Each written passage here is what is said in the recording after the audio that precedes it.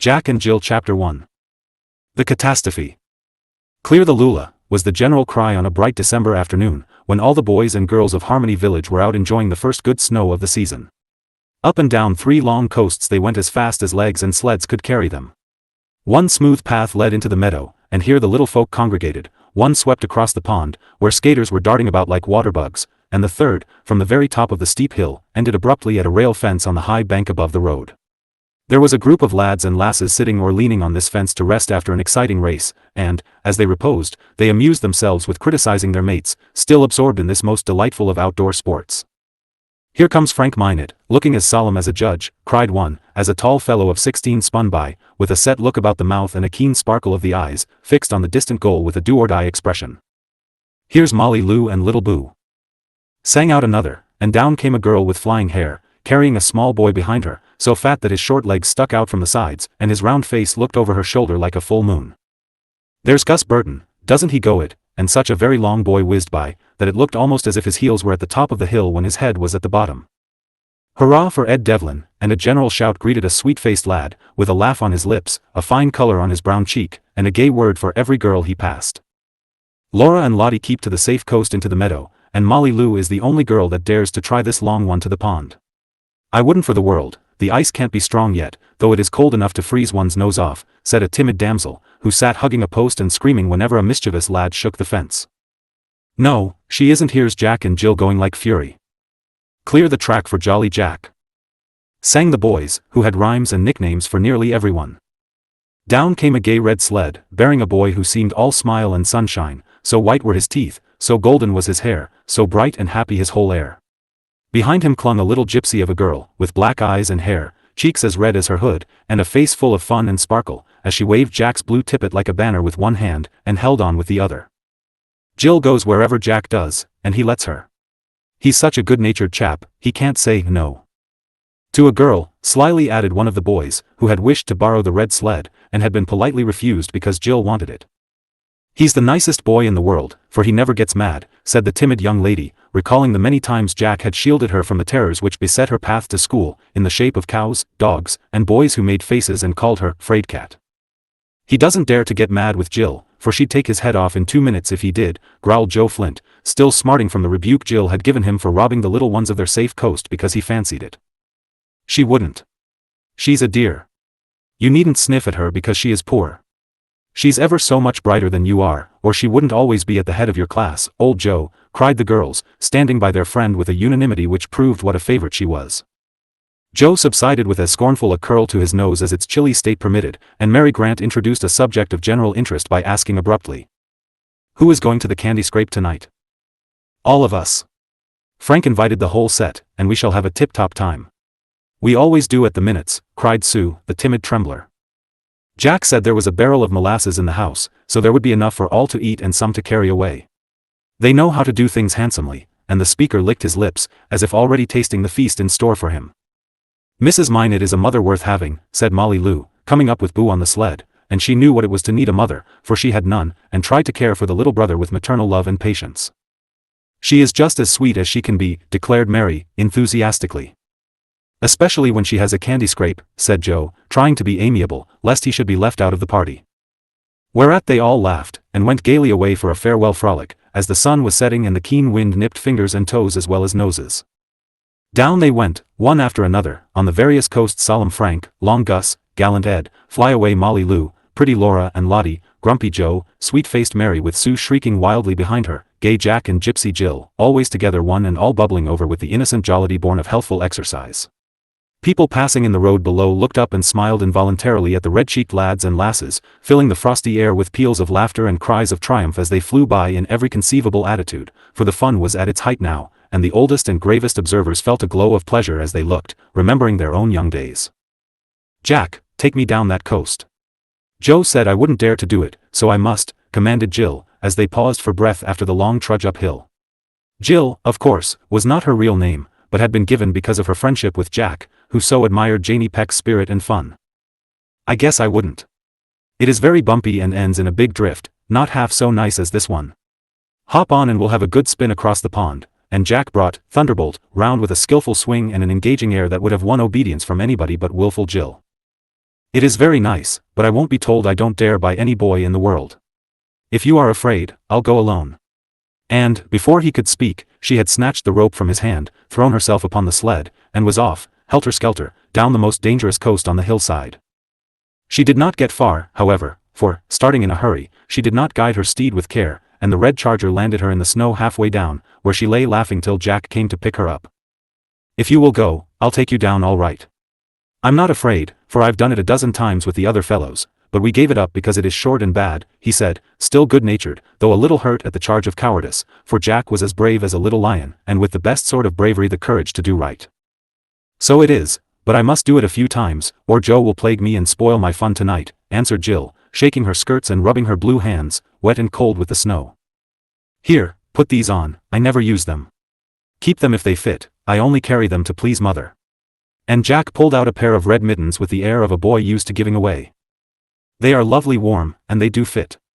Must be too small for your paws, so I'll knit you a new pair for Christmas, and make you wear them, too, said Jill, putting on the mittens with a nod of thanks, and ending her speech with a stamp of her rubber boots to enforce her threat.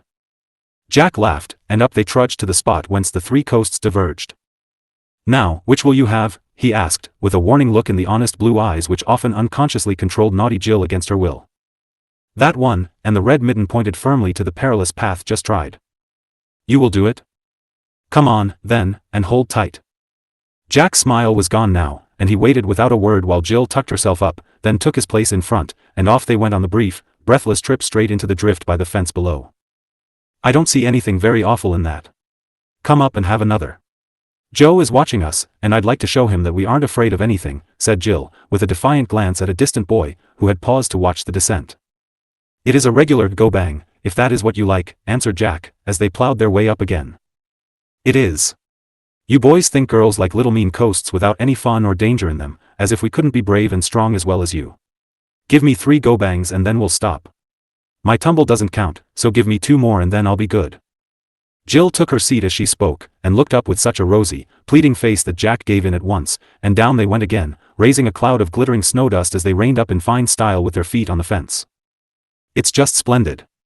Now, one more, cried Jill, excited by the cheers of a sleighing party passing below. Proud of his skill, Jack marched back, resolved to make the third go the crowning achievement of the afternoon, while Jill pranced after him as lightly as if the big boots were the famous 7-leagued ones, and chattering about the candy scrape and whether there would be nuts or not. So full were they of this important question, that they piled on haphazard, and started off still talking so busily that Jill forgot to hold tight and Jack to steer carefully. Alas, for the candy scrape that never was to be. Alas, for poor Thunderbolt blindly setting forth on the last trip he ever made. And oh, alas, for Jack and Jill, who willfully chose the wrong road and ended their fun for the winter. No one knew how it happened, but instead of landing in the drift, or at the fence, there was a great crash against the bars, a dreadful plunge off the steep bank, a sudden scattering of girl, boy, sled, fence, earth, and snow, all about the road, 2 cries, and then silence. I knew they'd do it, and, standing on the post where he had perched, Joe waved his arms and shouted, "Smash up! Smash up! Run! Run!" like a raven croaking over a battlefield when the fight was done. Down rushed boys and girls ready to laugh or cry, as the case might be, for accidents will happen on the best regulated coasting grounds. They found Jack sitting up looking about him with a queer, dazed expression, while an ugly cut on the forehead was bleeding in a way which sobered the boys and frightened the girls half out of their wits. "He's killed! He's killed," wailed Sue, hiding her face and beginning to cry. "No, I'm not. I'll be all right when I get my breath." "Where's Jill?" asked Jack, stoutly, though still too giddy to see straight. The group about him opened, and his comrade in misfortune was discovered lying quietly in the snow with all the pretty color shocked out of her face by the fall, and winking rapidly, as if half stunned. But no wounds appeared, and when asked if she was dead, she answered in a vague sort of way. "I guess not." "Is Jack hurt?" "Broken his head," croaked Joe, stepping aside, that she might behold the fallen hero vainly trying to look calm and cheerful with red drops running down his cheek and a lump on his forehead.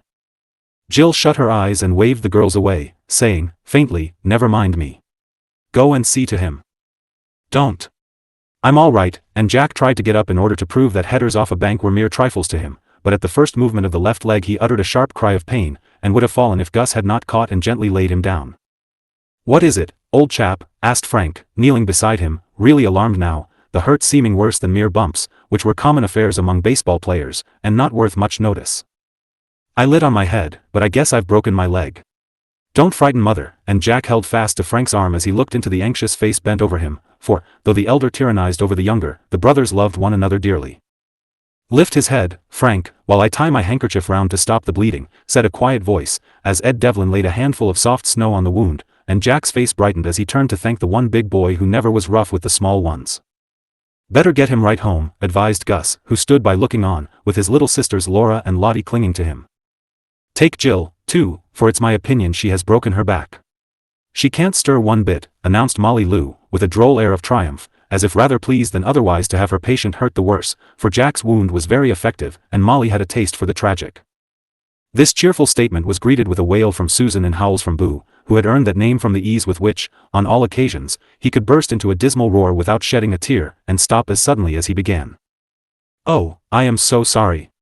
It was my fault, I shouldn't have let her do it," said Jack, distressfully. "It was all my fault, I made him.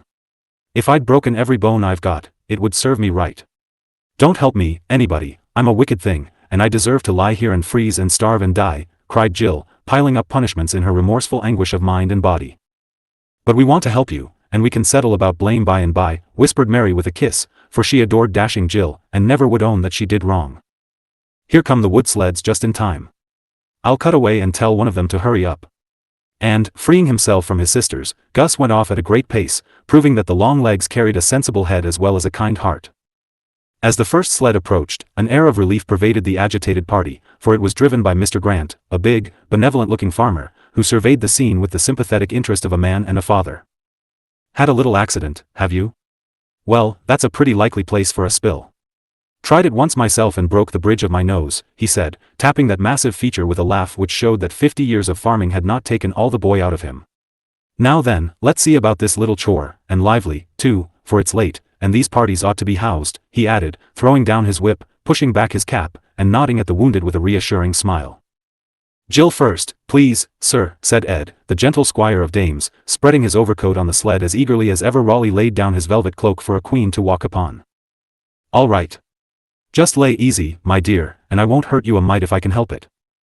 Careful as Mr. Grant was, Jill could have screamed with pain as he lifted her, but she set her lips and bore it with the courage of a little Indian, for all the lads were looking on, and Jill was proud to show that a girl could bear as much as a boy. She hid her face in the coat as soon as she was settled, to hide the tears that would come, and by the time Jack was placed beside her, she had quite a little cistern of salt water stored up in Ed's coat pocket. Then the mournful procession set forth, Mr. Grant driving the oxen, the girls clustering about the interesting invalids on the sled, while the boys came behind like a guard of honor, leaving the hill deserted by all but Joe, who had returned to hover about the fatal fence, and poor Thunderbolt, split asunder, lying on the bank to mark the spot where the great catastrophe occurred. Jack and Jill Chapter 2. Two Penitents.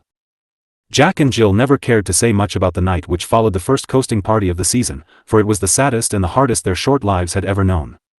Jack suffered most in body, for the setting of the broken leg was such a painful job, that it wrung several sharp cries from him, and made Frank, who helped, quite weak and white with sympathy, when it was over. The wounded head ached dreadfully, and the poor boy felt as if bruised all over, for he had the worst of the fall. Dr. Whiting spoke cheerfully of the case, and made so light of broken legs, that Jack innocently asked if he should not be up in a week or so. "Well, no. It usually takes 21 days for bones to knit, and young ones make quick work of it," answered the doctor, with a last scientific tuck to the various bandages, which made Jack feel like a hapless chicken trussed for the spit. 21 days. 3 whole weeks in bed. "I shouldn't call that quick work," groaned the dismayed patient, whose experience of illness had been limited. "It is a 40 days' job, young man, and you must make up your mind to bear it like a hero. We will do our best, but next time, look before you leap, and save your bones. Good night, you'll feel better in the morning. No jigs, remember," and off went the busy doctor for another look at Jill, who had been ordered to bed and left to rest till the other case was attended to. Anyone would have thought Jack's plight much the worse, but the doctor looked more sober over Jill's hurt back than the boy's compound fractures, and the poor little girl had a very bad quarter of an hour while he was trying to discover the extent of the injury. "Keep her quiet, and time will show how much damage is done," was all he said in her hearing, but if she had known that he told Mrs. Peck he feared serious consequences, she would not have wondered why her mother cried as she rubbed the numb limbs and paced the pillows so tenderly. Jill suffered most in her mind, for only a sharp stab of pain now and then reminded her of her body, but her remorseful little soul gave her no peace for thinking of Jack, whose bruises and breakages her lively fancy painted in the darkest colors. "Oh, don't be good to me, mammy, I made him go," and now he's hurt dreadfully, and may die, and it is all my fault, and everybody ought to hate me," sobbed poor Jill, as a neighbor left the room after reporting in a minute manner how Jack screamed when his leg was set, and how Frank was found white as a sheet, with his head under the pump, while Gus restored the tone of his friend's nerves, by pumping as if the house was on fire. "Whist, my lass, and go to sleep. Take a sup of the good wine Mrs. Minot sent, for you are as cold as a clod, and it breaks my heart to see my Janie so. I can't go to sleep. I don't see how Jack's mother could send my anything when I've half killed him. I want to be cold and ache and have horrid things done to me. Oh, if I ever get out of this bed I'll be the best girl in the world, to pay for this. See if I ain't," and Jill gave such a decided nod that her tears flew all about the pillow like a shower. "You'd better begin at once, for you won't get out of that bed for a long while, I'm afraid, my lamb," sighed her mother, unable to conceal the anxiety that lay so heavy on her heart. "Am I hurt badly, mammy?" "I fear it, lass. I'm glad of it. I ought to be worse than Jack, and I hope I am. I'll bear it well, and be good right away. Sing, mammy, and I'll try to go to sleep to please you." Jill shut her eyes with sudden and unusual meekness, and before her mother had crooned half a dozen verses of an old ballad, the little black head lay still upon the pillow, and repentant Jill was fast asleep with a red mitten in her hand. Mrs. Peck was an Englishwoman who had left Montreal at the death of her husband, a French-Canadian, and had come to live in the tiny cottage which stood near Mrs. Minot's big house, separated only by an arborvitae hedge. A sad, silent person, who had seen better days, but said nothing about them, and earned her bread by sewing, nursing, work in the factory, or anything that came in her way, being anxious to educate her little girl. Now, as she sat beside the bed in the small, poor room, that hope almost died within her, for here was the child laid up for months, probably, and the one ambition and pleasure of the solitary woman's life was to see Janie Peck's name over all the high marks in the school reports she proudly brought home. "She'll win through, please heaven, and I'll see my lass a gentlewoman yet, thanks to the good friend in yonder, who will never let her want for care," thought the poor soul, looking out into the gloom where a long ray of light streamed from the great house warm and comfortable upon the cottage, like the spirit of kindness which made the inmates friends and neighbors. Meantime, that other mother sat by her boy's bed as anxious but with better hope, for Mrs. Minot made trouble sweet and helpful by the way in which she bore it, and her boys were learning of her how to find silver linings to the clouds that must come into the bluest skies. Jack lay wide awake, with hot cheeks, and throbbing head, and all sorts of queer sensations in the broken leg.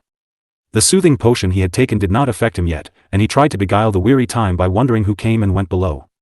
Gentle rings at the front door, and mysterious tappings at the back, had been going on all the evening, for the report of the accident had grown astonishingly in its travels, and at 8 o'clock the general belief was that Jack had broken both legs, fractured his skull, and lay at the point of death, while Jill had dislocated one shoulder, and was bruised black and blue from top to toe.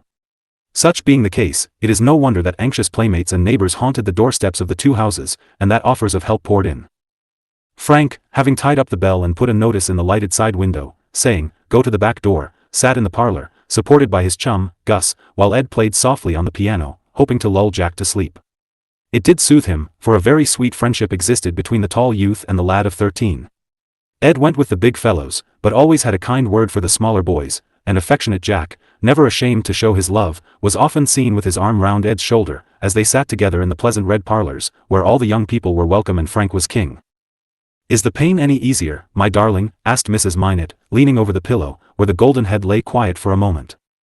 "Not much. I forget it listening to the music. Dear old Ed is playing all my favorite tunes, and it is very nice. I guess he feels pretty sorry about me. They all do." Frank could not talk of it. "Gus wouldn't go home to tea, he was so anxious to do something for us.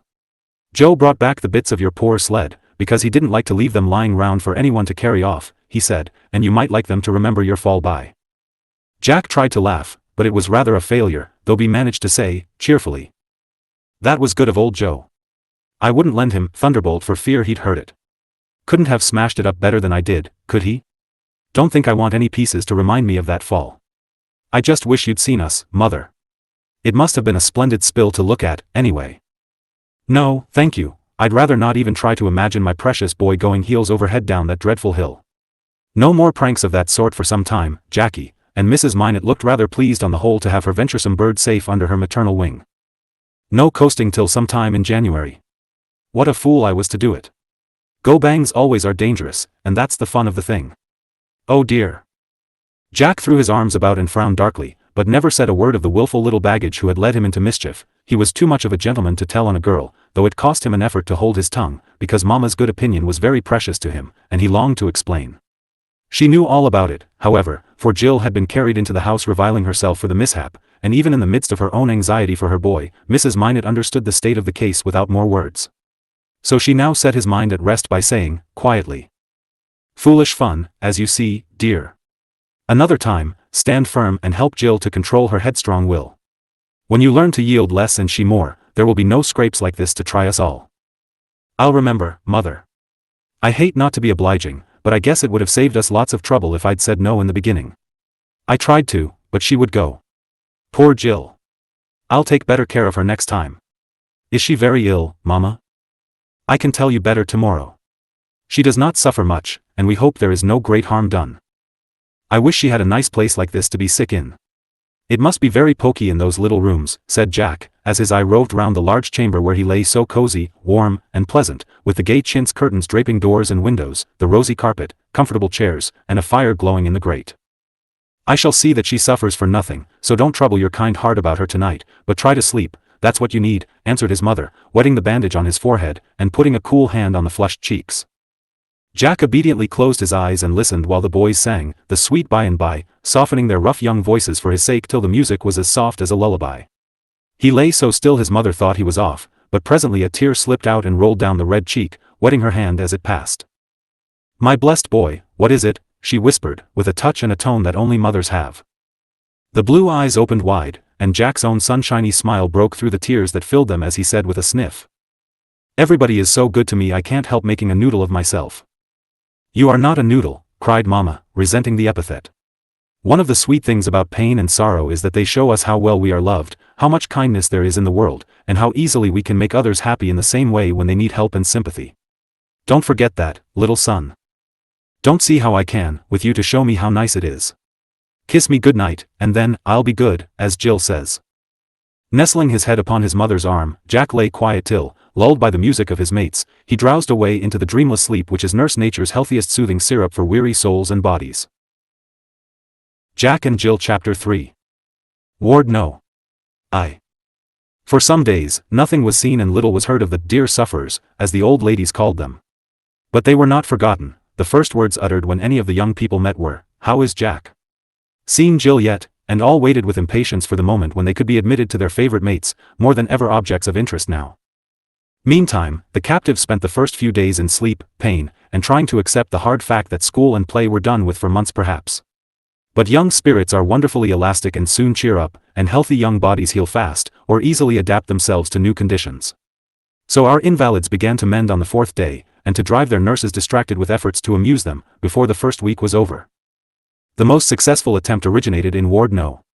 I, as Mrs. Minot called Jack's apartment, and we will give our sympathizing readers some idea of this place, which became the stage whereon were enacted many varied and remarkable scenes.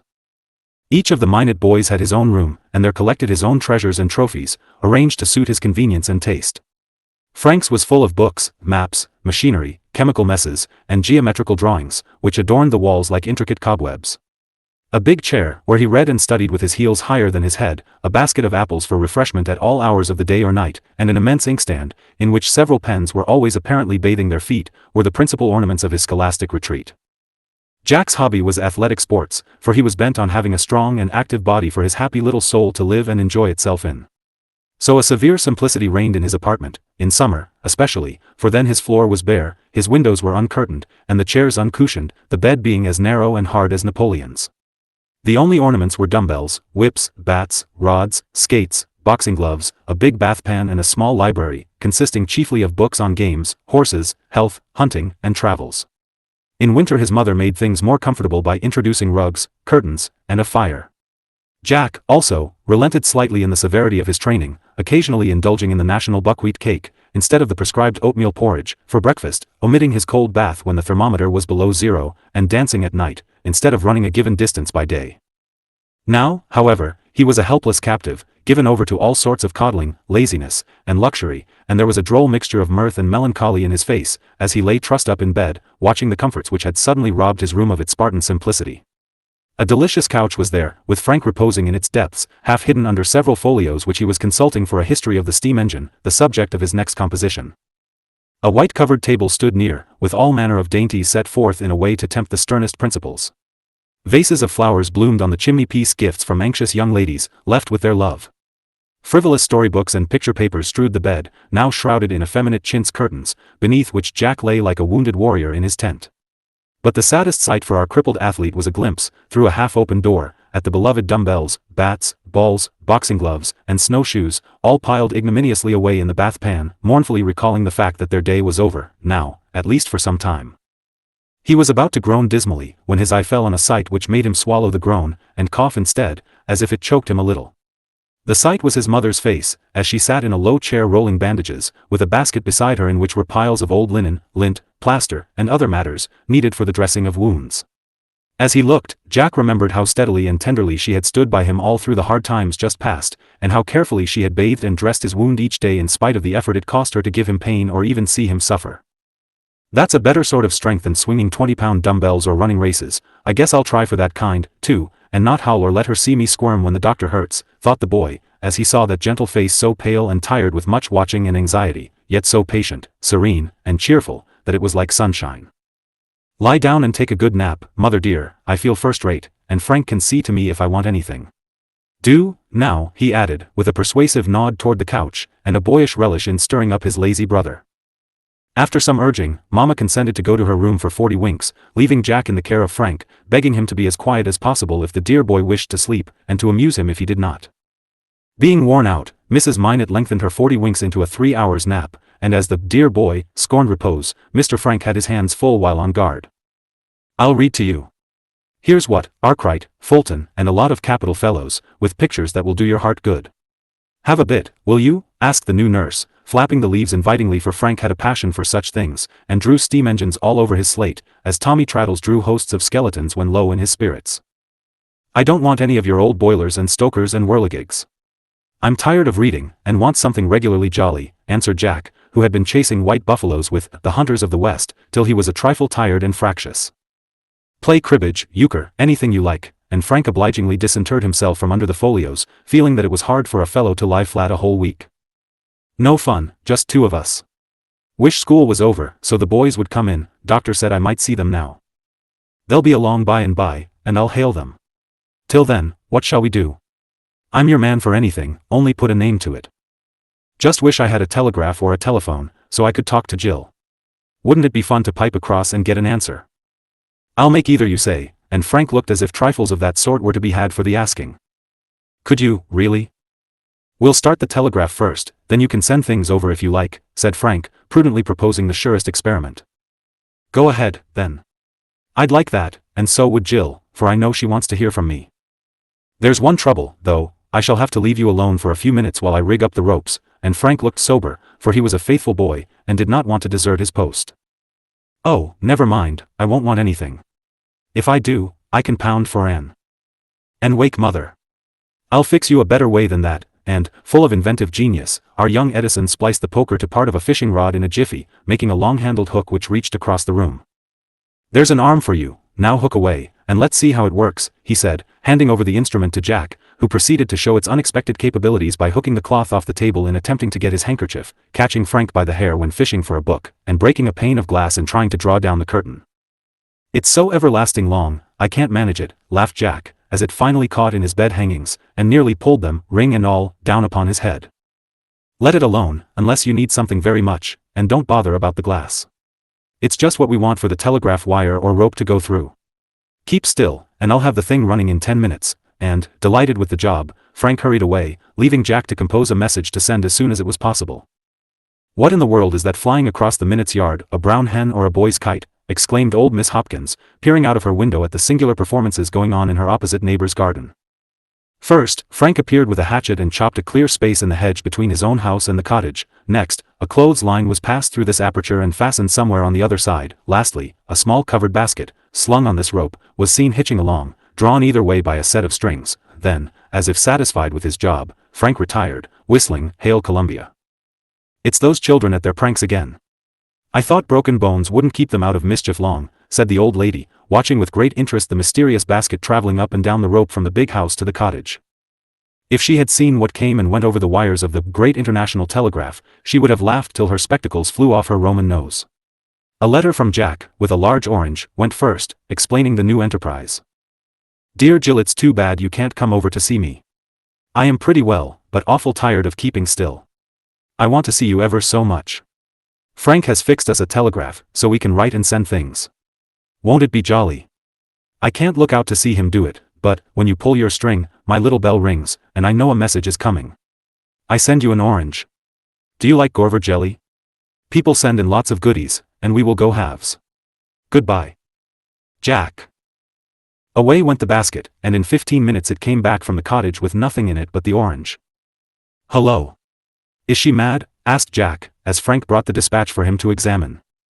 But, at the first touch, the hollow peel opened, and out fell a letter, 2 gumdrops, and an owl made of a peanut, with round eyes drawn at the end where the stem formed a funny beak. 2 bits of straw were the legs, and the face looked so like Dr. Whiting that both boys laughed at the sight. That's so like Jill, she'd make fun if she was half dead. Let's see what she says, and Jack read the little note, which showed a sad neglect of the spelling book. Dear Jackie, I can't stir and it's horrid. The telegraph is very nice and we will have fun with it. I never ate any Gorver jelly. The orange was first rate. Send me a book to read. All about bears and ships and crocodiles. The doctor was coming to see you, so I sent him the quickest way. Molly Lou says it is dreadful lonesome at school without us. Yours truly, Jill. Jack immediately dispatched the book and a sample of guava jelly, which unfortunately upset on the way, to the great detriment of the wild beasts of Asia and Africa. Jill promptly responded with the loan of a tiny black kitten, who emerged spitting and scratching, to Jack's great delight, and he was cudgeling his brains as to how a fat white rabbit could be transported, when a shrill whistle from without saved Jill from that inconvenient offering. It's the fellows, do you want to see them? Asked Frank, gazing down with calm superiority upon the 3 eager faces which looked up at him. Guess I do, and Jack promptly threw the kitten overboard, scorning to be seen by any manly eye amusing himself with such girlish toys. Bang! Went the front door. Tramp, tramp, tramp, came 6 booted feet up the stairs, and, as Frank threw wide the door, 3 large beings paused on the threshold to deliver the courteous hello, which is the established greeting among boys on all social occasions. Come along, old fellows, I'm ever so glad to see you, cried the invalid, with such energetic demonstrations of the arms that he looked as if about to fly or crow, like an excited young cockerel. How are you, Major? Does the leg ache much, Jack? Mr. Phipps says you'll have to pay for the new rails. With these characteristic greetings, the gentlemen cast away their hats and sat down, all grinning cheerfully, and all with eyes irresistibly fixed upon the dainties, which proved too much for the politeness of ever-hungry boys. Help yourselves, said Jack, with a hospitable wave. All the dear old ladies in town have been sending in nice things, and I can't begin to eat them up. Lend a hand and clear away this lot, or we shall have to throw them out of the window. Bring on the doughnuts and the tarts and the shaky stuff in the entry closet, Frank, and let's have a lark. No sooner said than done. Gus took the tarts, Joe the doughnuts, Ed the jelly, and Frank suggested spoons all round for the Italian cream. A few trifles in the way of custard, fruit, and wafer biscuits were not worth mentioning, but every dish was soon emptied, and Jack said, as he surveyed the scene of devastation with great satisfaction. Call again tomorrow, gentlemen, and we will have another bout. Free lunches at 5 p.m. till further notice. Now tell me all the news. For half an hour, 5 tongues went like mill clappers, and there is no knowing when they would have stopped if the little bell had not suddenly rung with a violence that made them jump. That's Jill, see what she wants, Frank, and while his brother sent off the basket, Jack told about the new invention, and invited his mates to examine and admire. They did so, and shouted with merriment when the next dispatch from Jill arrived. A pasteboard jumping jack, with one leg done up in cotton wool to preserve the likeness, and a great lump of molasses candy in a brown paper, with accompanying note. Dear sir, I saw the boys go in, and know you are having a nice time, so I send over the candy Molly Lou and Mary brought me. Mammy says I can't eat it, and it will all melt away if I keep it. Also a picture of Jack Minot, who will dance on one leg and waggle the other, and make you laugh. I wish I could come, too. Don't you hate gruel? I do. In haste. J.P. Let's all send her a letter, proposed Jack, and out came pens, ink, paper, and the lamp, and everyone fell to scribbling. A droll collection was the result, for Frank drew a picture of the fatal fall with broken rails flying in every direction, Jack with his head swollen to the size of a balloon, and Jill in 2 pieces, while the various boys and girls were hit off with a sly skill that gave Gus legs like a stork, Molly Lou hair several yards long, and Boo a series of visible howls coming out of an immense mouth in the shape of O's. The oxen were particularly good, for their horns branched like those of the moose, and Mr. Grant had a patriarchal beard which waved in the breeze as he bore the wounded girl to a sled very like a funeral pyre, the stakes being crowned with big mittens like torches. You ought to be an artist. I never saw such a dabster as you are.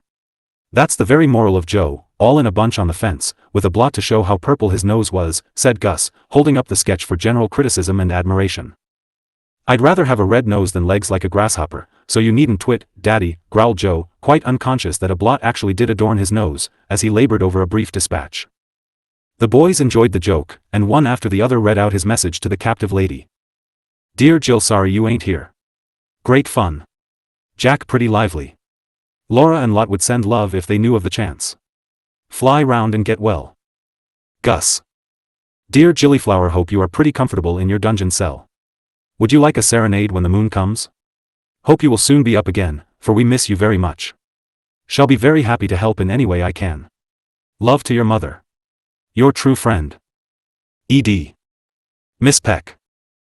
Dear Madam, I am happy to tell you that we are all well, and hope you are the same. I gave Jem Cox a licking because he went to your desk. You had better send for your books. You won't have to pay for the sled or the fence. Jack says he will see to it. We have been having a spread over here. First-rate things. I wouldn't mind breaking a leg if I had such good grub and no chores to do. No more now, from yours, with esteem. Joseph P. Flint. Joe thought that an elegant epistle, having copied portions of it from the letter writer, and proudly read it off to the boys, who assured him that Jill would be much impressed. Now, Jack, hurry up and let us send the lot off, for we must go, said Gus, as Frank put the letters in the basket, and the clatter of tea things was heard below. I'm not going to show mine. It's private and you mustn't look, answered Jack, patting down an envelope with such care that no one had a chance to peep. But Joe had seen the little note copied, and while the others were at the window working the telegraph, he caught up the original, carelessly thrust by Jack under the pillow, and read it aloud before anyone knew what he was about. My dear, I wish I could send you some of my good times. As I can't, I send you much love, and I hope you will try and be patient as I am going to, for it was our fault, and we must not make a fuss now. Ain't mothers sweet? Mine is coming over tomorrow to see you and tell me how you are. This round thing is a kiss for good night. Your Jack. Isn't that spoony? You'd better hide your face, I think. He's getting to be a regular mollycoddle, isn't he? Jeered Joe, as the boys laughed, and then grew sober, seeing Jack's head buried in the bedclothes, after sending a pillow at his tormentor. It nearly hit Mrs. Minot, coming in with her patient's tea on a tray, and at sight of her the guests hurriedly took leave, Joe nearly tumbling downstairs to escape from Frank, who would have followed, if his mother had not said quickly, Stay, and tell me what is the matter. Only teasing Jack a bit. Don't be mad, old boy, Joe didn't mean any harm, and it was rather soft, now wasn't it? Asked Frank, trying to appease the wounded feelings of his brother. I charged you not to worry him. Those boys were too much for the poor dear, and I ought not to have left him, said Mama, as she vainly endeavored to find and caress the yellow head burrowed so far out of sight that nothing but one red ear was visible. He liked it, and we got on capitally till Joe roughed him about Jill. Ah, Joe's getting it now. I thought Gus and Ed would do that little job for me, added Frank, running to the window as the sound of stifled cries and laughter reached him. The red ear heard also, and Jack popped up his head to ask, with interest. What are they doing to him? Rolling him in the snow, and he's howling like fun. Serves him right, muttered Jack, with a frown. Then, as a wail arose suggestive of an unpleasant mixture of snow in the mouth and thumps on the back, he burst out laughing, and said, good-naturedly, Go and stop them, Frank, I won't mind, only tell him it was a mean trick. Hurry. Gus is so strong he doesn't know how his pounding hurts. Off ran Frank, and Jack told his wrongs to his mother. She sympathized heartily, and saw no harm in the affectionate little note, which would please Jill, and help her to bear her trials patiently. It isn't silly to be fond of her, is it? She is so nice and funny, and tries to be good, and likes me, and I won't be ashamed of my friends, if folks do laugh, protested Jack, with a rap of his teaspoon. No, dear, it is quite kind and proper, and I'd rather have you play with a merry little girl than with rough boys till you are big enough to hold your own, answered Mama, putting the cup to his lips that the reclining lad might take his broma without spilling. Pooh! I don't mean that, I'm strong enough now to take care of myself, cried Jack, stoutly. I can thrash Joe any day, if I like. Just look at my arm, there's muscle for you, and up went a sleeve, to the great danger of overturning the tray, as the boy proudly displayed his biceps and expanded his chest, both of which were very fine for a lad of his years. If I'd been on my legs, he wouldn't have dared to insult me, and it was cowardly to hit a fellow when he was down. Mrs. Minot wanted to laugh at Jack's indignation, but the bell rang, and she had to go and pull in the basket, much amused at the new game. Burning to distinguish herself in the eyes of the big boys, Jill had sent over a tall, red flannel nightcap, which she had been making for some proposed Christmas plays, and added the following verse, for she was considered a gifted rhymester at the game parties. When it comes night, we put out the light. Some blow with a puff, some turn down and snuff, but neat folks prefer a nice extinguisher. So here I send you back one to put on Mr. Jack.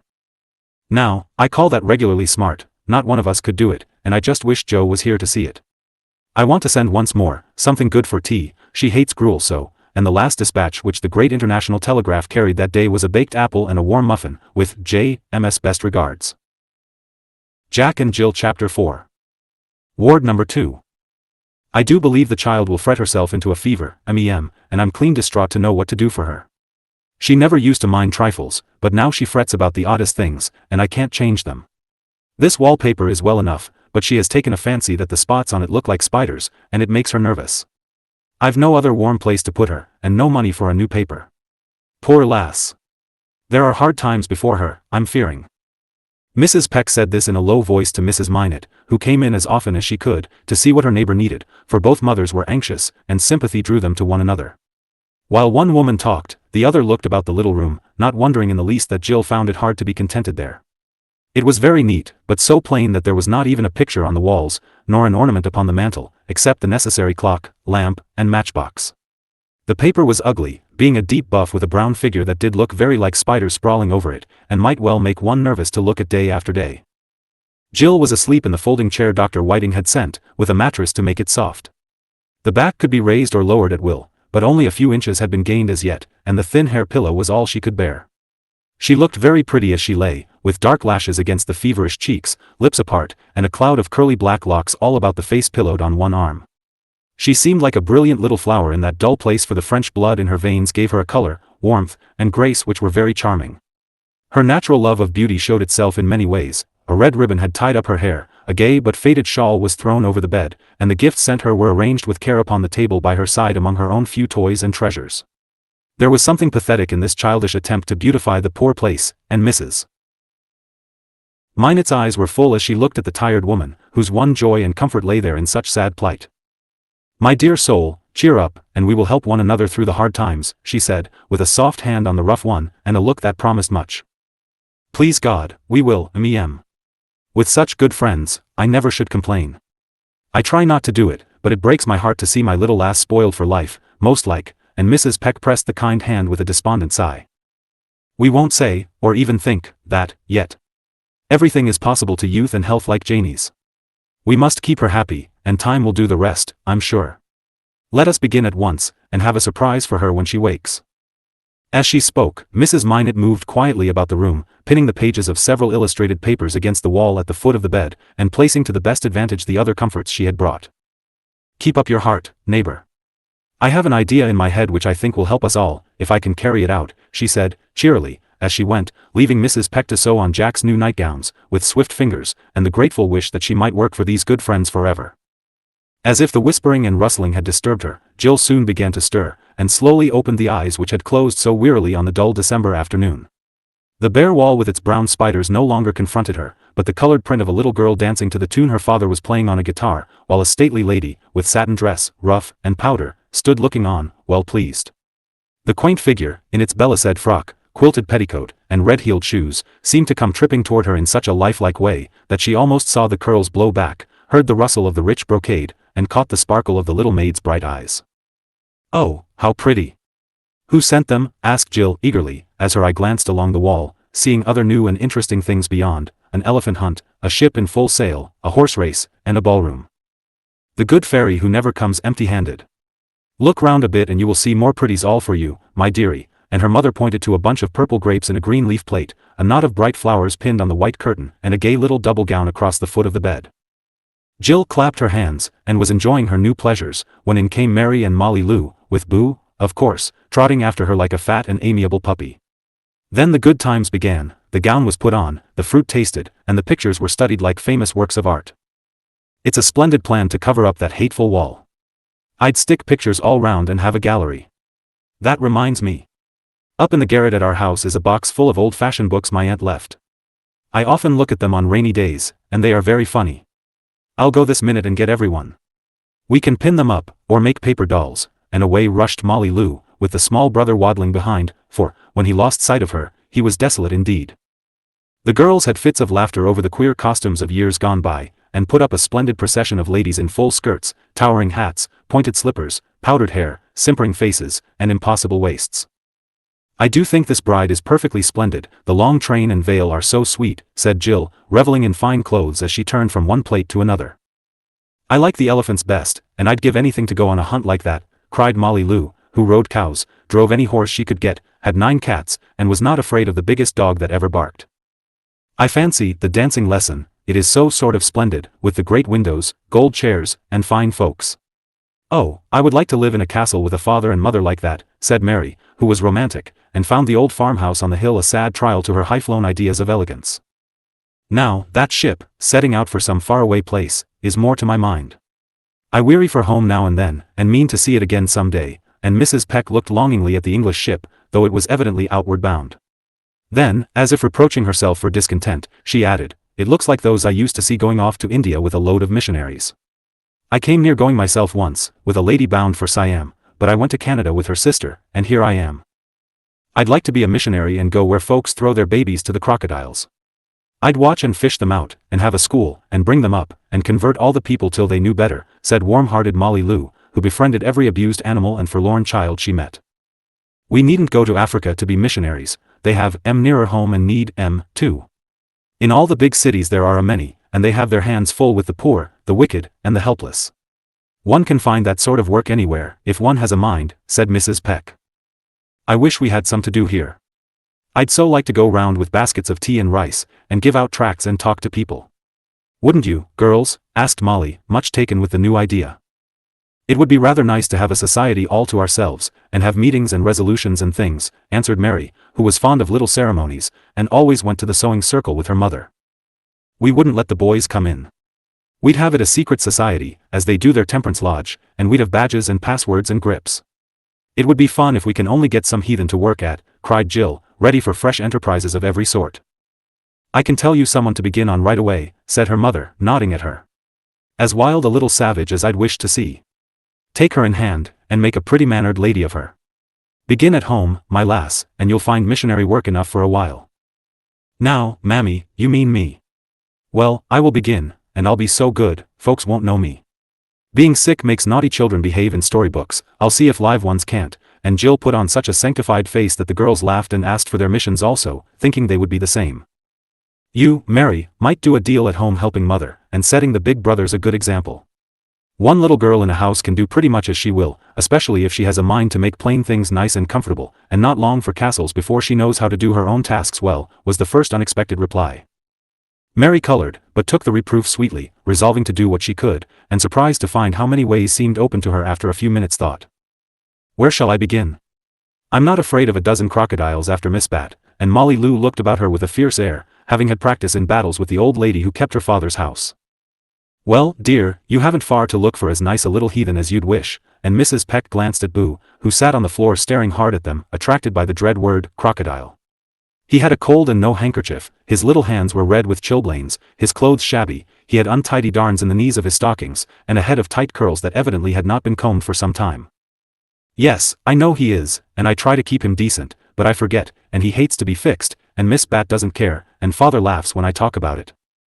Poor Molly Lou looked much ashamed as she made excuses, trying at the same time to mend matters by seizing Boo and dusting him all over with her handkerchief, giving a pull at his hair as if ringing bells, and then dumping him down again with the despairing exclamation, "Yes, we're a pair of heathens, and there's no one to save us if I don't."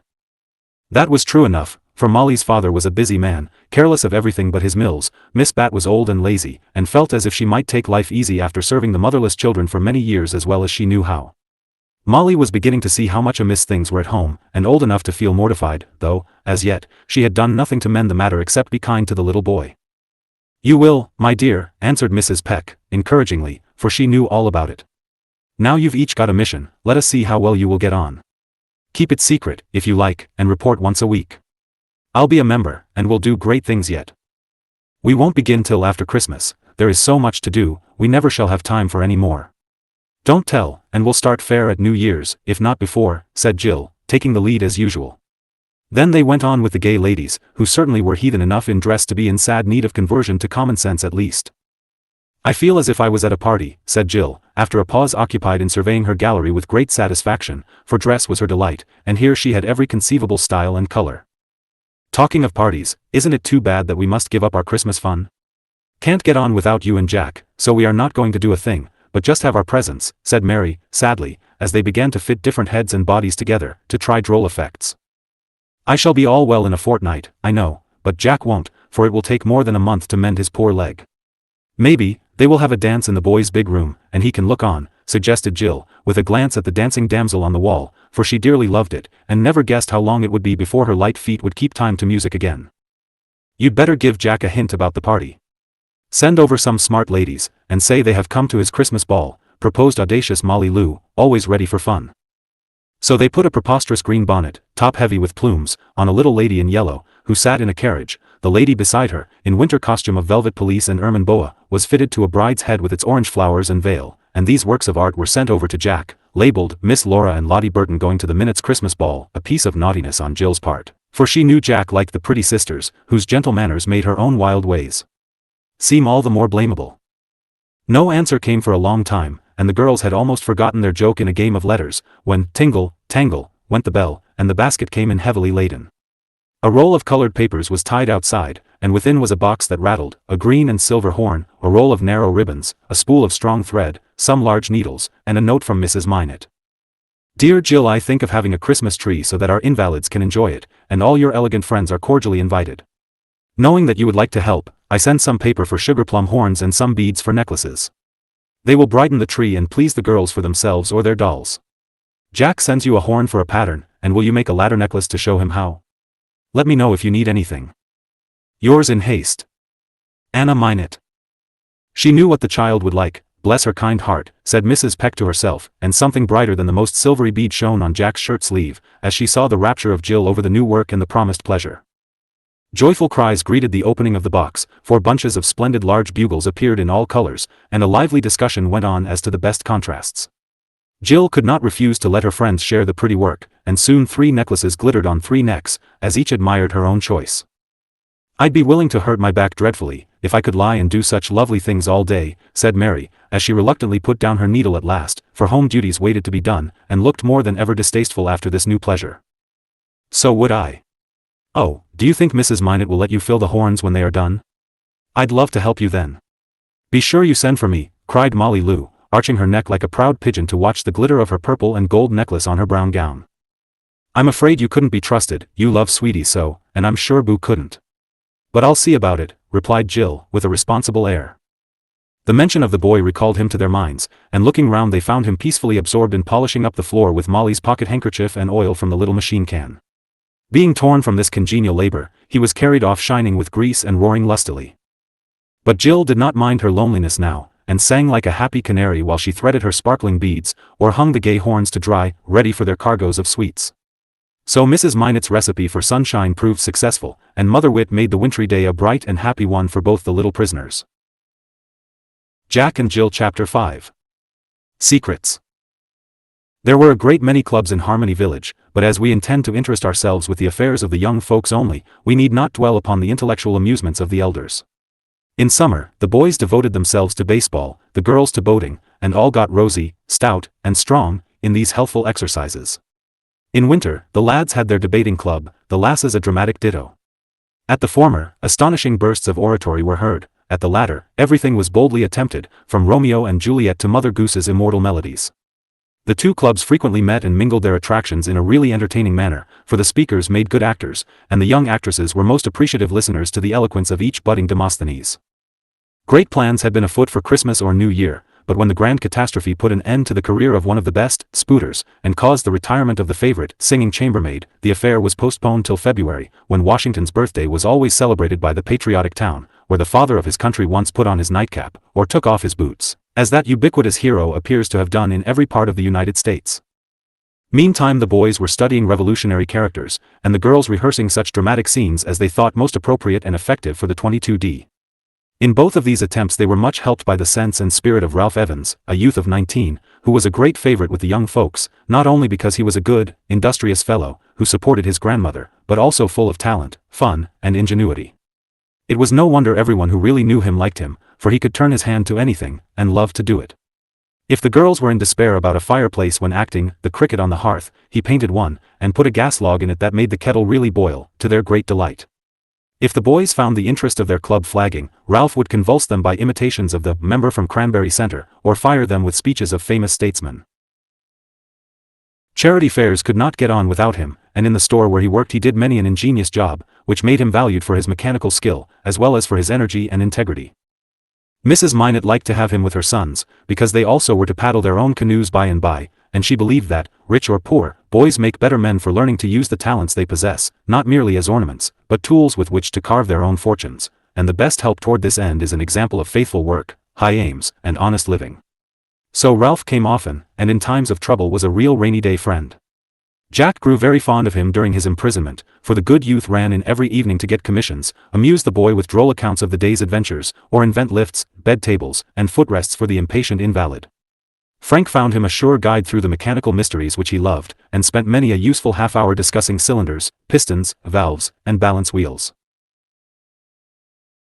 Jill also came in for her share of care and comfort. The poor little back lay all the easier for the air cushion Ralph got her, and the weary headaches found relief from the spray atomizer, which softly distilled its scented dew on the hot forehead till she fell asleep. Round the beds of Jack and Jill met and mingled the schoolmates of whom our story treats. Never, probably, did invalids have gayer times than our two, after a week of solitary confinement, for school gossip crept in, games could not be prevented, and Christmas secrets were concocted in those rooms till they were regular conspirators' dens, when they were not little bedlams. After the horn and bead labors were over, the stringing of popcorn on red, and cranberries on white, threads, came next, and Jack and Jill often looked like a new kind of spider in the pretty webs hung about them, till reeled off to bide their time in the Christmas closet. Paper flowers followed, and gay garlands and bouquets blossomed, regardless of the snow and frost without. Then there was a great scribbling of names, verses, and notes to accompany the steadily increasing store of odd parcels which were collected at the minutes, for gifts from everyone were to ornament the tree, and contributions poured in as the day drew near. But the secret which most excited the young people was the deep mystery of certain proceedings at the Minot house. No one but Frank, Ralph, and Mama knew what it was, and the two boys nearly drove the others distracted by the tantalizing way in which they hinted at joys to come, talked strangely about birds, went measuring round with foot rules, and shut themselves up in the boys' den, as a certain large room was called. This seemed to be the center of operations, but beyond the fact of the promised tree no ray of light was permitted to pass the jealously guarded doors. Strange men with paste-pots and ladders went in, furniture was dragged about, and all sorts of boyish lumber was sent up garret and down cellar. Mrs. Minot was seen pondering over heaps of green stuff, hammering was heard, singular bundles were smuggled upstairs, flowering plants betrayed their presence by whiffs of fragrance when the door was opened, and Mrs. Peck was caught smiling all by herself in a back bedroom, which usually was shut up in winter. "They are going to have a play, after all, and that green stuff was the curtain," said Molly Lou, as the girls talked it over one day, when they sat with their backs turned to one another, putting last stitches in certain bits of work which had to be concealed from all eyes, though it was found convenient to ask one another's taste as to the color, materials, and sizes of these mysterious articles. "I think it is going to be a dance. I heard the boys doing their steps when I went in last evening to find out whether Jack liked blue or yellow best, so I could put the bow on his pen wiper," declared Mary, knitting briskly away at the last of the pair of pretty white bed socks she was making for Jill right under her inquisitive little nose. "They wouldn't have a party of that kind without Jack and me." "It is only an extra nice tree, you see if it isn't," answered Jill from behind the pillows which made a temporary screen to hide the toilet mats she was preparing for all her friends. "Every one of you is wrong, and you'd better rest easy, for you won't find out the best part of it, try as you may." And Mrs. Peck actually chuckled as she, too, worked away at some bits of muslin, with her back turned to the very unsocial-looking group. "Well, I don't care, we've got a secret all our own, and won't ever tell, will we?" cried Jill, falling back on the Home Missionary Society, though it was not yet begun. "Never," answered the girls, and all took great comfort in the idea that one mystery would not be cleared up, even at Christmas. Jack gave up guessing, in despair, after he had suggested a new dining room where he could eat with the family, a private school in which his lessons might go on with a tutor, or a theater for the production of the farces in which he delighted. "It is going to be used to keep something in that you are very fond of," said Mamma, taking pity on him at last. "Ducks?" asked Jack, with a half-pleased, half-puzzled air, not quite seeing where the water was to come from. Frank exploded at the idea, and added to the mystification by saying, "There will be one little duck and one great donkey in it." Then, fearing he had told the secret, he ran off, quacking and braying derisively. "It is to be used for creatures that I, too, am fond of, and you know neither donkeys nor ducks are favorites of mine," said Mama, with a demure expression, as she sat turning over old clothes for the bundles that always went to poor neighbors, with a little store of goodies, at this time of the year. "I know. I know. It is to be a new ward for more sick folks, isn't it, now?" cried Jack, with what he thought a great proof of shrewdness. "I don't see how I could attend to many more patients till this one is off my hands," answered Mama, with a queer smile, adding quickly, as if she too was afraid of letting the cat out of the bag, "That reminds me of a Christmas I once spent among the hospitals and poor houses of a great city with a good lady who, for 30 years, had made it her mission to see that these poor little souls had one merry day. We gave away 200 dolls, several great boxes of candy and toys, besides gay pictures, and new clothes to orphan children, sick babies, and half-grown innocents. Ah, my boy, that was a day to remember all my life, to make me doubly grateful for my blessings, and very glad to serve the helpless and afflicted, as that dear woman did." The look and tone with which the last words were uttered effectually turned Jack's thoughts from the great secret, and started another small one, for he fell to planning what he would buy with his pocket money to surprise the little Pats and Biddies who were to have no Christmas tree. Jack and Jill Chapter 6. Surprises. "Is it pleasant?" was the question Jill asked before she was fairly awake on Christmas morning. "Yes, dear, as bright as heart could wish. Now eat a bit, and then I'll make you nice for the day's pleasure." "I only hope it won't be too much for you," answered Mrs. Peck, bustling about, happy, yet anxious, for Jill was to be carried over to Mrs. Minot's, and it was her first attempt at going out since the accident. It seemed as if 9 o'clock would never come, and Jill, with wraps all ready, lay waiting in a fever of impatience for the doctor's visit, as he wished to superintend the moving. At last he came, found all promising, and having bundled up his small patient, carried her, with Frank's help, in her chair bed to the ox sled, which was drawn to the next door, and Miss Jill landed in the boys' den before she had time to get either cold or tired. Mrs. Minot took her things off with a cordial welcome, but Jill never said a word, for, after one exclamation, she lay staring about her, dumb with surprise and delight at what she saw. The great room was entirely changed, for now it looked like a garden, or one of the fairy scenes children love, where indoors and out of doors are pleasantly combined. The ceiling was pale blue, like the sky, the walls were covered with a paper like a rustic trellis, up which climbed morning glories so naturally that the many-colored bells seemed dancing in the wind. Birds and butterflies flew among them, and here and there, through arches in the trellis, one seemed to look into a sunny summer world, contrasting curiously with the wintry landscape lying beyond the real windows, festooned with evergreen garlands, and curtained only by stands of living flowers. A green drugget covered the floor like grass, rustic chairs from the garden stood about, and in the middle of the room a handsome hemlock waited for its pretty burden. A Yule log blazed on the wide hearth, and over the chimney-piece, framed in holly, shone the words that set all hearts to dancing, "Merry Christmas." "Do you like it, dear? This is our surprise for you and Jack, and here we mean to have good times together," said Mrs. Minot, who had stood quietly enjoying the effect of her work. "Oh, it is so lovely I don't know what to say," and Jill put up both arms, as words failed her, and grateful kisses were all she had to offer. "Can you suggest anything more to add to the pleasantness?" asked the gentle lady, holding the small hands in her own, and feeling well repaid by the child's delight. "Only Jack," and Jill's laugh was good to hear, as she glanced up with merry, yet wistful eyes. "You are right. We'll have him in at once, or he will come hopping on one leg," and away hurried his mother, laughing, too, for whistles, shouts, thumps, and violent demonstrations of all kinds had been heard from the room where Jack was raging with impatience, while he waited for his share of the surprise. Jill could hardly lie still when she heard the roll of another chairbed coming down the hall, its passage enlivened with cries of "Starboard! Port! Easy now! Pull away!" from Ralph and Frank, as they steered the recumbent Columbus on his first voyage of discovery. "Well, I call that handsome," was Jack's exclamation, when the full beauty of the scene burst upon his view. Then he forgot all about it and gave a whoop of pleasure, for there beside the fire was an eager face, 2 hands beckoning, and Jill's voice crying, joyfully, "I'm here! I'm here! Oh, do come, quick!" Down the long room rattled the chair, Jack cheering all the way, and brought up beside the other one, as the long-parted friends exclaimed, with one accord, "Isn't this jolly?" It certainly did look so, for Ralph and Frank danced a wild sort of fandango round the tree, Dr. Whiting stood and laughed, while the 2 mothers beamed from the doorway, and the children, not knowing whether to laugh or to cry, compromised the matter by clapping their hands and shouting, "Merry Christmas" to everybody, like a pair of little maniacs. Then they all sobered down, and the busy ones went off to the various duties of the day, leaving the young invalids to repose and enjoy themselves together. "How nice you look," said Jill, when they had duly admired the pretty room. "So do you," gallantly returned Jack, as he surveyed her with unusual interest. They did look very nice, though happiness was the principal beautifier. Jill wore a red wrapper, with the most brilliant of all the necklaces sparkling at her throat, over a nicely crimped frill her mother had made in honor of the day. All the curly black hair was gathered into a red net, and a pair of smart little moccasins covered the feet that had not stepped for many a weary day. Jack was not so gay, but had made himself as fine as circumstances would permit. A gray dressing gown, with blue cuffs and collar, was very becoming to the blonde youth, an immaculate shirt, best studs, sleeve buttons, blue tie, and handkerchief wet with cologne sticking out of the breast pocket, gave an air of elegance in spite of the afghan spread over the lower portions of his manly form. The yellow hair was brushed till it shone, and being parted in the middle, to hide the black patch, made two engaging little quires on his forehead. The summer tan had faded from his cheeks, but his eyes were as blue as the wintry sky, and nearly every white tooth was visible as he smiled on his partner in misfortune, saying cheerily, "I'm ever so glad to see you again. Guess we are over the worst of it now, and can have good times. Won't it be fun to stay here all the while, and amuse one another?" "Yes, indeed, but one day is so short." "It will be stupider than ever when I go home tonight," answered Jill, looking about her with longing eyes. "But you are not going home tonight, you are to stay ever so long.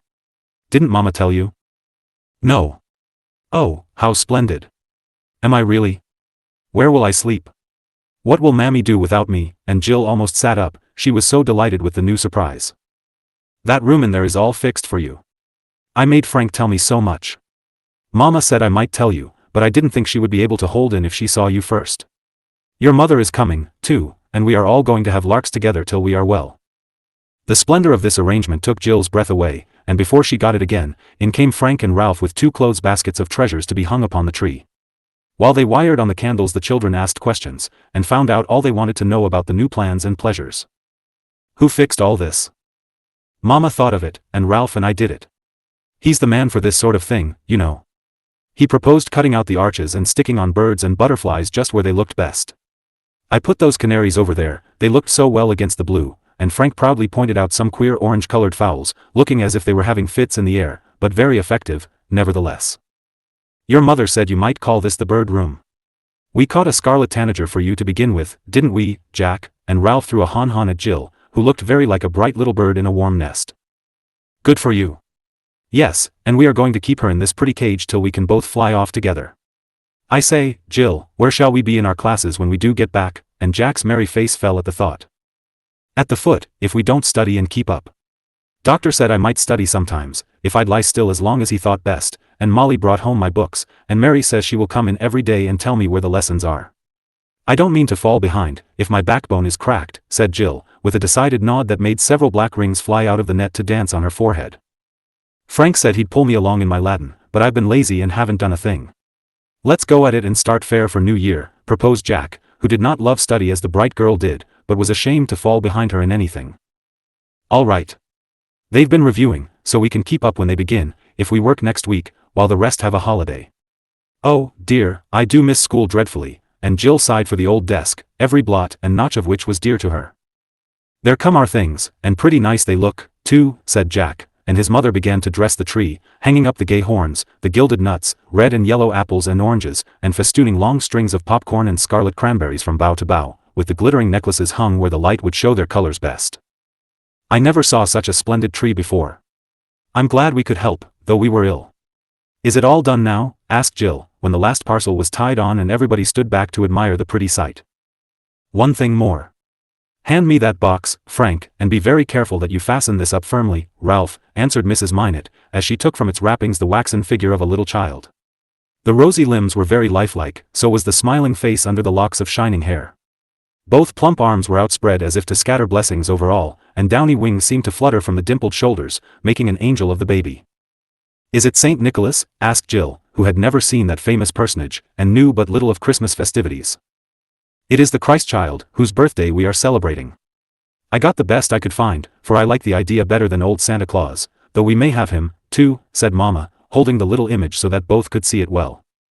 "It looks like a real baby," and Jack touched the rosy foot with the tip of his finger, as if expecting a crow from the half-open lips. "It reminds me of the saints in the Chapel of the Sacred Heart in Montreal.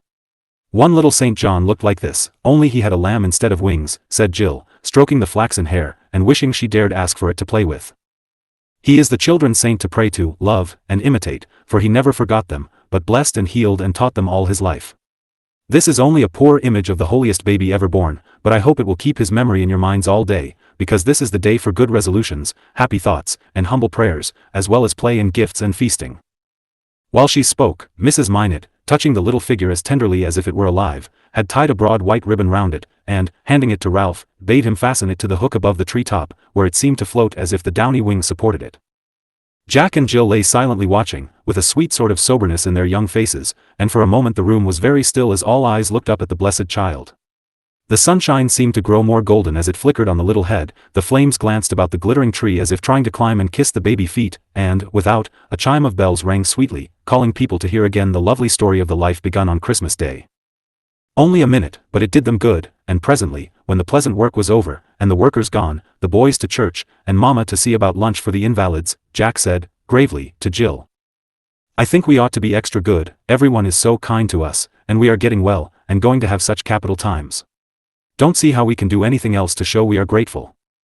"It isn't easy to be good when one is sick," said Jill, thoughtfully. "I fret dreadfully, I get so tired of being still. I want to scream sometimes, but I don't, because it would scare Mammy, so I cry." "Do you cry, Jack?" "Men never do. I want to tramp round when things bother me, but I can't, so I kick and say, 'Hang it,' and when I get very bad I pitch into Frank, and he lets me. I tell you, Jill, he's a good brother," and Jack privately resolved then and there to invite Frank to take it out of him in any form he pleased as soon as health would permit. "I rather think we shall grow good in this pretty place, for I don't see how we can be bad if we want to, it is all so nice and sort of pious here," said Jill, with her eyes on the angel over the tree. "A fellow can be awfully hungry, I know that. I didn't half eat breakfast, I was in such a hurry to see you, and know all about the secrets. Frank kept saying I couldn't guess, that you had come, and I never would be ready, till finally I got mad and fired an egg at him, and made no end of a mess." Jack and Jill went off into a gale of laughter at the idea of dignified Frank dodging the egg that smashed on the wall, leaving an indelible mark of Jack's besetting sin, impatience. Just then Mrs. Minot came in, well pleased to hear such pleasant sounds, and to see two merry faces, where usually one listless one met her anxious eyes. "The new medicine works well, neighbor," she said to Mrs. Peck, who followed with the lunch tray. "Indeed it does, mem. I feel as if I'd taken a sup myself, I'm that easy in my mind." And she looked so, too, for she seemed to have left all her cares in the little house when she locked the door behind her, and now stood smiling with a clean apron on, so fresh and cheerful, that Jill hardly knew her own mother. "Things taste better when you have someone to eat with you," observed Jack, as they devoured sandwiches, and drank milk out of little mugs with rosebuds on them. "Don't eat too much, or you won't be ready for the next surprise," said his mother, when the plates were empty, and the last drop gone down throats dry with much chatter. "More surprises. Oh, what fun," cried Jill. And all the rest of the morning, in the intervals of talk and play, they tried to guess what it could be. At 2 o'clock they found out, for dinner was served in the bird room, and the children reveled in the simple feast prepared for them. The two mothers kept the little bed tables well supplied, and fed their nurslings like maternal birds, while Frank presided over the feast with great dignity, and ate a dinner which would have astonished Mama, if she had not been too busy to observe how fast the mince pie vanished. "The girls said Christmas was spoiled because of us, but I don't think so, and they won't either, when they see this splendid place and know all about our nice plans," said Jill, luxuriously eating the nut meats Jack picked out for her, as they lay in Eastern style at the festive board. "I call this broken bones made easy. I never had a better Christmas. Have a raisin? Here's a good fat one." And Jack made a long arm to Jill's mouth, which began to sing Little Jack Horner as an appropriate return. "It would have been a lonesome one to all of us, I'm thinking, but for your mother, boys. My duty and hearty thanks to you, mem, put in grateful Mrs. Peck, bowing over her coffee cup as she had seen ladies bow over their wine glasses at dinner parties in Old England. "I rise to propose a health, our mothers." And Frank stood up with a goblet of water, for not even at Christmas time was wine seen on that table.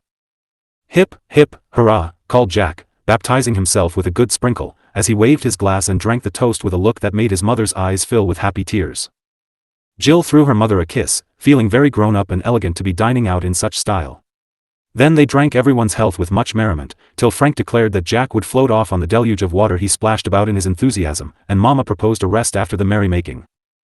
"Now the best fun is coming, and we have not long to wait," said the boy, when naps and rides about the room had whiled away the brief interval between dinner and dusk, for the evening entertainment was to be an early one, to suit the invalid's bedtime.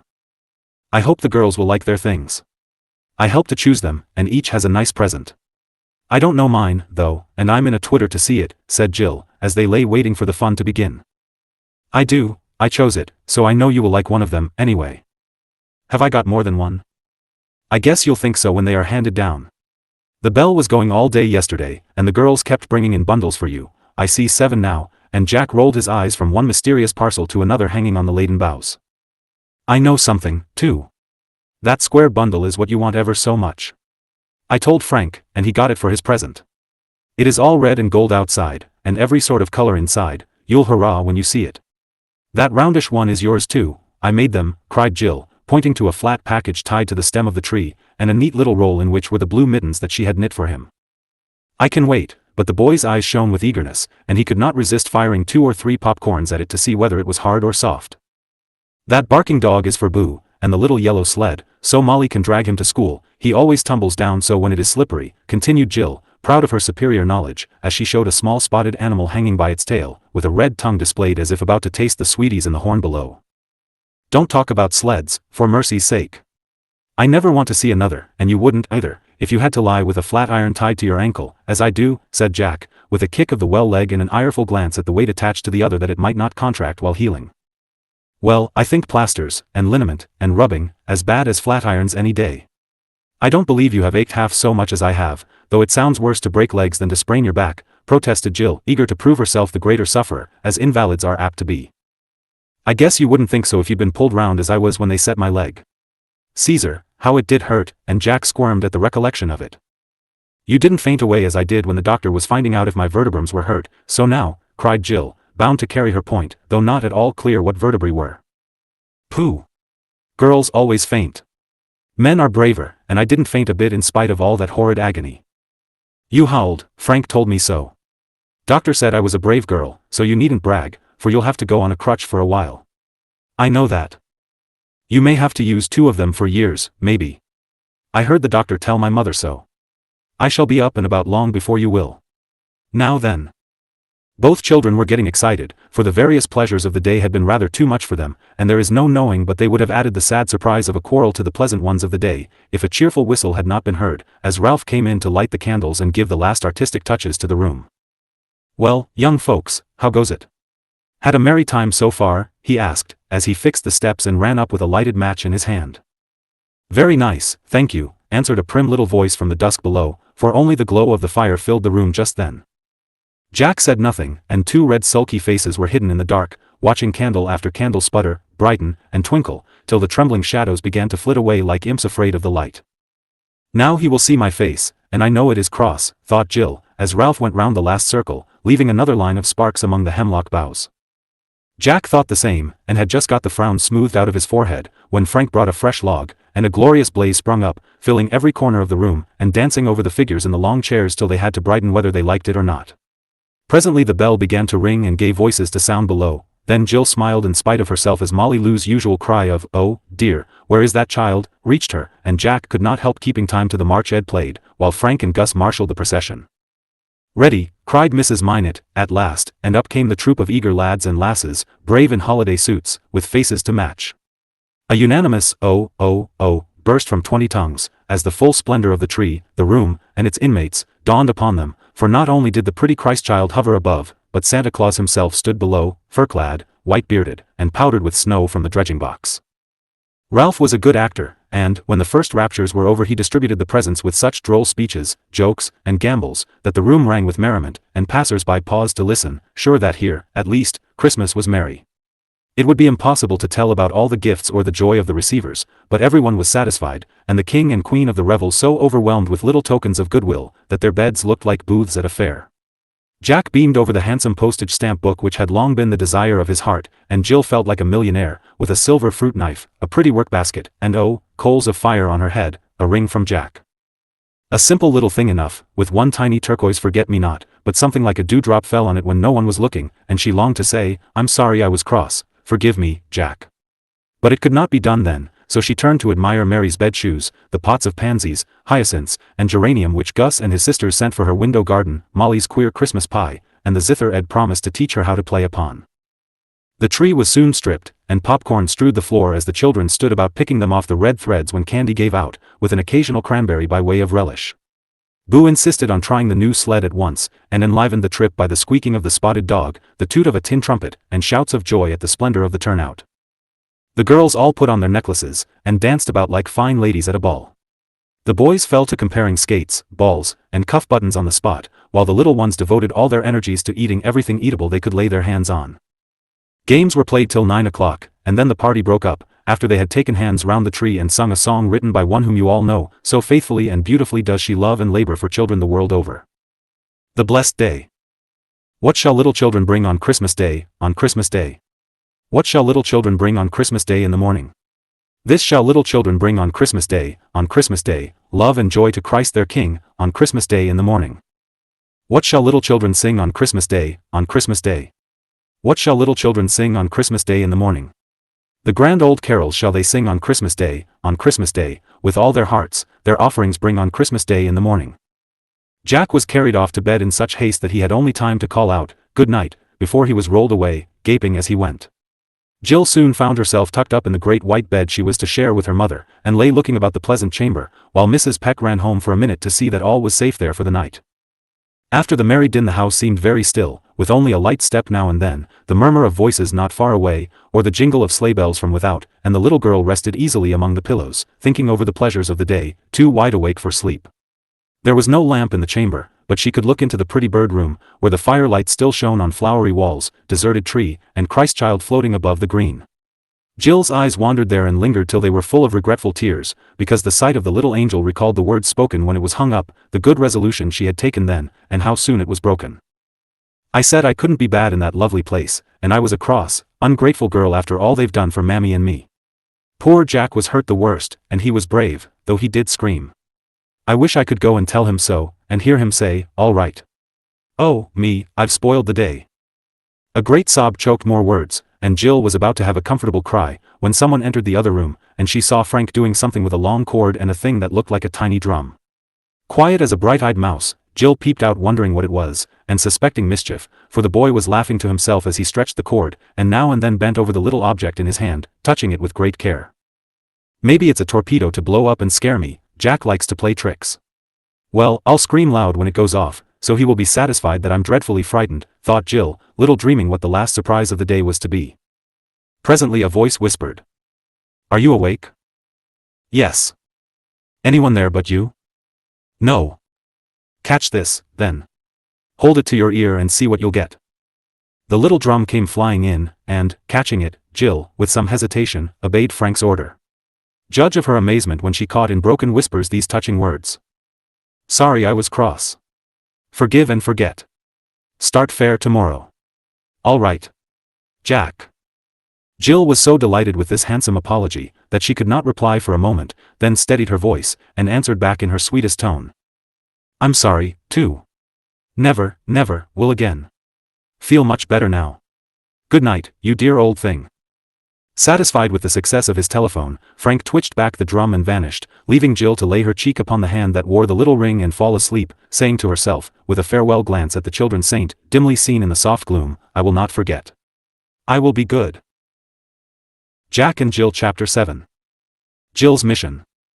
The good times began immediately, and very little studying was done that week in spite of the virtuous resolutions made by certain young persons on Christmas Day. But, dear me, how was it possible to settle down to lessons in the delightful bird room, with not only its own charms to distract one, but all the new gifts to enjoy, and a dozen calls a day to occupy one's time? "I guess we'd better wait till the others are at school, and just go in for fun this week," said Jack, who was in great spirits at the prospect of getting up, for the splints were off, and he hoped to be promoted to crutches very soon. "I shall keep my speller by me and take a look at it every day, for that is what I'm most backward in. But I intend to devote myself to you, Jack, and be real kind and useful. I've made a plan to do it, and I mean to carry it out, anyway," answered Jill, who had begun to be a missionary, and felt that this was a field of labor where she could distinguish herself. "Here's a home mission all ready for you, and you can be paying your debts beside doing yourself good," Mrs. Peck said to her in private, having found plenty to do herself. Now Jill made one great mistake at the outset. She forgot that she was the one to be converted to good manners and gentleness, and devoted her efforts to looking after Jack, finding it much easier to cure other people's faults than her own. Jack was a most engaging heathen, and needed very little instruction, therefore Jill thought her task would be an easy one. But 3 or 4 weeks of petting and play had rather demoralized both children, so Jill's speller, though tucked under the sofa pillow every day, was seldom looked at, and Jack shirked his Latin shamefully. Both read all the storybooks they could get, held daily levees in the bird room, and all their spare minutes were spent in teaching Snowdrop, the great Angora cat, to bring the ball when they dropped it in their game. So Saturday came, and both were rather the worse for so much idleness, since daily duties and studies are the wholesome bread which feeds the mind better than the dyspeptic plum cake of sensational reading, or the unsubstantial bonbons of frivolous amusement. It was a stormy day, so they had few callers, and devoted themselves to arranging the album, for these books were all the rage just then, and boys met to compare, discuss, buy, sell, and swap stamps with as much interest as men on 'change gamble in stocks. Jack had a nice little collection, and had been saving up pocket money to buy a book in which to preserve his treasures. Now, thanks to Jill's timely suggestion, Frank had given him a fine one, and several friends had contributed a number of rare stamps to grace the large, inviting pages. Jill wielded the gum brush and fitted on the little flaps, as her fingers were skillful at this nice work, and Jack put each stamp in its proper place with great rustling of leaves and comparing of marks. Returning, after a brief absence, Mrs. Minot beheld the countenances of the workers adorned with gay stamps, giving them a very curious appearance. "My dears! What new play have you got now? Are you wild Indians? Or letters that have gone round the world before finding the right address?" she asked, laughing at the ridiculous sight, for both were as sober as judges and deeply absorbed in some doubtful specimen.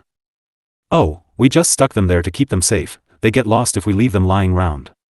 It's very handy, for I can see in a minute what I want on Jill's face and she on mine, and put our fingers on the right chap at once," answered Jack, adding, with an anxious gaze at his friend's variegated countenance, "where the dickens is my new Granada?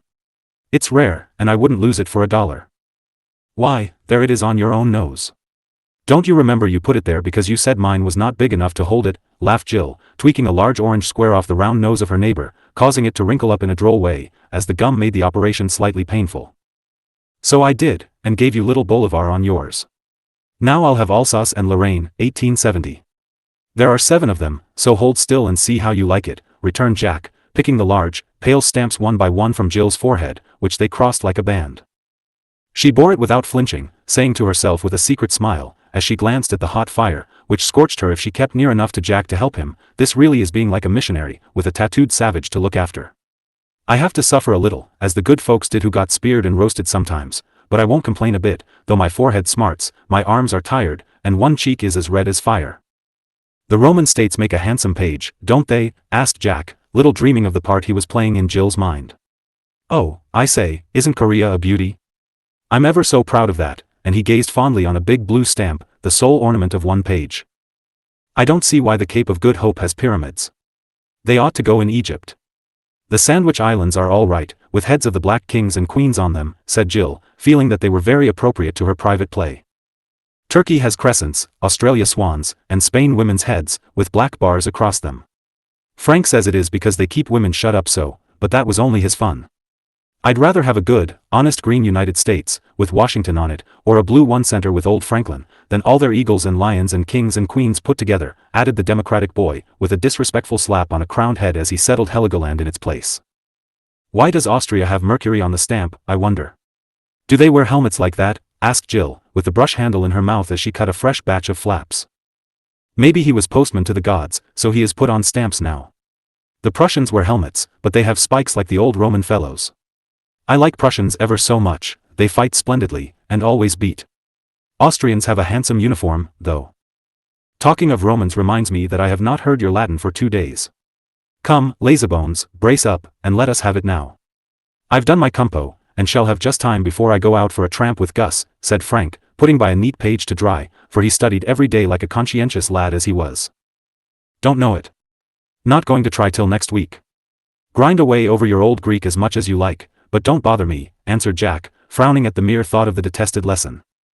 But Frank adored his Xenophon, and would not see his old friend, Caesar, neglected without an effort to defend him, so he confiscated the gumpot, and effectually stopped the stamp business by whisking away at one fell swoop all that lay on Jill's table.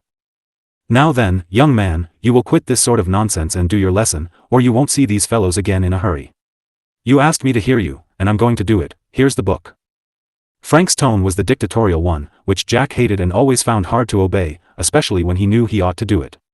Usually, when his patience was tried, he strode about the room, or ran off for a race round the garden, coming back breathless, but good-tempered. Now both these vents for irritation were denied him, and he had fallen into the way of throwing things about in a pet. He longed to send Caesar to perpetual banishment in the fire blazing close by, but resisted the temptation, and answered honestly, though gruffly, "I know I did, but I don't see any use in pouncing on a fellow when he isn't ready. I haven't got my lesson, and don't mean to worry about it, so you may just give me back my things and go about your business. I'll give you back a stamp for every perfect lesson you get, and you won't see them on any other terms." And, thrusting the treasures into his pocket, Frank caught up his rubber boots, and went off swinging them like a pair of clubs, feeling that he would give a trifle to be able to use them on his lazy brother. At this high-handed proceeding, and the threat which accompanied it, Jack's patience gave out, and catching up Caesar, as he thought, sent him flying after the retreating tyrant with the defiant declaration. "Keep them, then, and your old book, too. I won't look at it till you give all my stamps back and say you are sorry." So now. It was all over before Mama could interfere, or Jill do more than clutch and cling to the gum-brush. Frank vanished unharmed, but the poor book dashed against the wall to fall half open on the floor, its gay cover loosened, and its smooth leaves crushed by the blow. "It's the album." "Oh Jack, how could you?" cried Jill, dismayed at sight of the precious book so maltreated by the owner. "Thought it was the other. Guess it isn't hurt much. Didn't mean to hit him, anyway. He does provoke me so," muttered Jack, very red and shamefaced as his mother picked up the book and laid it silently on the table before him. He did not know what to do with himself, and was thankful for the stamps still left him, finding great relief in making faces as he plucked them one by one from his mortified countenance. Jill looked on, half glad, half sorry that her savage showed such signs of unconverted ferocity, and Mrs. Minot went on writing letters, wearing the grave look her sons found harder to bear than another person's scolding. No one spoke for a moment, and the silence was becoming awkward when Gus appeared in a rubber suit, bringing a book to Jack from Laura and a note to Jill from Lottie. "Look here, you just trundle me into my den, please, I'm going to have a nap, it's so dull today I don't feel like doing much," said Jack, when Gus had done his errands, trying to look as if he knew nothing about the fracas. Jack folded his arms and departed like a warrior born from the battlefield, to be chaffed unmercifully for a pepper pot, while Gus made him comfortable in his own room. "I heard once of a boy who threw a fork at his brother and put his eye out. But he didn't mean to, and the brother forgave him, and he never did so any more," observed Jill, in a pensive tone, wishing to show that she felt all the dangers of impatience, but was sorry for the culprit. "Did the boy ever forgive himself?" asked Mrs. Minot. "No, I suppose not. But Jack didn't hit Frank, and feels real sorry, I know. He might have, and hurt him very much. Our actions are in our own hands, but the consequences of them are not. Remember that, my dear, and think twice before you do anything." "Yes, I will," and Jill composed herself to consider what missionaries usually did when the natives hurled tomahawks and boomerangs at one another, and defied the rulers of the land. Mrs. Minot wrote one page of a new letter, then stopped, pushed her papers about, thought a little, and finally got up, saying, as if she found it impossible to resist the yearning of her heart for the naughty boy, "I am going to see if Jack is covered up, he is so helpless, and liable to take cold. Don't stir till I come back." "No, I won't." Away went the tender parent to find her son studying Caesar for dear life, and all the more amiable for the little gust which had blown away the temporary irritability. The brothers were often called Thunder and Lightning, because Frank lowered and growled and was a good while clearing up, while Jack's temper came and went like a flash, and the air was all the clearer for the escape of dangerous electricity. Of course Mama had to stop and deliver a little lecture, illustrated by sad tales of petulant boys, and punctuated with kisses which took off the edge of these afflicting narratives. Jill meantime meditated morally on the superiority of her own good temper over the hasty one of her dear playmate, and just when she was feeling unusually uplifted and secure, alas! Like so many of us, she fell, in the most deplorable manner. Glancing about the room for something to do, she saw a sheet of paper lying exactly out of reach, where it had fluttered from the table unperceived. At first her eye rested on it as carelessly as it did on the stray stamp Frank had dropped, then, as if one thing suggested the other, she took it into her head that the paper was Frank's composition, or, better still, a note to Annette, for the two corresponded when absence or weather prevented the daily meeting at school. Wouldn't it be fun to keep it till he gives back Jack's stamps? It would plague him so if it was a note, and I do believe it is, for compos don't begin with 2 words on one side. I'll get it, and Jack and I will plan some way to pay him off, cross thing. Forgetting her promise not to stir, also how dishonorable it was to read other people's letters, Jill caught up the long-handled hook, often in use now, and tried to pull the paper nearer. It would not come at once, for a seam in the carpet held it, and Jill feared to tear or crumple it if she was not very careful. The hook was rather heavy and long for her to manage, and Jack usually did the fishing, so she was not very skillful, and just as she was giving a particularly quick jerk, she lost her balance, fell off the sofa, and dropped the pole with a bang. "Oh, my back," was all she could think or say as she felt the jar all through her little body, and a corresponding fear in her guilty little mind that someone would come and find out the double mischief she had been at. For a moment she lay quite still to recover from the shock, then as the pain passed she began to wonder how she should get back, and looked about her to see if she could do it alone. She thought she could, as the sofa was near and she had improved so much that she could sit up a little if the doctor would have let her. She was gathering herself together for the effort, when, within arm's reach now, she saw the tempting paper, and seized it with glee, for in spite of her predicament she did want to tease Frank. A glance showed that it was not the composition nor a note, but the beginning of a letter from Mrs. Minot to her sister, and Jill was about to lay it down when her own name caught her eye, and she could not resist reading it. Hard words to write of one so young, doubly hard to read, and impossible to forget. Dear Lizzie, Jack continues to do very well, and will soon be up again. But we begin to fear that the little girl is permanently injured in the back. She is here, and we do our best for her, but I never look at her without thinking of Lucinda Snow, who, you remember, was bedridden for 20 years, owing to a fall at 15. Poor little Janie does not know yet, and I hope, there it ended, and poor little Janie's punishment for disobedience began that instant. She thought she was getting well because she did not suffer all the time, and everyone spoke cheerfully about by and by. Now she knew the truth, and shut her eyes with a shiver as she said, low, to herself. 20 years. I couldn't bear it, oh, I couldn't bear it. A very miserable Jill lay on the floor, and for a while did not care who came and found her. Then the last words of the letter, I hope, seemed to shine across the blackness of the dreadful 20 years, and cheer her up a bit, for despair never lives long in young hearts, and Jill was a brave child. That is why Mammy sighs so when she dresses me, and everyone is so good to me. Perhaps Mrs. Minot doesn't really know, after all. She was dreadfully scared about Jack, and he is getting well. I'd like to ask Doctor, but he might find out about the letter. Oh, dear, why didn't I keep still and let the horrid thing alone? As she thought that, Jill pushed the paper away, pulled herself up, and with much painful effort managed to get back to her sofa, where she laid herself down with a groan, feeling as if the 20 years had already passed over her since she tumbled off. I've told a lie, for I said I wouldn't stir. I've hurt my back, I've done a mean thing, and I've got paid for it. A nice missionary I am, I'd better begin at home, as Mammy told me to, and Jill groaned again, remembering her mother's words. Now I've got another secret to keep all alone, for I'd be ashamed to tell the girls. I guess I'll turn round and study my spelling, then no one will see my face.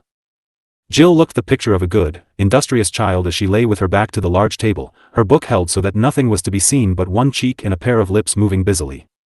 Fortunately, it is difficult for little sinners to act a part, and, even if the face is hidden, something in the body seems to betray the internal remorse and shame. Usually, Jill lay flat and still, now her back was bent in a peculiar way as she leaned over her book, and one foot wagged nervously, while on the visible cheek was a Spanish stamp with a woman's face looking through the black bars, very suggestively, if she had known it. How long the minutes seemed till someone came, and what a queer little jump her heart gave when Mrs. Minot's voice said, cheerfully, Jack is all right, and, I declare, so is Jill. I really believe there is a telegraph still working somewhere between you two, and each knows what the other is about without words. I didn't have any other book handy, so I thought I'd study a while, answered Jill, feeling that she deserved no praise for her seeming industry. She cast a sidelong glance as she spoke, and seeing that Mrs. Minot was looking for the letter, hid her face and lay so still she could hear the rustle of the paper as it was taken from the floor. It was well she did not also see the quick look the lady gave her as she turned the letter and found a red stamp sticking to the underside, for this unlucky little witness told the story. Mrs. Minot remembered having seen the stamp lying close to the sofa when she left the room, for she had had half a mind to take it to Jack, but did not, thinking Frank's plan had some advantages. She also recollected that a paper flew off the table, but being in haste she had not stopped to see what it was. Now, the stamp and the letter could hardly have come together without hands, for they lay a yard apart, and here, also, on the unwritten portion of the page, was the mark of a small green thumb. Jill had been winding wool for a stripe in her new afghan, and the green ball lay on her sofa. These signs suggested and confirmed what Mrs. Minot did not want to believe, so did the voice, attitude, and air of Jill, all very unlike her usual open, alert ways. The kind lady could easily forgive the reading of her letter since the girl had found such sad news there, but the dangers of disobedience were serious in her case, and a glance showed that she was suffering either in mind or body, perhaps both. I will wait for her to tell me. She is an honest child, and the truth will soon come out, thought Mrs. Minot, as she took a clean sheet, and Jill tried to study. Shall I hear your lesson, dear? Jack means to recite his like a good boy, so suppose you follow his example, she said, presently. I don't know as I can say it, but I'll try. Jill did try, and got on bravely till she came to the word permanent. There she hesitated, remembering where she saw it last. Do you know what that means? Asked her teacher, thinking to help her on by defining the word. Always, for a great while, or something like that, doesn't it? faltered Jill, with a tight feeling in her throat, and the color coming up, as she tried to speak easily, yet felt so shame-stricken she could not. "Are you in pain, my child? Never mind the lesson, tell me, and I'll do something for you." The kind words, the soft hand on her hot cheek, and the pity in the eyes that looked at her, were too much for Jill. A sob came first, and then the truth, told with hidden face and tears that washed the blush away, and set free the honest little soul that could not hide its fault from such a friend. "I knew it all before, and was sure you would tell me, else you would not be the child I love and like to help so well." Then, while she soothed Jill's trouble, Mrs. Minot told her story and showed the letter, wishing to lessen, if possible, some part of the pain it had given. Sly old stamp. "To go and tell on me when I meant to own up, and get some credit if I could, after being so mean and bad," said Jill, smiling through her tears when she saw the telltale witnesses against her. "You had better stick it in your book to remind you of the bad consequences of disobedience, then perhaps this lesson will leave a permanent impression on your mind and memory," answered Mrs. Minot, glad to see her natural gaiety coming back, and hoping that she had forgotten the contents of the unfortunate letter. But she had not, and presently, when the sad affair had been talked over and forgiven, Jill asked, slowly, as she tried to put on a brave look, "Please tell me about Lucinda Snow. If I am to be like her, I might as well know how she managed to bear it so long. I'm sorry you ever heard of her, and yet perhaps it may help you to bear your trial, dear, which I hope will never be as heavy a one as hers. This Lucinda I knew for years, and though at first I thought her fate the saddest that could be, I came at last to see how happy she was in spite of her affliction, how good and useful and beloved." "Why, how could she be? What did she do?" cried Jill, forgetting her own troubles to look up with an open, eager face again. "She was so patient, other people were ashamed to complain of their small worries, so cheerful, that her own great one grew lighter, so industrious, that she made both money and friends by pretty things she worked and sold to her many visitors.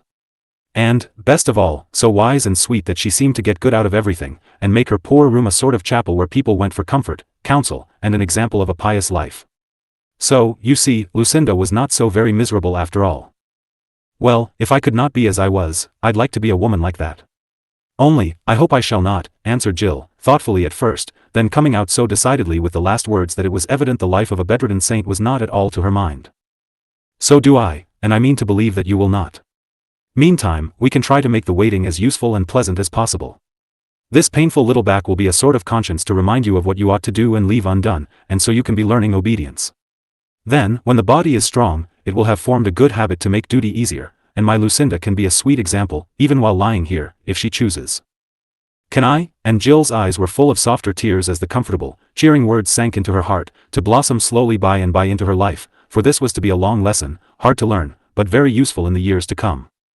When the boys returned, after the Latin was recited and peace restored, Jack showed her a recovered stamp promptly paid by Frank, who was as just as he was severe, and Jill asked for the old red one, though she did not tell why she wanted it, nor show it put away in the spelling book, a little seal upon a promise made to be kept. Jack and Jill Chapter 8. Mary and Molly. Farmer Grant was a thrifty, well-to-do man, anxious to give his children greater advantages than he had enjoyed, and to improve the fine place of which he was justly proud. Mrs. Grant was a notable housewife, as ambitious and industrious as her husband, but too busy to spend any time on the elegancies of life, though always ready to help the poor and sick like a good neighbor and Christian woman. The three sons, Tom, Dick, and Harry, were big fellows of 17, 19, and 21, the first two on the farm, and the elder in a store just setting up for himself. Kind-hearted but rough-mannered youths, who loved Mary very much, but teased her sadly about her fine lady airs, as they called her dainty ways and love of beauty. Mary was a thoughtful girl, full of innocent fancies, refined tastes, and romantic dreams, in which no one sympathized at home, though she was the pet of the family. It did seem, to an outsider, as if the delicate little creature had got there by mistake, for she looked very like a tea rose in a field of clover and dandelions, whose highest aim in life was to feed cows and help make root beer. When the girls talked over the new society, it pleased Mary very much, and she decided not only to try and love work better, but to convert her family to a liking for pretty things, as she called her own more cultivated tastes. "I will begin at once, and show them that I don't mean to shirk my duty, though I do want to be nice," thought she, as she sat at supper one night and looked about her, planning her first move. Not a very cheering prospect for a lover of the beautiful, certainly, for the big kitchen, though as neat as wax, had nothing lovely in it, except a red geranium blooming at the window. Nor were the people all that could be desired, in some respects, as they sat about the table shoveling in pork and beans with their knives, drinking tea from their saucers, and laughing out with a hearty haw, haw, when anything amused them. Yet the boys were handsome, strong specimens, the farmer a hale, benevolent-looking man, the housewife a pleasant, sharp-eyed matron, who seemed to find comfort in looking often at the bright face at her elbow, with the broad forehead, clear eyes, sweet mouth, and quiet voice that came like music in among the loud masculine ones, or the quick, nervous tones of a woman always in a hurry. Mary's face was so thoughtful that evening that her father observed it, for, when at home, he watched her as one watches a kitten, glad to see anything so pretty, young, and happy, at its play. "Little daughter has got something on her mind, I mistrust. Come and tell father all about it," he said, with a sounding slap on his broad knee as he turned his chair from the table to the ugly stove, where 3 pairs of wet boots steamed underneath, and a great kettle of cider applesauce simmered above. "When I've helped clear up, I'll come and talk. Now, mother, you sit down and rest. Roxy and I can do everything," answered Mary, patting the old rocking chair so invitingly that the tired woman could not resist, especially as watching the kettle gave her an excuse for obeying. "Well, I don't care if I do, for I've been on my feet since 5 o'clock. Be sure you cover things up, and shut the buttery door, and put the cat down cellar, and sift your meal. I'll see to the buckwheats last thing before I go to bed." Mrs. Grant subsided with her knitting, for her hands were never idle. Tom tilted his chair back against the wall and picked his teeth with his penknife. Dick got out a little pot of grease, to make the boots watertight, and Harry sat down at the small table to look over his accounts, with an important air, for everyone occupied this room, and the work was done in the out kitchen behind. Mary hated clearing up, but dutifully did every distasteful task, and kept her eye on careless Roxy till all was in order. Then she gladly went to perch on her father's knee, seeing in all the faces about her the silent welcome they always wore for the little one. "Yes, I do want something, but I know you will say it is silly," she began, as her father pinched her blooming cheek, with the wish that his peaches would ever look half as well. "Shouldn't wonder if it was a doll now," and Mr. Grant stroked her head with an indulgent smile, as if she was about 6 instead of 15. "Why, father, you know I don't. I haven't played with dollies for years and years. No, I want to fix up my room pretty, like Jill's. I'll do it all myself, and only want a few things, for I don't expect it to look as nice as hers." Indignation gave Mary courage to state her wishes boldly, though she knew the boys would laugh. They did, and her mother said in a tone of surprise, "Why, child, what more can you want? I'm sure your room is always as neat as a new pin, thanks to your bringing up, and I told you to have a fire there whenever you wanted to. Let me have some old things out of the garret, and I'll show you what I want. It is neat, but so bare and ugly I hate to be there. I do so love something pretty to look at," and Mary gave a little shiver of disgust as she turned her eyes away from the large greasy boot Dick was holding up to be sure it was well lubricated all round. "So do I, and that's a fact. I couldn't get on without my pretty girl here, anyway. Why, she touches up the old place better than a dozen flower pots in full blow," said the farmer, as his eye went from the scarlet geranium to the bright young face so near his own. "I wish I had a dozen in the sitting-room window. Mother says they are not tidy, but I'd keep them neat, and I know you'd like it," broke in Mary, glad of the chance to get one of the long-desired wishes of her heart fulfilled. "I'll fetch you some next time I go over to Ballad's. Tell me what you want, and we'll have a posy bed somewhere round, see if we don't," said her father, dimly understanding what she wanted. "Now, if mother says I may fix my room, I shall be satisfied, and I'll do my chores without a bit of fuss, to show how grateful I am," said the girl, thanking her father with a kiss, and smiling at her mother so wistfully that the good woman could not refuse. "You may have anything you like out of the blue chest. There's a lot of things there that the moths got at after Grandma died, and I couldn't bear to throw or give them away. Trim up your room as you like, and mind you don't forget your part of the bargain," answered Mrs. Grant, seeing profit in the plan. "I won't, I'll work all the morning tomorrow, and in the afternoon I'll get ready to show you what I call a nice, pretty room," answered Mary, looking so pleased it seemed as if another flower had blossomed in the large bare kitchen. She kept her word, and the very stormy afternoon when Jill got into trouble, Mary was working busily at her little bower. In the blue chest she found a variety of treasures, and ignoring the moth holes, used them to the best advantage, trying to imitate the simple comfort with a touch of elegance which prevailed in Mrs. Minot's back bedroom. 3 faded red marine curtains went up at the windows over the chilly paper shades, giving a pleasant glow to the bare walls. A red quilt with white stars, rather the worse for many washings, covered the bed, and a gay cloth the table, where a judicious arrangement of books and baskets concealed the spots. The little airtight stove was banished, and a pair of ancient andirons shone in the firelight. Grandma's last and largest braided rug lay on the hearth, and her brass candlesticks adorned the bureau, over the mirror of which was festooned a white muslin skirt, tied up with Mary's red sash. This piece of elegance gave the last touch to her room, she thought, and she was very proud of it, setting forth all her small store of trinkets in a large shell, with an empty scent bottle, and a clean tidy over the pincushion. On the wall she hung 3 old-fashioned pictures, which she ventured to borrow from the garret till better could be found. One a morning piece, with a very tall lady weeping on an urn in a grove of willows, and two small boys in knee breeches and funny little square tails to their coats, looking like cherubs in large frills. The other was as good as a bonfire, being an eruption of Vesuvius, and very lurid indeed, for the Bay of Naples was boiling like a pot, the red sky raining rocks, and a few distracted people lying flat upon the shore. The third was a really pretty scene of children dancing round a maypole, for though nearly 100 years old, the little maids smiled and the boys pranced as gaily as if the flowers they carried were still alive and sweet. Now I'll call them all to see, and say that it is pretty. Then I'll enjoy it, and come here when things look dismal and bare everywhere else, said Mary, when at last it was done. She had worked all the afternoon, and only finished at supper time, so the candles had to be lighted that the toilette might look its best, and impress the beholders with an idea of true elegance. Unfortunately, the fire smoked a little, and a window was set ajar to clear the room. An evil-disposed gust blew in, wafting the thin drapery within reach of the light, and when Mary threw open the door proudly thinking to display her success, she was horrified to find the room in a blaze, and half her labor all in vain.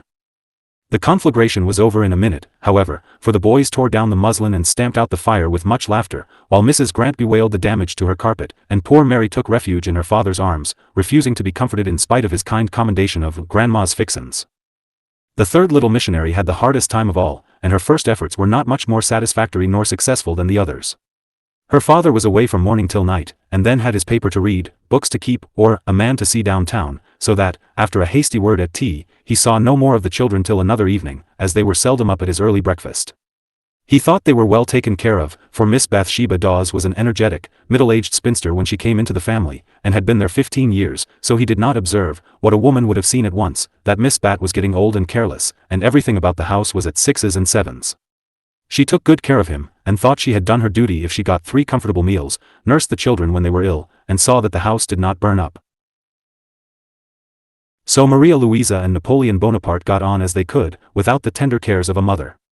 Molly had been a happy-go-lucky child, contented with her pets, her freedom, and little Boo to love, but now she was just beginning to see that they were not like other children, and to feel ashamed of it.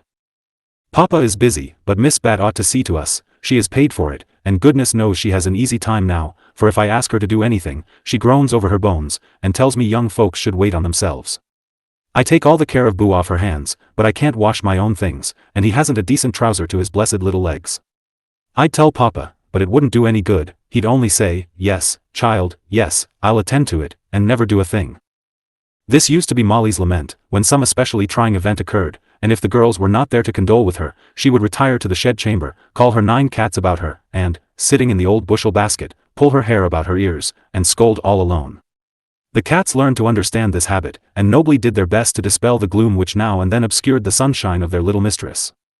Some of them would creep into her lap and purr till the comfortable sound soothed her irritation. The sedate elders sat at her feet blinking with such wise and sympathetic faces, that she felt as if half a dozen Solomons were giving her the sagest advice, while the kittens frisked about, cutting up their drollest capers till she laughed in spite of herself. When the laugh came, the worst of the fit was over, and she soon cheered up, dismissing the consolers with a pat all round, a feast of good things from Miss Bat's larder, and the usual speech. Well, dears, it's of no use to worry. I guess we shall get along somehow, if we don't fret. With which wise resolution, Molly would leave her retreat and freshen up her spirits by a row on the river or a romp with Boo, which always finished the case. Now, however, she was bound to try the new plan and do something toward reforming not only the boys' condition, but the disorder and discomfort of home. I'll play it as Siam, and this the house of a native, and I'm come to show the folks how to live nicely. Miss Bat won't know what to make of it, and I can't tell her, so I shall get some fun out of it, anyway, thought Molly, as she surveyed the dining room the day her mission began.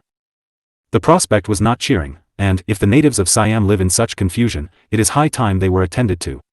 The breakfast table still stood as it was left, with slops of coffee on the cloth, bits of bread, egg-shells, and potato skins lay about, and one lonely sausage was cast away in the middle of a large platter. The furniture was dusty, stove untidy, and the carpet looked as if crumbs had been scattered to chickens who declined their breakfast. Boo was sitting on the sofa, with his arm through a hole in the cover, hunting for some lost treasure put away there for safe keeping, like a little magpie as he was.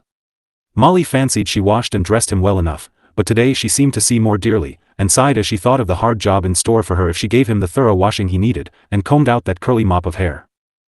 I'll clear up first and do that by and by. I ought to have a nice little tub and good towels, like Mrs. Minot, and I will, too, if I buy them myself, she said, piling up cups with an energy that threatened destruction to handles. Miss Bat, who was trailing about the kitchen, with her head pinned up in a little plaid shawl, was so surprised by the demand for a pan of hot water and 4 clean towels, that she nearly dropped her snuff-box, chief comfort of her lazy soul. What new whimsy now? Generally, the dishes stand round till I have time to pick them up, and you are off coasting or careering somewhere. Well, this tidy fit won't last long, so I may as well make the most of it, said Miss Bat, as she handed out the required articles, and then pushed her spectacles from the tip of her sharp nose to her sharper black eyes for a good look at the girl who stood primly before her, with a clean apron on and her hair braided up instead of flying wildly about her shoulders. Was all the comment that Miss Bat made on this unusual neatness, and she went on scraping her saucepans, while Molly returned to her work, very well pleased with the effect of her first step, for she felt that the bewilderment of Miss Bat would be a constant inspiration to fresh efforts. An hour of hard work produced an agreeable change in the abode of the native, for the table was cleared, room swept and dusted, fire brightened, and the holes in the sofa covering were pinned up till time could be found to mend them. To be sure, rolls of lint lay in corners, smears of ashes were on the stove hearth, and dust still lurked on chair rounds and table legs. But too much must not be expected of a new convert, so the young missionary sat down to rest, well pleased and ready for another attempt as soon as she could decide in what direction it should be made. She quailed before Boo as she looked at the unconscious innocent peacefully playing with the spotted dog, now bereft of his tail, and the lone sausage with which he was attempting to feed the hungry animal, whose red mouth always gaped for more. It will be an awful job, and he is so happy I won't plague him yet. Guess I'll go and put my room to rights first, and pick up some clean clothes to put on him, if he is alive after I get through with him, thought Molly, foreseeing a stormy passage for the boy, who hated a bath as much as some people hate a trip across the Atlantic. Up she went, and finding the fire out felt discouraged, thought she would rest a little more, so retired under the blankets to read one of the Christmas books. The dinner bell rang while she was still wandering happily in Nellie's silver mine, and she ran down to find that Boo had laid out a railroad all across her neat room, using bits of coal for sleepers and books for rails, over which he was dragging the yellow sled laden with a dismayed kitten, the tailless dog, and the remains of the sausage, evidently on its way to the tomb, for Boo took bites at it now and then, no other lunch being offered him. Oh dear! Why can't boys play without making such a mess, sighed Molly, picking up the feathers from the duster with which Boo had been trying to make a cocky-do of the hapless dog. I'll wash him right after dinner, and that will keep him out of mischief for a while, she thought, as the young engineer unsuspiciously proceeded to ornament his already crocky countenance with squash, cranberry sauce, and gravy, till he looked more like a Fiji chief in full war paint than a Christian boy. I want 2 pails of hot water, please, Miss Bat, and the big tub, said Molly, as the ancient handmaid emptied her 4th cup of tea, for she dined with the family, and enjoyed her own good cooking in its prime. What are you going to wash now? Boo, I'm sure he needs it enough, and Molly could not help laughing as the victim added to his brilliant appearance by smearing the colors all together with a rub of 2 grimy hands, making a fine turner of himself. Now, Maria Louisa Bemis, you ain't going to cut up no capers with that child. The idea of a hot bath in the middle of the day, and him full of dinner, and croupy into the bargain. Wet a corner of a towel at the kettle spout and polish him off if you like, but you won't risk his life in no bathtubs this cold day. Miss Bat's word was law in some things, so Molly had to submit, and took Boo away, saying, loftily, as she left the room, I shall ask father, and do it tonight, for I will not have my brother look like a pig.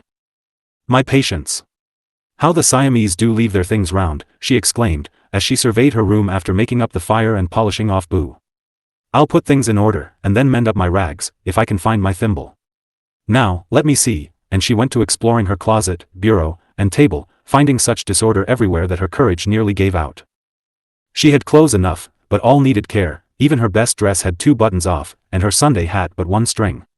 Shoes, skirts, books, and toys lay about, and her drawers were a perfect chaos of soiled ruffles, odd gloves, old ribbons, boot lacings, and bits of paper. Oh, my heart, what a muddle! Mrs. Minot wouldn't think much of me if she could see that, said Molly, recalling how that lady once said she could judge a good deal of a little girl's character and habits by a peep at her top drawer, and went on, with great success, to guess how each of the schoolmates kept her drawer. Come, missionary, clear up, and don't let me find such a glory hole again, or I'll report you to the society, said Molly, tipping the whole drawerful out upon the bed, and beguiling the tiresome job by keeping up the new play. Twilight came before it was done, and a great pile of things loomed up on her table, with no visible means of repair, for Molly's workbasket was full of nuts, and her thimble down a hole in the shed floor, where the cats had dropped it in their play. I'll ask Bat for hooks and tape, and Papa for some money to buy scissors and things, for I don't know where mine are. Glad I can't do any more now. Being neat is such hard work, and Molly threw herself down on the rug beside the old wooden cradle in which Boo was blissfully rocking, with a cargo of toys aboard. She watched her time, and as soon as her father had done supper, she hastened to say, before he got to his desk. "Please, Papa, I want $1 to get some brass buttons and things to fix Boo's clothes with. He wore a hole in his new trousers coasting down the Kemble's steps. And can't I wash him? He needs it, and Miss Bat won't let me have a tub." "Certainly, child, certainly, do what you like, only don't keep me. I must be off, or I shall miss Jackson, and he's the man I want," and, throwing down $2 instead of one, Mr. Bemis hurried away, with a vague impression that Boo had swallowed a dozen brass buttons, and Miss Bat had been coasting somewhere in a bath pan, but catching Jackson was important, so he did not stop to investigate. Armed with the paternal permission, Molly carried her point, and oh, what a dreadful evening poor Boo spent. First, he was decoyed upstairs an hour too soon, then put in a tub by main force and sternly scrubbed, in spite of shrieks that brought Miss Bat to the locked door to condole with the sufferer, scold the scrubber, and depart, darkly prophesying croup before morning. "He always howls when he is washed, but I shall do it, since you won't, and he must get used to it. I will not have people tell me he's neglected, if I can help it," cried Molly, working away with tears in her eyes, for it was as hard for her as for Boo, but she meant to be thorough for once in her life, no matter what happened. When the worst was over, she coaxed him with candy and stories till the long task of combing out the curls was safely done, then, in the clean nightgown with a blue button newly sewed on, she laid him in bed, worn out, but sweet as a rose. "Now, say your prayers, darling, and go to sleep with the nice red blanket all tucked round so you won't get cold," said Molly, rather doubtful of the effect of the wet head. "No, I won't. Going to sleep now," and Boo shut his eyes wearily, feeling that his late trials had not left him in a prayerful mood. "Then you'll be a real little heathen, as Mrs. Peck called you, and I don't know what I shall do with you," said Molly, longing to cuddle rather than scold the little fellow, whose soul needed looking after as well as his body. "No, no, I won't be a heathen. I don't want to be throwed to the crocodiles. I will say my prayers." "Oh, I will," and, rising in his bed, Boo did so, with the devotion of an infant Samuel, for he remembered the talk when the society was formed. Molly thought her labors were over for that night, and soon went to bed, tired with her first attempts. But toward morning she was wakened by the hoarse breathing of the boy, and was forced to patter away to Miss Bat's room, humbly asking for the squills, and confessing that the prophecy had come to pass. "I knew it. Bring the child to me, and don't fret. I'll see to him, and next time you do as I say," was the consoling welcome she received as the old lady popped up a sleepy but anxious face in a large flannel cap, and shook the bottle with the air of a general who had routed the foe before and meant to do it again. Leaving her little responsibility in Miss Bat's arms, Molly retired to wet her pillow with a few remorseful tears, and to fall asleep, wondering if real missionaries ever killed their pupils in the process of conversion. So the girls all failed in the beginning, but they did not give up, and succeeded better next time, as we shall see. Jack and Jill Chapter 9. The Debating Club. "Look here, old man, we ought to have a meeting. Holidays are over, and we must brace up and attend to business," said Frank to Gus, as they strolled out of the schoolyard one afternoon in January, apparently absorbed in conversation, but in reality waiting for a blue cloud and a scarlet feather to appear on the steps. "All right. When, where, and what?" asked Gus, who was a man of few words. "Tonight, our house. Subject, shall girls go to college with us? Mother said we had better be making up our minds, because everyone is talking about it, and we shall have to be on one side or the other, so we may as well settle it now," answered Frank, for there was an impression among the members that all vexed questions would be much helped by the united eloquence and wisdom of the club. "Very good, I'll pass the word and be there. Hello, Nettie. The D.C. meets tonight, at Minit's, 7 sharp. Co-ed, and C," added Gus, losing no time, as a third boy came briskly round the corner, with a little bag in his hand. "I'll come. Got home an hour earlier tonight, and thought I'd look you up as I went by," responded Ed Devlin, as he took possession of the third post, with a glance toward the schoolhouse to see if a sealskin cap, with a long, yellow braid depending therefrom, was anywhere in sight. "Very good of you, I'm sure," said Gus, ironically, not a bit deceived by this polite attention. "The longest way round is sometimes the shortest way home, hey, Ed," and Frank gave him a playful poke that nearly sent him off his perch. Then they all laughed at some joke of their own, and Gus added, "No girls coming to hear us tonight." "Don't think it, my son. More's the pity," and Ed shook his head regretfully over the downfall of his hopes. "Can't help it, the other fellows say they spoil the fun, so we have to give in, sometimes, for the sake of peace and quietness." "Don't mind having them a bit myself," said Frank, in such a tone of cheerful resignation that they laughed again, for the triangle, as the three chums were called, always made merry music. "We must have a game party next week." "The girls like that, and so do I," candidly observed Gus, whose pleasant parlors were the scene of many such frolics. And so do your sisters and your cousins and your aunts, hummed Ed, for Gus was often called Admiral because he really did possess 3 sisters, 2 cousins, and 4 aunts, besides mother and grandmother, all living in the big house together. The boys promptly joined in the popular chorus, and other voices all about the yard took it up, for the pinafore epidemic raged fearfully in Harmony Village that winter. "How's business?" asked Gus, when the song ended, for Ed had not returned to school in the autumn, but had gone into a store in the city. "Dull, things will look up toward spring, they say. I get on well enough, but I miss you fellows dreadfully," and Ed put a hand on the broad shoulder of each friend, as if he longed to be a schoolboy again. "Better give it up and go to college with me next year," said Frank, who was preparing for Boston University, while Gus fitted for Harvard. "No, I've chosen business, and I mean to stick to it, so don't you unsettle my mind." "Have you practiced that march?" asked Ed, turning to a gayer subject, for he had his little troubles, but always looked on the bright side of things. "Skating is so good, I don't get much time. Come early, and we'll have a turn at it." "I will. Must run home now. Pretty cold loafing here. Mail is in by this time." And with these artless excuses the 3 boys leaped off the posts, as if one spring moved them, as a group of girls came chattering down the path. The blue cloud floated away beside Frank, the scarlet feather marched off with the Admiral, while the fur cap nodded to the gray hat as 2 happy faces smiled at each other. The same thing often happened, for twice a day the streets were full of young couples walking to and from school together, smiled at by the elders, and laughed at by the less susceptible boys and girls, who went alone or trooped along in noisy groups. The prudent mothers had tried to stop this guileless custom, but found it very difficult, as the fathers usually sympathized with their sons, and dismissed the matter with the comfortable phrase, "Never mind, boys will be boys." "Not forever," returned the anxious mammas, seeing the tall lads daily grow more manly, and the pretty daughters fast learning to look demure when certain names were mentioned. It could not be stopped without great parental sternness and the danger of deceit, for coeducation will go on outside of school if not inside, and the safest way is to let sentiment and study go hand in hand, with teachers and parents to direct and explain the great lesson. All are the better for learning soon or late. So the elders had to give in, acknowledging that this sudden readiness to go to school was a comfort, that the new sort of gentle emulation worked wonders in lazy girls and boys, and that watching these primrose friendships bud, blossom, and die painless deaths, gave a little touch of romance to their own workaday lives.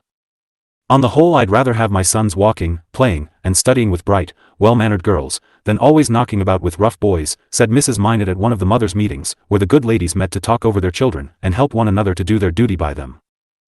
"I find that Gus is more gentle with his sisters since Juliet took him in hand, for he wants to stand well with her, and they report him if he troubles them. I really see no harm in the little friendship, though I never had any such when I was a girl," said Mrs. Burton, who adored her one boy and was his confidant.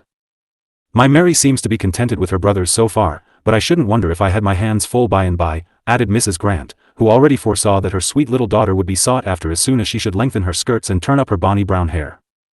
Molly Lou had no mother to say a word for her, but she settled matters for herself by holding fast to Mary, and declaring that she would have no escort but faithful Boo.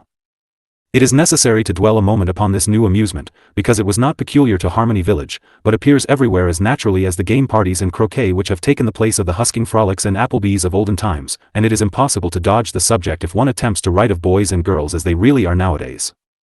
"Here, my hero, see how you like this. If it suits, you will be ready to march as soon as the doctor gives the word," said Ralph, coming into the bird room that evening with a neat little crutch under his arm. "Ha, that looks fine. I'd like to try it right off, but I won't till I get leave." "Did you make it yourself, Raoul?" asked Jack, handling it with delight, as he sat bolt upright, with his leg on a rest, for he was getting on capitally now. "Mostly. Rather a neat job, I flatter myself." "I should say so. What a clever fellow you are." "Any new inventions lately?" asked Frank, coming up to examine and admire. "Only an anti-snoring machine and an elbow pad," answered Ralph, with a twinkle in his eye, as if reminded of something funny. "Go on, and tell about them. I never heard of an anti-snorer." "Jack better have one," said Frank, interested at once. "Well, a rich old lady kept her family awake with that lively music, so she sent to Shirtman and Codleff for something to stop it. They thought it was a good joke, and told me to see what I could do. I thought it over, and got up the nicest little affair you ever saw. It went over the mouth, and had a tube to fit the ear, so when the lady snored she woke herself up and stopped it. It suited exactly. I think of taking out a patent," concluded Ralph, joining in the boys' laugh at the droll idea. "What was the pad?" asked Frank, returning to the small model of an engine he was making. "Oh, that was a mere trifle for a man who had a tender elbow joint and wanted something to protect it. I made a little pad to fit on, and his crazy bone was safe. I planned to have you make me a new leg if this one was spoilt, said Jack, sure that his friend could invent anything under the sun. I'd do my best for you. I made a hand for a fellow once, and that got me my place, you know, answered Ralph, who thought little of such mechanical trifles, and longed to be painting portraits or modeling busts, being an artist as well as an inventor. Here Gus, Ed, and several other boys came in, and the conversation became general. Griff, Chick, and Brickbat were three young gentlemen whose own respectable names were usually ignored, and they cheerfully answered to these nicknames. As the clock struck 7, Frank, who ruled the club with a rod of iron when chairman, took his place behind the study table. Seats stood about it, and a large, shabby book lay before Gus, who was secretary, and kept the records with a lavish expenditure of ink, to judge by the blots. The members took their seats, and nearly all tilted back their chairs and put their hands in their pockets, to keep them out of mischief, for, as everyone knows, it is impossible for two lads to be near each other and refrain from tickling or pinching. Frank gave 3 raps with an old croquet mallet set on a short handle, and with much dignity opened the meeting. Gentlemen, the business of the club will be attended to, and then we will discuss the question, shall girls go to our colleges? The secretary will now read the report of the last meeting. Clearing his throat, Gus read the following brief and elegant report. Club met, December 18th, at the house of G. Burton, ESQ subject. Is summer or winter best fun? A lively powwow. About evenly divided. J. Flint fined 5 cents for disrespect to the chair. A collection of 40 cents taken up to pay for breaking a pane of glass during a free fight of the members on the doorstep. E. Devlin was chosen secretary for the coming year, and a new book contributed by the chairman. That's all. Is there any other business before the meeting? Asked Frank, as the reader closed the old book with a slam and shoved the new one across the table. Ed rose, and glancing about him with an appealing look, said, as if sure his proposition would not be well received, I wish to propose the name of a new member. Bob Walker wants to join, and I think we ought to let him. He is trying to behave well, and I am sure we could help him. Can't we? All the boys looked sober, and Joe, otherwise Brickbat, said, bluntly, I won't. He's a bad lot, and we don't want any such here. Let him go with chaps of his own sort. That is just what I want to keep him from. He's a good-hearted boy enough, only no one looks after him, so he gets into scrapes, as we should, if we were in his place, I dare say. He wants to come here, and would be so proud if he was let in, I know he'd behave. Come now, let's give him a chance, and Ed looked at Gus and Frank, sure that if they stood by him he should carry his point. But Gus shook his head, as if doubtful of the wisdom of the plan, and Frank said gravely, you know we made the rule that the number should never be over 8, and we cannot break it. You needn't. I can't be here half the time, so I will resign and let Bob have my place, began Ed, but he was silenced by shouts of, no, you shan't. We won't let you off. Club would go to smash, if you back out. Let him have my place, I'm the youngest, and you won't miss me, cried Jack, bound to stand by Ed at all costs. We might do that, said Frank, who did object to small boys, though willing to admit this particular one. Better make a new rule to have 10 members, and admit both Bob and Tom Grant, said Ralph, whereat Griff grinned and Joe scowled, for one lad liked Mary's big brother and the other did not. That's a good idea. Put it to vote, said Gus, too kind-hearted to shut the door on anyone. First I want to ask if all you fellows are ready to stand by Bob, out of the club as well as in, for it won't do much good to be kind to him here and cut him at school and in the street, said Ed, heartily in earnest about the matter. I will, cried Jack, ready to follow where his beloved friend led, and the others nodded, unwilling to be outdone by the youngest member. Good. With all of us to lend a hand, we can do a great deal, and I tell you, boys, it is time, if we want to keep poor Bob straight. We all turn our backs on him, so he loafs round the tavern, and goes with fellows we don't care to know. But he isn't bad yet, and we can keep him up, I'm sure, if we just try. I hope to get him into the lodge, and that will be half the battle, won't it, Frank? Added Ed, sure that this suggestion would have weight with the honorable chairman. Bring him along, I'm with you, answered Frank, making up his mind at once, for he had joined the Temperance Lodge 4 years ago, and already 6 boys had followed his example. He is learning to smoke, but we'll make him drop it before it leads to worse. You can help him there, Admiral, if you only will, added Ed, giving a grateful look at one friend, and turning to the other. I'm your man, and Gus looked as if he knew what he promised, for he had given up smoking to oblige his father, and kept his word like a hero. You other fellows can do a good deal by just being kind and not twitting him with old scrapes, and I'll do anything I can for you all to pay for this, and Ed sat down with a beaming smile, feeling that his cause was won. The vote was taken, and all hands went up, for even surly Joe gave in, so Bob and Tom were duly elected, and proved their gratitude for the honor done them by becoming worthy members of the club. It was only boys' play now, but the kind heart and pure instincts of one lad showed the others how to lend a helping hand to a comrade in danger, and win him away from temptation to the safer pastimes of their more guarded lives.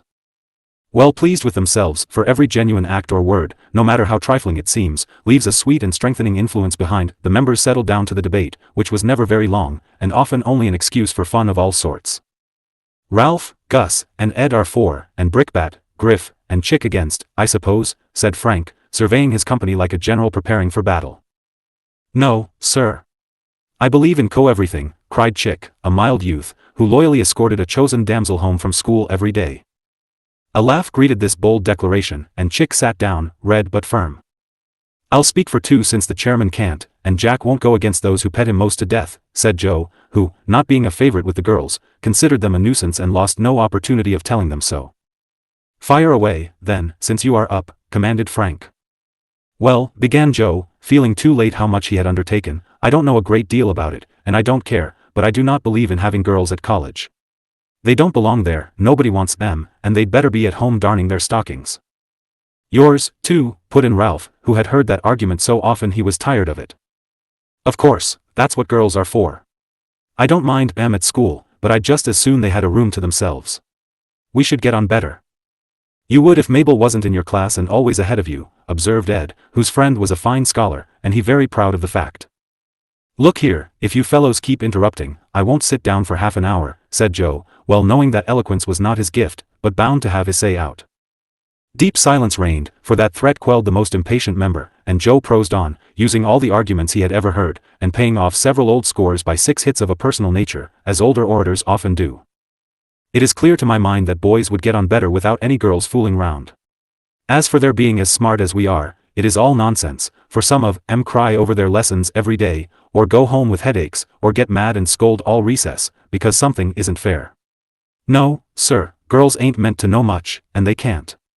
Wise folks say so and I believe 'em. Haven't got any sisters myself, and I don't want any, for they don't seem to amount to much, according to those who do have 'em. Groans from Gus and Ed greeted the closing remarks of the ungallant Joe, who sat down, feeling that he had made somebody squirm. Up jumped Griff, the delight of whose life was practical jokes, which amiable weakness made him the terror of the girls, though they had no other fault to find with the merry lad. Mr. Chairman, the ground I take is this, girls have not the strength to go to college with us. They couldn't row a race, go on a lark, or take care of themselves, as we do. They are all well enough at home, and I like them at parties, but for real fun and go I wouldn't give a cent for them, began Griff, whose views of a collegiate life were confined to the enjoyments rather than the studies of that festive period. I have tried them, and they can't stand anything. They scream if you tell them there is a mouse in the room, and run if they see a big dog. I just put a cockroach in Molly's desk one day, and when she opened it she jumped as if she was shot. So did the gentlemen of the club, for at that moment half a dozen firecrackers exploded under the chair Griff had left, and flew wildly about the room. Order was with difficulty restored, the mischievous party summarily chastised and commanded to hold his tongue, under penalty of ejectment from the room if he spoke again. Firmly grasping that red and unruly member, Griff composed himself to listen, with his nose in the air and his eyes shining like black beads. Ed was always the peacemaker, and now, when he rose with his engaging smile, his voice fell like oil upon the troubled waters, and his bright face was full of the becoming bashfulness which afflicts youths of 17 when touching upon such subjects of newly acquired interest as girls and their pleasant but perplexing ways. It seems to me we have hardly considered the matter enough to be able to say much. But I think that school would be awfully dry and dismal without, any young ladies to make it nice. I wouldn't give a pin to go if there was only a crowd of fellows, though I like a good game as well as any man. I pity any boy who has no sisters, continued Ed, warming up as he thought of his own, who loved him dearly, as well they might, for a better brother never lived. Home wouldn't be worth having without them to look after a fellow, to keep him out of scrapes, help him with his lessons, and make things jolly for his friends.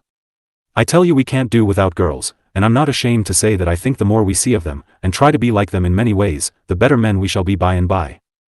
Here! Here! Cried Frank, in his deepest tone, for he heartily agreed to that, having talked the matter over with his mother, and received much light upon things which should always be set right in young heads and hearts. And who can do this so wisely and well as mothers, if they only will? Feeling that his sentiments had been approved, and he need not be ashamed of the honest color in his cheeks, Ed sat down amid the applause of his side, especially of Jack, who pounded so vigorously with his crutch that Mrs. Peck popped in her head to see if anything was wanted. No, thank you, ma'am, we were only cheering Ed, said Gus, now upon his legs, and rather at a loss what to say till Mrs. Peck's appearance suggested an idea, and he seized upon it. My honored friend has spoken so well that I have little to add. I agree with him, and if you want an example of what girls can do, why, look at Jill.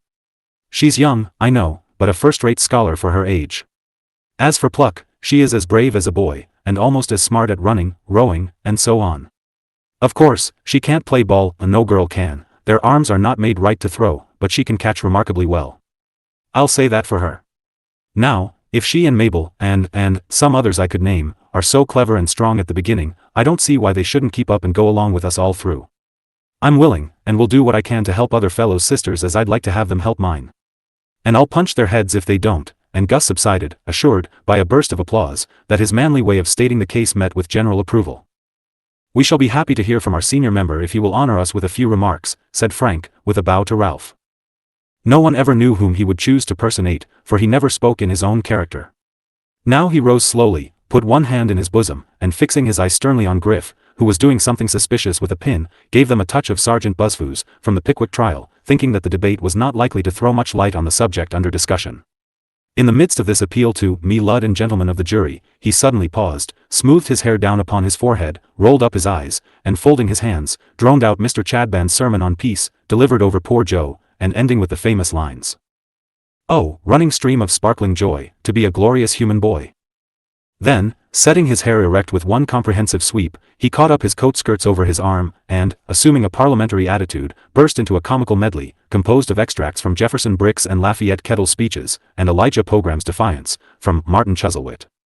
Gazing at Gus, who was convulsed with suppressed merriment, he thundered forth.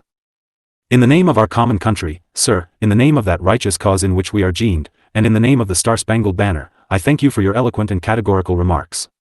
You, sir, are a model of a man fresh from nature's mold. A true-born child of this free hemisphere, verdant as the mountains of our land, bright and flowin' as our mineral licks, unspiled by fashion as air our boundless careers. Rough you may be, so air our bars. Wild you may be, so air our buff ailers. But, sir, you are a child of freedom, and your proud answer to the tyrant is, that your bright home is in the set-tin, Sunday. And, sir, if any man denies this fact, though it be the British Lion himself, I defy him. Let me have him here. Smiting the table, and causing the inkstand to skip, here, upon this sacred altar. Here, upon the ancestral ashes cemented with the glorious blood poured out like water on the plains of Chickabiddy Lick. Alone I dare that lion, and tell him that freedom's hand once twisted in his mane, he rolls a course before me, and the eagles of the great republic scream, ha, ha. By this time the boys were rolling about in fits of laughter, even sober Frank was red and breathless, and Jack lay back, feebly squealing, as he could laugh no more. In a moment Ralph was as meek as a Quaker, and sat looking about him with a mildly astonished air, as if inquiring the cause of such unseemly mirth. A knock at the door produced a lull, and in came a maid with apples. Time's up, fall to and make yourselves comfortable, was the summary way in which the club was released from its sterner duties and permitted to unbend its mighty mind for a social half-hour, chiefly devoted to whist, with an Indian war dance as a closing ceremony. Jack and Jill Chapter 10. The Dramatic Club. While Jack was hopping gaily about on his crutches, poor Jill was feeling the effects of her second fall, and instead of sitting up, as she hoped to do after 6 weeks of rest, she was ordered to lie on a board for 2 hours each day. Not an easy penance, by any means, for the board was very hard, and she could do nothing while she lay there, as it did not slope enough to permit her to read without great fatigue of both eyes and hands.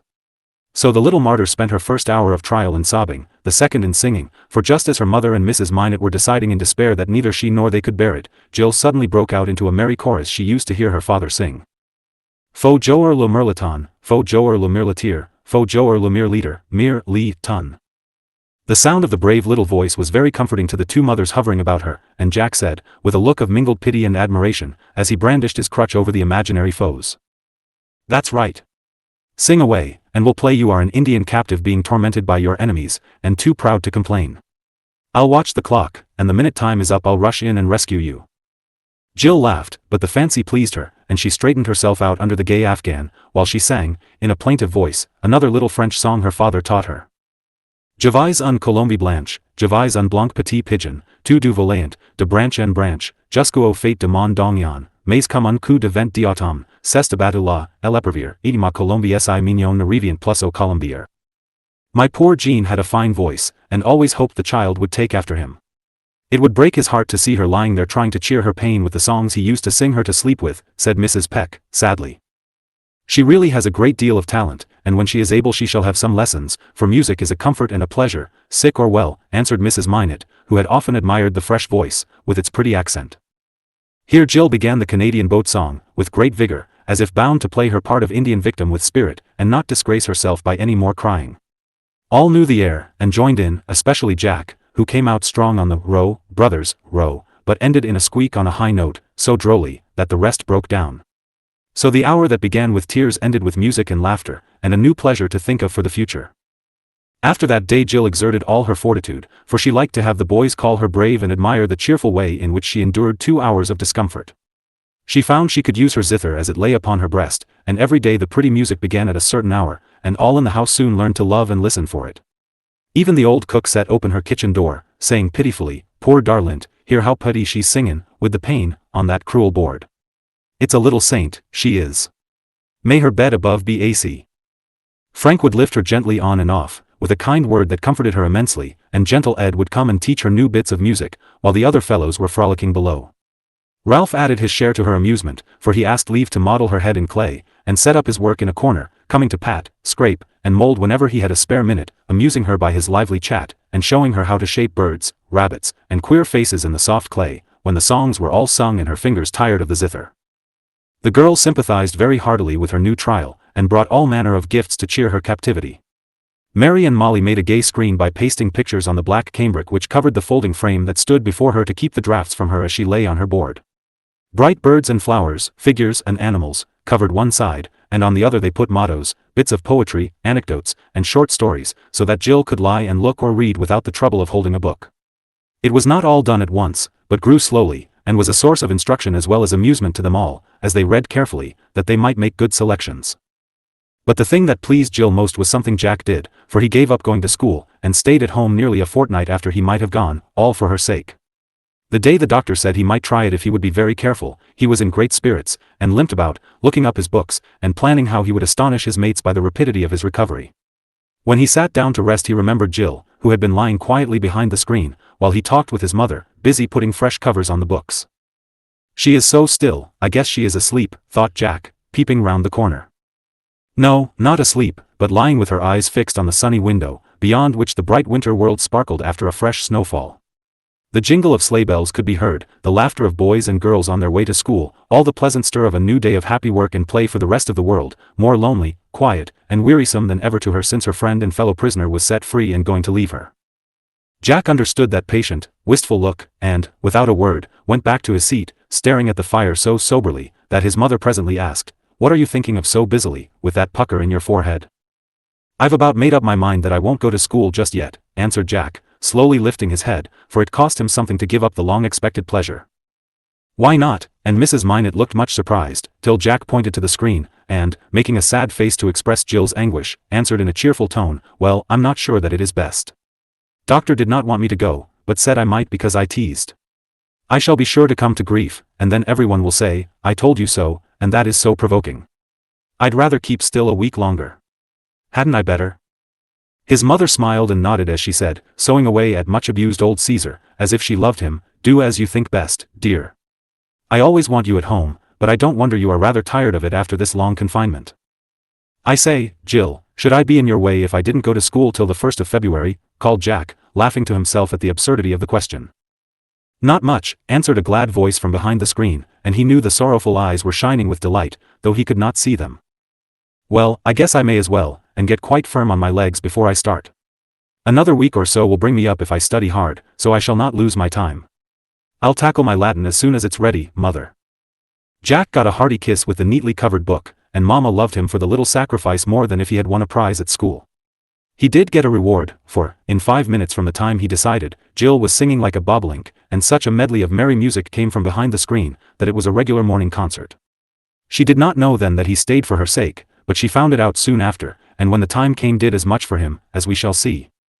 It proved a wise decision, for the last part of January was so stormy Jack could not have gone half the time. So, while the snow drifted, and bitter winds raged, he sat snugly at home amusing Jill, and getting on bravely with his lessons, for Frank took great pains with him to show his approbation of the little kindness, and, somehow, the memory of it seemed to make even the detested Latin easier.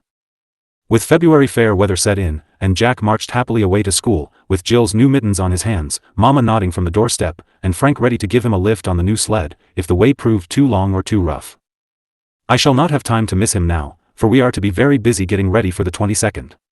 The dramatic club meets tonight, and would like to come here, if they may, so I can help, said Jill, as Mrs. Minot came up, expecting to find her rather low in her mind. Certainly, and I have a basket of old finery I looked up for the club when I was rummaging out bits of silk for your blue quilt, answered the good lady, who had set up a new employment to beguile the hours of Jack's absence. When the girls arrived, that evening, they found Mrs. Chairwoman surrounded by a strew of theatrical properties, enjoying herself very much. All brought such contributions as they could muster, and all were eager about a certain tableau which was to be the gem of the whole, they thought. Jill, of course, was not expected to take any part, but her taste was good, so all consulted her as they showed their old silks, laces, and flowers, asking who should be this, and who that. All wanted to be the Sleeping Beauty, for that was the chosen scene, with the slumbering court about the princess, and the prince in the act of awakening her. Jack was to be the hero, brave in his mother's velvet cape, red boots, and a real sword, while the other boys were to have parts of more or less splendor. Mabel should be the beauty, because her hair is so lovely, said Juliet, who was quite satisfied with her own part of the queen. No, Mary ought to have it, as she is the prettiest, and has that splendid veil to wear, answered Molly, who was to be the maid of honor, cuffing the little page, Boo. I don't care a bit, but my feather would be fine for the princess, and I don't know as Emma would like to have me lend it to anyone else, said Annette, waving a long white plume over her head, with girlish delight in its grace.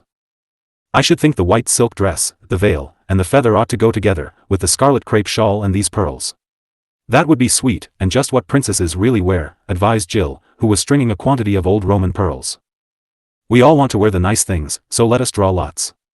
Wouldn't that be the fairest way? Asked Mary, looking like a rosy little bride, under a great piece of illusion, which had done duty in many plays. The prince is light, so the princess must be darkish. We ought to choose the girl who will look best, as it is a picture. I heard Miss Delano say so, when the ladies got up the tableaus, last winter, and everyone wanted to be Cleopatra, said Jill decidedly. You choose, and then if we can't agree we will draw lots, proposed Susie, who, being plain, knew there was little hope of her getting a chance in any other way. So all stood in a row, and Jill, from her sofa, surveyed them critically, feeling that the one Jack would really prefer was not among the number. I choose that one, for Juliet wants to be queen, Molly would make faces, and the others are too big or too light, pronounced Jill, pointing to Mary, who looked pleased, while Mabel's face darkened, and Susie gave a disdainful sniff. You'd better draw lots, and then there will be no fuss. Ju and I are out of the fight, but you three can try, and let this settle the matter, said Molly, handing Jill a long strip of paper. All agreed to let it be so, and when the bits were ready drew in turn. This time fate was evidently on Mary's side, and no one grumbled when she showed the longest paper. Go and dress, then come back, and we'll plan how we are to be placed before we call up the boys, commanded Jill, who was manager, since she could be nothing else. The girls retired to the bedroom and began to rig up, as they called it, but discontent still lurked among them, and showed itself in sharp words, envious looks, and disobliging acts. Am I to have the white silk and the feather? Asked Mary, delighted with the silvery shimmer of the one and the graceful droop of the other, though both were rather shabby. You can use your own dress.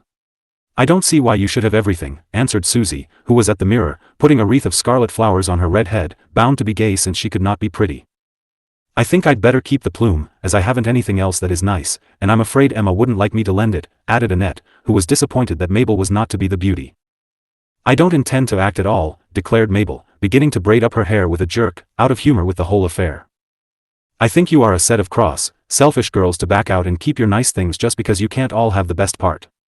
I'm ashamed of you, scolded Molly, standing by Mary, who was sadly surveying her mother's old purple silk, which looked like brown in the evening.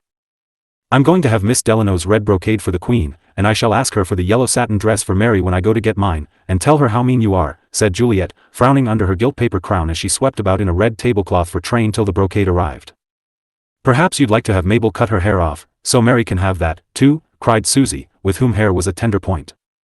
Light hair isn't wanted, so Ju will have to give hers, or you'd better borrow Miss Bat's frisette, added Mabel, with a scornful laugh. I just wish Miss Bat was here to give you girls a good shaking.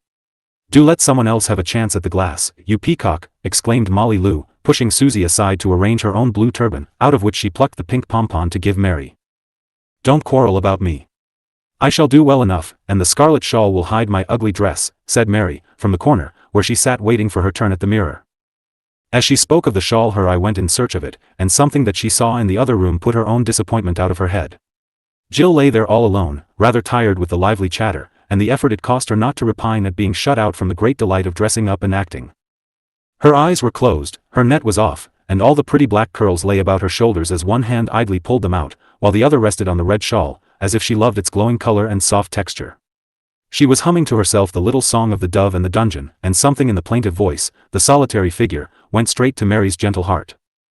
Poor Jilly can't have any of the fun, was the first thought, then came a second, that made Mary start and smile, and in a minute whisper so that all but Jill could hear her, "Girls, I'm not going to be the princess.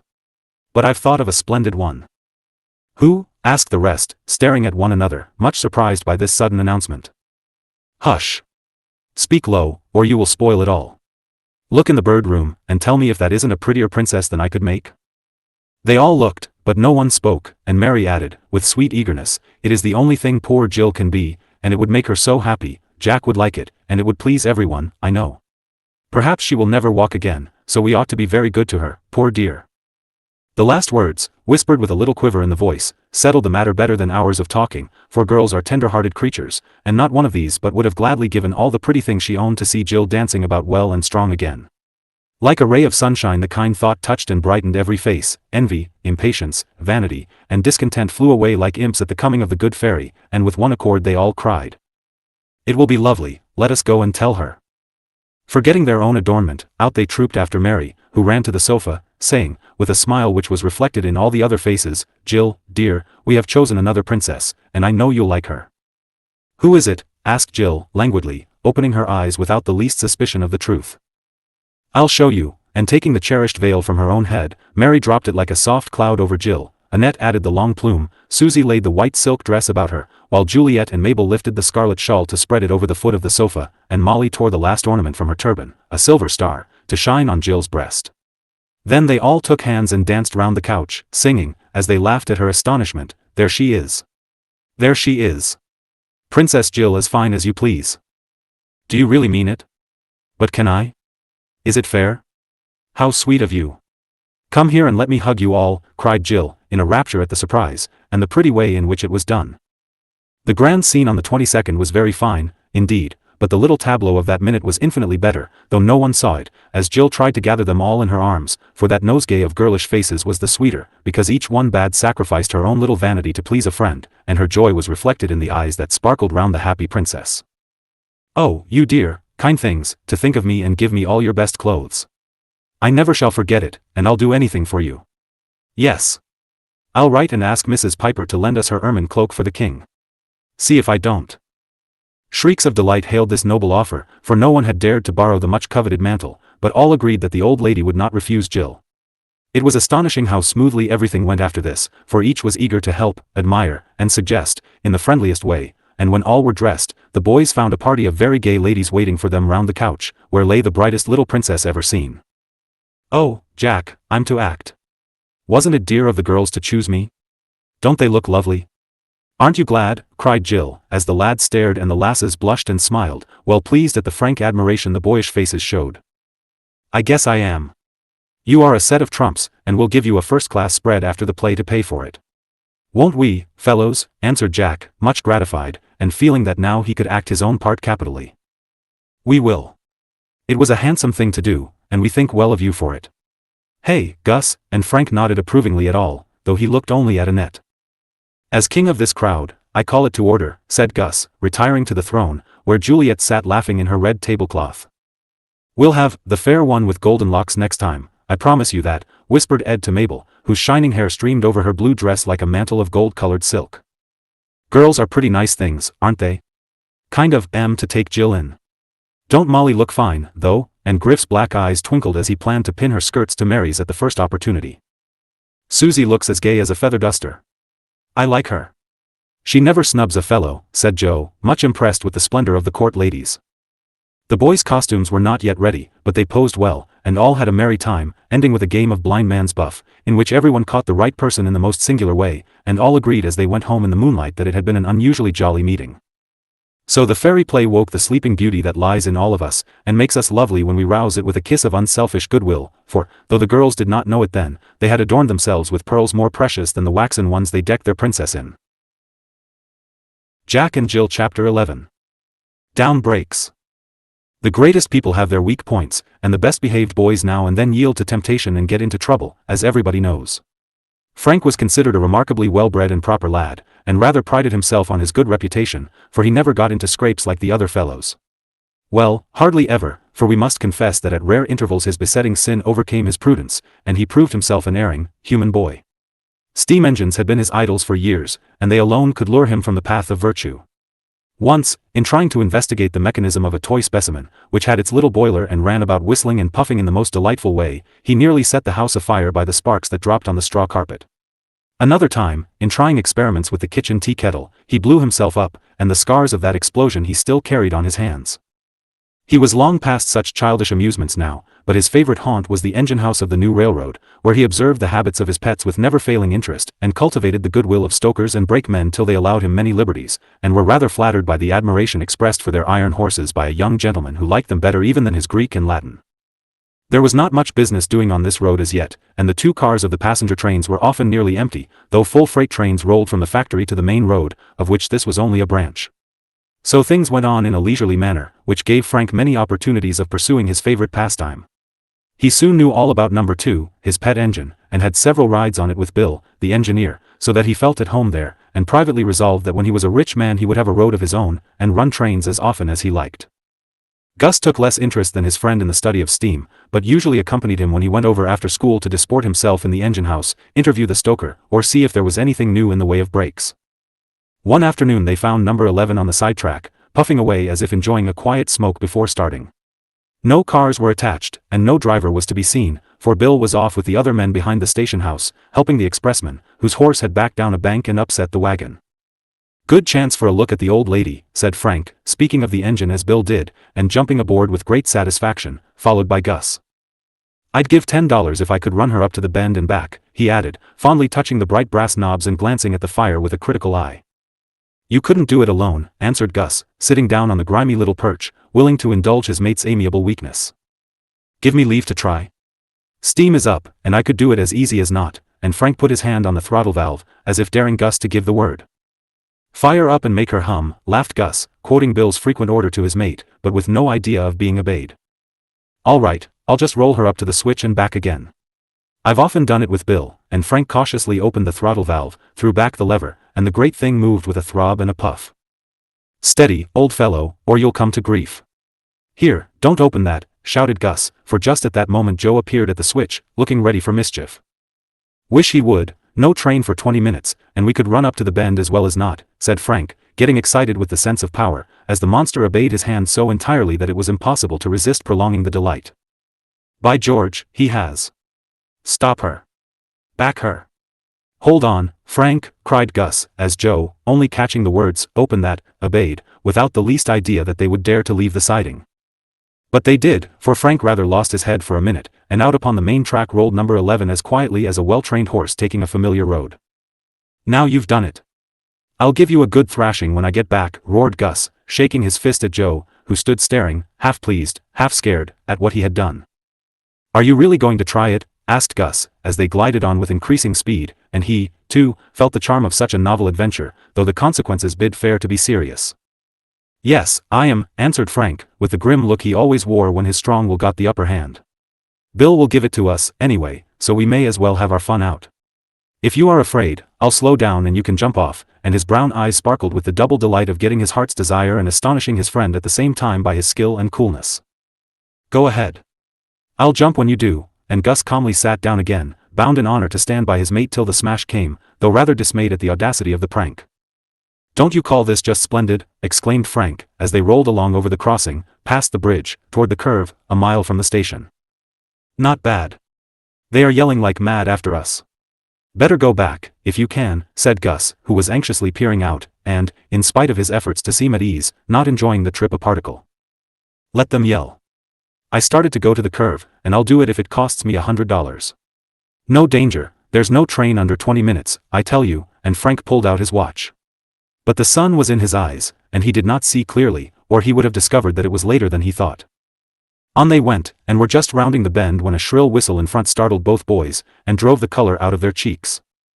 "It's the factory train," cried Gus, in a husky tone, as he sprang to his feet.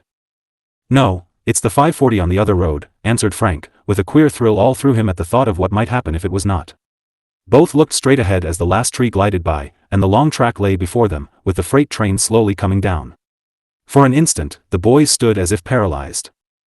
"Jump," said Gus, looking at the steep bank on one side and the river on the other, undecided which to try. "Sit still," commanded Frank, collecting his wits, as he gave a warning whistle to retard the oncoming train, while he reversed the engine and went back faster than he came. A crowd of angry men was waiting for them, and Bill stood at the open switch in a towering passion as number 11 returned to her place unharmed, but bearing two pale and frightened boys, who stepped slowly and silently down, without a word to say for themselves, while the freight train rumbled by on the main track.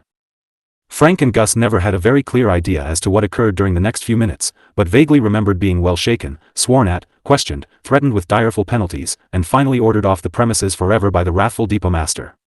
Joe was nowhere to be seen, and as the two culprits walked away, trying to go steadily, while their heads spun round, and all the strength seemed to have departed from their legs, Frank said, in an exhausted tone, "Come down to the boathouse and rest a minute."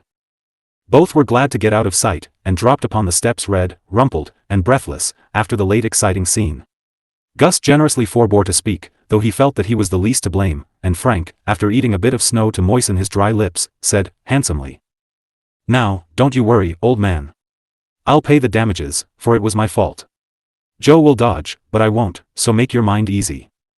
"We shan't hear the last of this in a hurry," responded Gus, relieved, yet anxious, as he thought of the reprimand his father would give him. "I hope mother won't hear of it till I tell her quietly myself. She will be so frightened, and think I'm surely smashed up, if she is told in a hurry," and Frank gave a shiver, as all the danger he had run came over him suddenly. "I thought we were done for when we saw that train. Guess we should have been if you had not had your wits about you. I always said you were a cool one," and Gus patted Frank's back with a look of great admiration, for, now that it was all over, he considered it a very remarkable performance. "Which do you suppose it will be, fine or imprisonment?" asked Frank, after sitting in a despondent attitude for a moment. "Shouldn't wonder if it was both. Running off with an engine is no joke, you know." "What did possess me to be such a fool?" groaned Frank, repenting, all too late, of yielding to the temptation which assailed him. "Bear up, old fellow, I'll stand by you, and if the worst comes, I'll call as often as the rules of the prison allow," said Gus, consolingly, as he gave his afflicted friend an arm, and they walked away, both feeling that they were marked men from that day forth. Meantime, Joe, as soon as he recovered from the shock of seeing the boys actually go off, ran away, as fast as his legs could carry him, to prepare Mrs. Minot for the loss of her son, for the idea of their coming safely back never occurred to him, his knowledge of engines being limited. A loud ring at the bell brought Mrs. Peck, who was guarding the house, while Mrs. Minot entertained a parlor full of company. "Frank's run off with number 11, and he'll be killed sure. Thought I'd come up and tell you," stammered Joe, all out of breath and looking wild. He got no further, for Mrs. Peck clapped one hand over his mouth, caught him by the collar with the other, and hustled him into the anteroom before anyone else could hear the bad news. "Tell me all about it, and don't shout. What's come to the boy?" she demanded, in a tone that reduced Joe to a whisper at once. "Go right back and see what has happened to him, then come and tell me quietly. I'll wait for you here." "I wouldn't have his mother startled for the world," said the good soul, when she knew all. "Oh, I dar assent. I opened the switch as they told me to, and Bill will half kill me when he knows it," cried Joe, in a panic, as the awful consequences of his deed rose before him, showing both boys mortally injured and several trains wrecked. "Then take yourself off home and hold your tongue. I'll watch the door, for I won't have any more ridiculous boys tearing in to disturb my lady." Mrs. Peck often called this good neighbor my lady when speaking of her, for Mrs. Minot was a true gentlewoman, and much pleasanter to live with than the titled mistress had been. Joe scudded away as if the constable was after him, and presently Frank was seen slowly approaching with an unusually sober face and a pair of very dirty hands. "Thank heaven, he's safe," and, softly opening the door, Mrs. Peck actually hustled the young master into the anteroom as unceremoniously as she had hustled Joe. "I beg pardon, but the parlor is full of company, and that fool of a Joe came roaring in with a cock-and-bull story that gave me quite a turn." "What is it, Mr. Frank?" she asked eagerly, seeing that something was amiss. He told her in a few words, and she was much relieved to find that no harm had been done. "Ah, the danger is to come," said Frank, darkly, as he went away to wash his hands and prepare to relate his misdeeds. "It was a very bad quarter of an hour for the poor fellow, who so seldom had any grave faults to confess, but he did it manfully, and his mother was so grateful for the safety of her boy that she found it difficult to be severe enough, and contented herself with forbidding any more visits to the too charming number 11. "What do you suppose will be done to me?" asked Frank, on whom the idea of imprisonment had made a deep impression. "I don't know, dear, but I shall go over to see Mr. Burton right after tea. He will tell us what to do and what to expect. Gus must not suffer for your fault. He'll come off clear enough, but Joe must take his share, for if he hadn't opened that confounded switch, no harm would have been done. But when I saw the way clear, I actually couldn't resist going ahead," said Frank, getting excited again at the memory of that blissful moment when he started the engine. Here Jack came hurrying in, having heard the news, and refused to believe it from any lips but Frank's. When he could no longer doubt, he was so much impressed with the daring of the deed that he had nothing but admiration for his brother, till a sudden thought made him clap his hands and exclaim exultingly. "His runaway beats mine all hollow, and now he can't crow over me.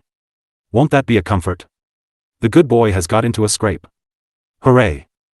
This was such a droll way of taking it, that they had to laugh, and Frank took his humiliation so meekly that Jack soon fell to comforting him, instead of crowing over him. Jill thought it a most interesting event, and, when Frank and his mother went over to consult Mr. Burton, she and Jack planned out for the dear culprit a dramatic trial which would have convulsed the soberest of judges. His sentence was 10 years' imprisonment, and such heavy fines that the family would have been reduced to beggary but for the sums made by Jill's fancy work and Jack's success as a champion pedestrian. They found such comfort and amusement in this sensational program that they were rather disappointed when Frank returned, reporting that a fine would probably be all the penalty exacted, as no harm had been done, and he and Gus were such respectable boys. What would happen to Joe, he could not tell, but he thought a good whipping ought to be added to his share. Of course, the affair made a stir in the little world of children, and when Frank went to school, feeling that his character for good behavior was forever damaged, he found himself a lion, and was in danger of being spoiled by the admiration of his comrades, who pointed him out with pride as the fellow who ran off with a steam engine. But an interview with Judge Kemble, a fine of $25, and lectures from all the grown people of his acquaintance, prevented him from regarding his escapade as a feat to boast of. He discovered, also, how fickle a thing is public favor, for very soon those who had praised began to tease, and it took all his courage, patience, and pride to carry him through the next week or two. The lads were never tired of alluding to number 11, giving shrill whistles in his ear, asking if his watch was right, and drawing locomotives on the blackboard whenever they got a chance. The girls, too, had sly nods and smiles, hints and jokes of a milder sort, which made him color and fume, and once lose his dignity entirely. Molly Lou, who dearly loved to torment the big boys, and dared attack even solemn Frank, left one of Boo's old tin trains on the doorstep, directed to Conductor Minot, who, I regret to say, could not refrain from kicking it into the street, and slamming the door with a bang that shook the house. Shrieks of laughter from wicked Molly and her coadjutor, Griff, greeted this explosion of wrath, which did no good, however, for half an hour later the same cars, all in a heap, were on the steps again, with two headless dolls tumbling out of the cab, and the dilapidated engine labeled, number 11 after the collision. No one ever saw that ruin again, and for days Frank was utterly unconscious of Molly's existence, as propriety forbade his having it out with her as he had with Griff. Then Annette made peace between them, and the approach of the 22nd gave the wags something else to think of.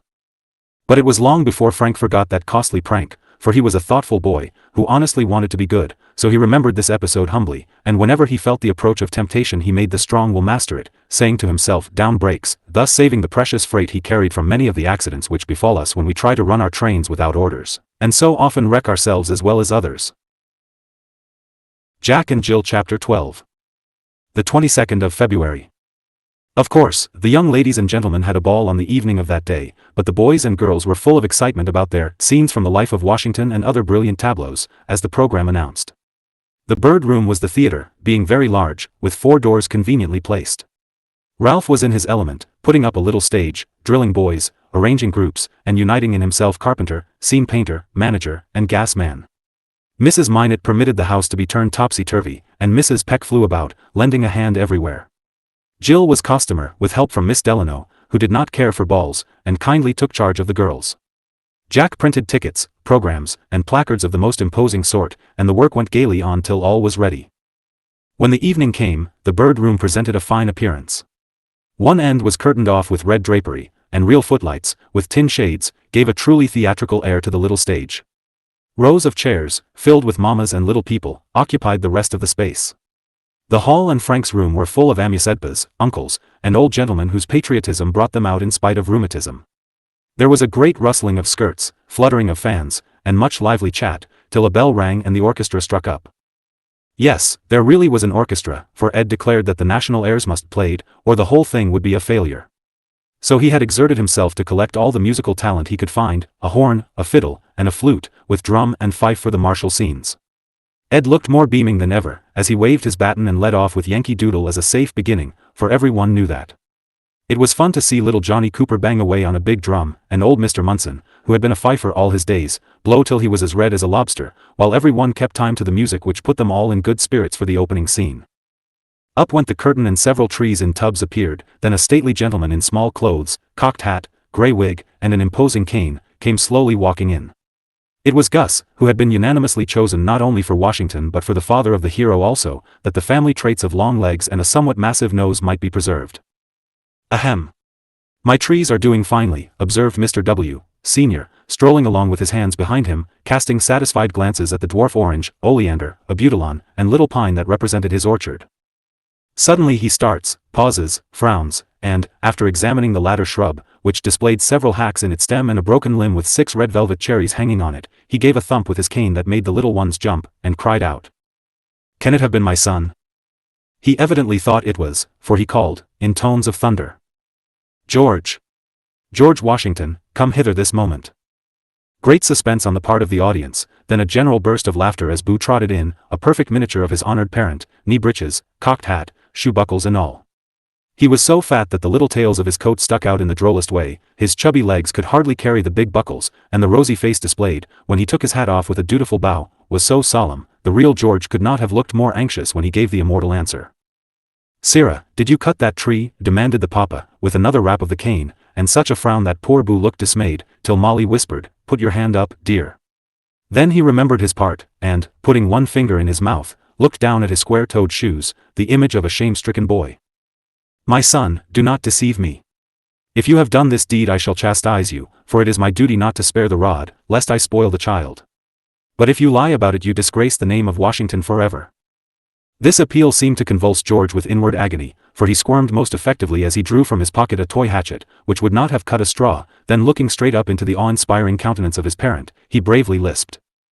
"Papa, I cannot tell a lie. I did tut it with my little hanchet. Noble boy, come to my arms. I had rather you spoil Tommy cherry trees than tell one lie," cried the delighted gentleman, catching his son in an embrace so close that the fat legs kicked convulsively, and the little coat-tails waved in the breeze, while cane and hatchet fell with a dramatic bang. The curtain descended on this affecting tableau, but the audience called out both Washingtons, and they came, hand in hand, bowing with the cocked hats pressed to their breasts, the elder smiling blandly, while the younger, still flushed by his exertions, nodded to his friends, asking, with engaging frankness, "Wasn't it nice?" The next was a marine piece, for a boat was seen, surrounded by tumultuous waves of blue cambric, and rowed by a party of stalwart men in regimentals, who with difficulty kept their seats, for the boat was only a painted board, and they sat on boxes or stools behind it. But few marked the rowers, for in their midst, tall, straight, and steadfast as a mast, stood one figure in a cloak, with folded arms, high boots, and, under the turned-up hat, a noble countenance, stern with indomitable courage. A sword glittered at his side, and a banner waved over him, but his eye was fixed on the distant shore, and he was evidently unconscious of the roaring billows, the blocks of ice, the discouragement of his men, or the danger and death that might await him. Napoleon crossing the Alps was not half so sublime, and with one voice the audience cried, "Washington crossing the Delaware," while the band burst forth with, "See, the conquering hero comes," all out of tune, but bound to play it or die in the attempt. It would have been very successful if, all of a sudden, one of the rowers had not caught a crab with disastrous consequences. The oars were not moving, but a veteran, who looked very much like Joe, dropped the one he held, and in trying to turn and pummel the black-eyed warrior behind him, he tumbled off his seat, upsetting 2 other men, and pulling the painted boat upon them as they lay kicking in the cambric deep. Shouts of laughter greeted this mishap, but George Washington never stirred. Grasping the banner, he stood firm when all else went down in the general wreck, and the icy waves engulfed his gallant crew, leaving him erect amid a chaos of wildly tossing boots, entangled oars, and red-faced victims. Such godlike dignity could not fail to impress the frivolous crowd of laughers, and the curtain fell amid a round of applause for him alone. "Quite exciting, wasn't it?" "Didn't know Gus had so much presence of mind," said Mr. Burton, well pleased with his boy. "If we did not know that Washington died in his bed, December 14, 1799, should fear that we'd seen the last of him in that shipwreck," laughed an old gentleman, proud of his memory for dates. Much confusion reigned behind the scenes. Ralph was heard scolding, and Joe set everyone off again by explaining, audibly, that Griff tickled him, and he couldn't stand it. A pretty, old-fashioned picture of the Daughters of Liberty followed, for the girls were determined to do honor to the brave and patient women who so nobly bore their part in the struggle, yet are usually forgotten when those days are celebrated. The damsels were charming in the big caps, flowered gowns, and high-heeled shoes of their great-grandmothers, as they sat about a spider-legged table talking over the tax, and pledging themselves to drink no more tea till it was taken off. Molly was on her feet proposing, liberty forever, and down with all tyrants, to judge from her flashing eyes as she held her eggshell cup aloft, while the others lifted theirs to drink the toast, and Mary, as hostess, sat with her hand on an antique teapot, labeled Sage, ready to fill again when the patriotic ladies were ready for a second dish. This was much applauded, and the curtain went up again, for the proud parents enjoyed seeing their pretty girls in the faded finery of 100 years ago. The band played Auld Lang Syne, as a gentle hint that our foremothers should be remembered as well as the forefathers.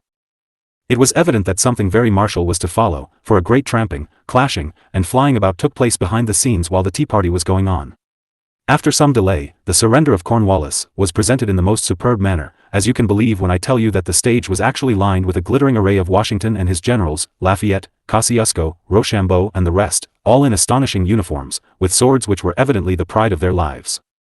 Fife and drum struck up a march, and in came Cornwallis, much cast down but full of manly resignation, as he surrendered his sword, and stood aside with averted eyes while his army marched past, piling their arms at the hero's feet. This scene was the delight of the boys, for the rifles of Company F had been secured, and at least a dozen soldiers kept filing in and out in British uniform till Washington's august legs were hidden by the heaps of arms rattled down before him. The martial music, the steady tramp, and the patriotic memories awakened, caused this scene to be enthusiastically encored, and the boys would have gone on marching till midnight if Ralph had not peremptorily ordered down the curtain and cleared the stage for the next tableau. This had been artfully slipped in between two brilliant ones, to show that the father of his country had to pay a high price for his glory. The darkened stage represented what seemed to be a camp in a snowstorm, and a very forlorn camp, too, for on the cold, cold ground, a reckless display of cotton batting, lay ragged soldiers, sleeping without blankets, their worn-out boots turned up pathetically, and no sign of food or fire to be seen. A very shabby sentinel, with feet bound in bloody cloths, and his face as pale as chalk could make it, gnawed a dry crust as he kept his watch in the wintry night. A tent at the back of the stage showed a solitary figure sitting on a log of wood, poring over the map spread upon his knee, by the light of one candle stuck in a bottle. There could be no doubt who this was, for the buff and blue coat, the legs, the nose, the attitude, all betrayed the great George laboring to save his country, in spite of privations, discouragements, and dangers which would have daunted any other man. "Valley Forge," said someone, and the room was very still as old and young looked silently at this little picture of a great and noble struggle in one of its dark hours. The crust, the wounded feet, the rags, the snow, the loneliness, the indomitable courage and endurance of these men touched the hearts of all, for the mimic scene grew real for a moment, and, when a child's voice broke the silence, asking pitifully, "Oh, Mama, was it truly as dreadful as that?" a general outburst answered, as if every one wanted to cheer up the brave fellows and bid them fight on, for victory was surely coming. In the next scene it did come, and Washington at Trenton was prettily done. An arch of flowers crossed the stage, with the motto, "The defender of the mothers will be the preserver of the daughters," and, as the hero with his generals advanced on one side, a troop of girls, in old-fashioned muslin frocks, came to scatter flowers before him, singing the song of long ago. "Welcome, mighty chief, once more welcome to this grateful shore, now no mercenary foe aims again the fatal blow, aims at thee the fatal blow.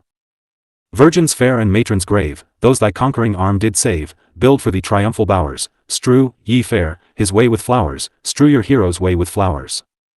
And they did, singing with all their hearts as they flung artificial roses and lilies at the feet of the great men, who bowed with benign grace.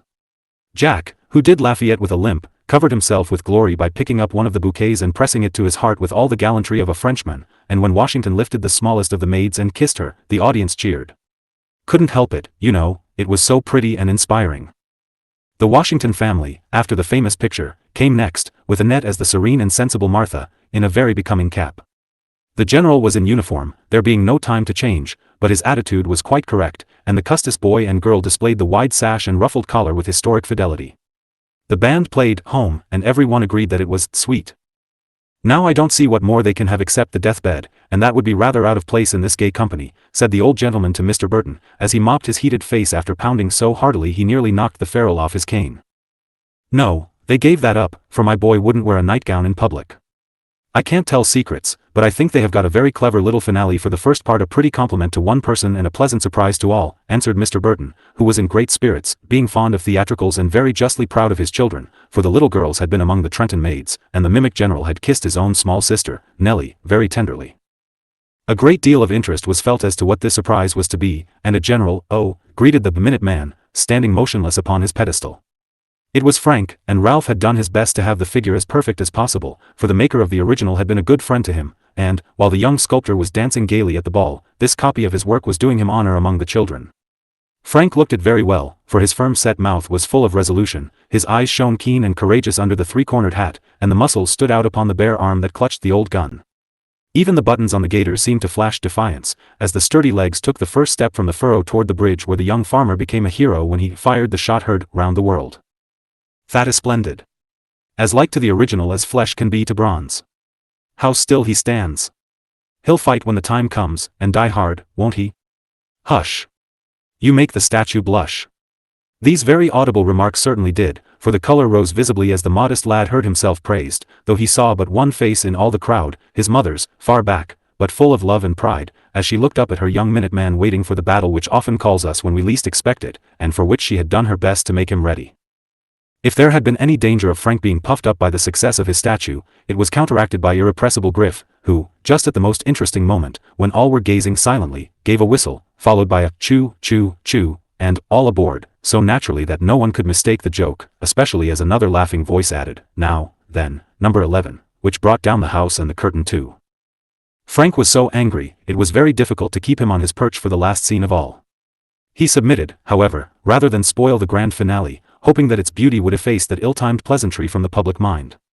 So, when the agreeable clamor of hands and voices called for a repetition, the minute man reappeared, grimmer than before. But not alone, for grouped all about his pedestal were Washington and his generals, the matrons and maids, with a background of troops shouldering arms, Griff and Joe doing such rash things with their muskets, that more than one hero received a poke in his august back. Before the full richness of this picture had been taken in, Ed gave a rap, and all burst out with "Hail Columbia," in such an inspiring style that it was impossible for the audience to refrain from joining, which they did, all standing and all singing with a heartiness that made the walls ring.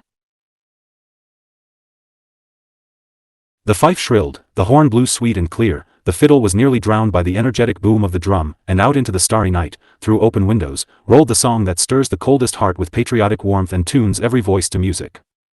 America. We must have America. Pipe up, Ed, this is too good to end without one song more, cried Mr. Burton, who had been singing like a trumpet, and, hardly waiting to get their breath, off they all went again with the national hymn, singing as they never had sung it before, for somehow the little scenes they had just acted or beheld seemed to show how much this dear America of ours had cost in more than one revolution, how full of courage, energy, and virtue it was in spite of all its faults, and what a privilege, as well as duty, it was for each to do his part toward its safety and its honor in the present, as did those brave men and women in the past. So the "Scenes from the Life of Washington" were a great success, and, when the songs were over, people were glad of a brief recess while they had raptures, and refreshed themselves with lemonade. The girls had kept the secret of who the princess was to be, and, when the curtain rose, a hum of surprise and pleasure greeted the pretty group. Jill lay asleep in all her splendor, the bonny prince just lifting the veil to wake her with a kiss, and all about them the court in its nap of 100 years. The king and queen dozing comfortably on the throne, the maids of honor, like a garland of nodding flowers, about the couch, the little page, unconscious of the blow about to fall, and the fool dreaming, with his mouth wide open. It was so pretty, people did not tire of looking, till Jack's lame leg began to tremble, and he whispered, "Drop her or I shall pitch." Down went the curtain, but it rose in a moment, and there was the court after the awakening, the king and queen looking about them with sleepy dignity, the maids in various attitudes of surprise, the fool grinning from ear to ear, and the princess holding out her hand to the prince, as if glad to welcome the right lover when he came at last. Molly got the laugh this time, for she could not resist giving poor Boo the cuff which had been hanging over him so long. She gave it with unconscious energy, and Boo cried, "Ow," so naturally that all the children were delighted and wanted it repeated. But Boo declined, and the scenes which followed were found quite as much to their taste, having been expressly prepared for the little people. Mother Goose's reception was really very funny, for Ralph was the old lady, and had hired a representation of the immortal bird from a real theater for this occasion. There they stood, the dame in her pointed hat, red petticoat, cap, and cane, with the noble fowl, a good deal larger than life, beside her, and Griff inside, enjoying himself immensely as he flapped the wings, moved the yellow legs, and waved the long neck about, while unearthly quacks issued from the bill. That was a great surprise for the children, and they got up in their seats to gaze their fill, many of them firmly believing that they actually beheld the blessed old woman who wrote the nursery songs they loved so well. Then in came, one after another, the best of the characters she has made famous, while a voice behind the scenes sang the proper rhyme as each made their manners to the interesting pair. Mistress Mary, and her pretty maids all in a row, passed by to their places in the background. King Cole, and his fiddlers 3, made a goodly show, so did the royal couple, who followed the great pie borne before them, with the 24 blackbirds, popping their heads out in the most delightful way. Little Bo Peep led a woolly lamb and wept over its lost tail, for not a sign of one appeared on the poor thing. Simple Simon followed the pie man, gloating over his wares with the drollest antics. The little wife came trundling by in a wheelbarrow and was not upset, neither was the lady with rings on her fingers and bells on her toes, as she cantered along on a rocking horse. Bobby Shafto's yellow hair shone finely as he led in the maid whom he came back from sea to marry. Miss Muffet, bowl in hand, ran away from an immense black spider, which waggled its long legs in a way so lifelike that some of the children shook in their little shoes. The beggars who came to town were out in full force, rags, tags, and velvet gowns, quite true to life. Boy Blue rubbed his eyes, with hay sticking in his hair, and tooted on a tin horn as if bound to get the cows out of the corn. Molly, with a long-handled frying pan, made a capital queen, in a tucked-up gown, checked apron, and high crown, to good King Arthur, who, very properly, did not appear after stealing the barley meal, which might be seen in the pan tied up in a pudding, like a cannonball, ready to fry. But Tobias, Molly's black cat, covered himself with glory by the spirit with which he acted his part in. Sing, sing, what shall I sing? The cat's run away with the pudding bag string. First he was led across the stage on his hind legs, looking very fierce and indignant, with a long tape trailing behind him, and, being set free at the proper moment, he gave one bound over the 24 blackbirds who happened to be in the way, and dashed off as if an enraged cook had actually been after him, straight downstairs to the coal bin, where he sat glaring in the dark, till the fun was over. When all the characters had filed in and stood in 2 long rows, music struck up and they danced, all the way to Boston, a simple but lively affair, which gave each a chance to show his or her costume as they pranced down the middle and up outside. Such a funny medley as it was, for there went fat King Cole with the most ragged of the beggar maids. Mistress Mary, in her pretty blue dress, tripped along with Simple Simon, staring about him like a blockhead. The fine lady left her horse to dance with Bobby Shafto till every bell on her slippers tinkled its tongue out. Bo Peep and a jolly fiddler skipped gaily up and down. Miss Muffet took the big spider for her partner, and made his many legs fly about in the wildest way. The little wife got out of the wheelbarrow to help Boy Blue along, and Molly, with the frying pan over her shoulder, led off splendidly when it was grand right and left. But the old lady and her goose were the best of all, for the dame's shoe buckles cut the most astonishing pigeon wings, and to see that mammoth bird waddle down the middle with its wings half open, its long neck bridling, and its yellow legs in the first position as it curtsied to its partner, was a sight to remember, it was so intensely funny. The merry old gentleman laughed till he cried, Mr. Burton split his gloves, he applauded so enthusiastically, while the children beat the dust out of the carpet hopping up and down, as they cried, do it again. We want it all over. When the curtain went down at last on the flushed and panting party, Mother G bowing, with her hat all awry, and the goose doing a double shuffle as if it did not know how to leave off. But they could not do it all over again, for it was growing late, and the people felt that they certainly had received their money's worth that evening. So it all ended merrily, and when the guests departed the boys cleared the room like magic, and the promised supper to the actors was served in handsome style. Jack and Jill were at one end, Mrs. Goose and her bird at the other, and all between was a comical collection of military heroes, fairy characters, and nursery celebrities. All felt the need of refreshment after their labors, and swept over the table like a flight of locusts, leaving devastation behind. But they had earned their fun, and much innocent jollity prevailed, while a few lingering papasan mammas watched the revel from afar, and had not the heart to order these noble beings home till even the father of his country declared that he'd had a perfectly splendid time, but couldn't keep his eyes open another minute, and very wisely retired to replace the immortal cocked hat with a nightcap. Jack and Jill Chapter 13. Jack has a mystery. What is the matter? Does your head ache? Asked Jill, one evening in March, observing that Jack sat with his head in his hands, an attitude which, with him, meant either pain or perplexity. No, but I'm bothered. I want some money, and I don't see how I can earn it, he answered, tumbling his hair about, and frowning darkly at the fire. How much? And Jill's ready hand went to the pocket where her little purse lay, for she felt rich with several presents lately made her. $2.75. No, thank you, I won't borrow. What is it for? Can't tell. Why, I thought you told me everything. Sorry, but I can't this time. Don't you worry, I shall think of something. Couldn't your mother help? Don't wish to ask her. Why? Can't she know? Nobody can. How queer. Is it a scrape, Jack? Asked Jill, looking as curious as a magpie. It is likely to be, if I can't get out of it this week, somehow. Well, I don't see how I can help if I'm not to know anything, and Jill seemed rather hurt. You can just stop asking questions, and tell me how a fellow can earn some money. That would help. I've got $1, but I must have some more, and Jack looked worried as he fingered the little gold dollar on his watch guard. Oh, do you mean to use that? Yes, I do. A man must pay his debts if he sells all he has to do it, said Jack sternly. Dear me, it must be something very serious. And Jill lay quite still for 5 minutes, thinking over all the ways in which Jack ever did earn money, for Mrs. Minot liked to have her boys work, and paid them in some way for all they did.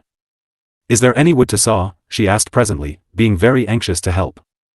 All done. Paths to shovel? No snow. Lawn to rake, then? Not time for that yet. Catalogue of books? Frank got that job. Copy those letters for your mother? Take me too long.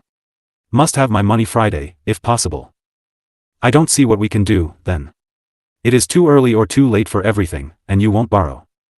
Not of you. No, nor of anyone else, if I can possibly help it. I've promised to do this myself, and I will, and Jack wagged his head resolutely. Couldn't you do something with the printing press? Do me some cards, and then, perhaps, the other girls will want some, said Jill, as a forlorn hope. Just the thing. What a goose I was not to think of it.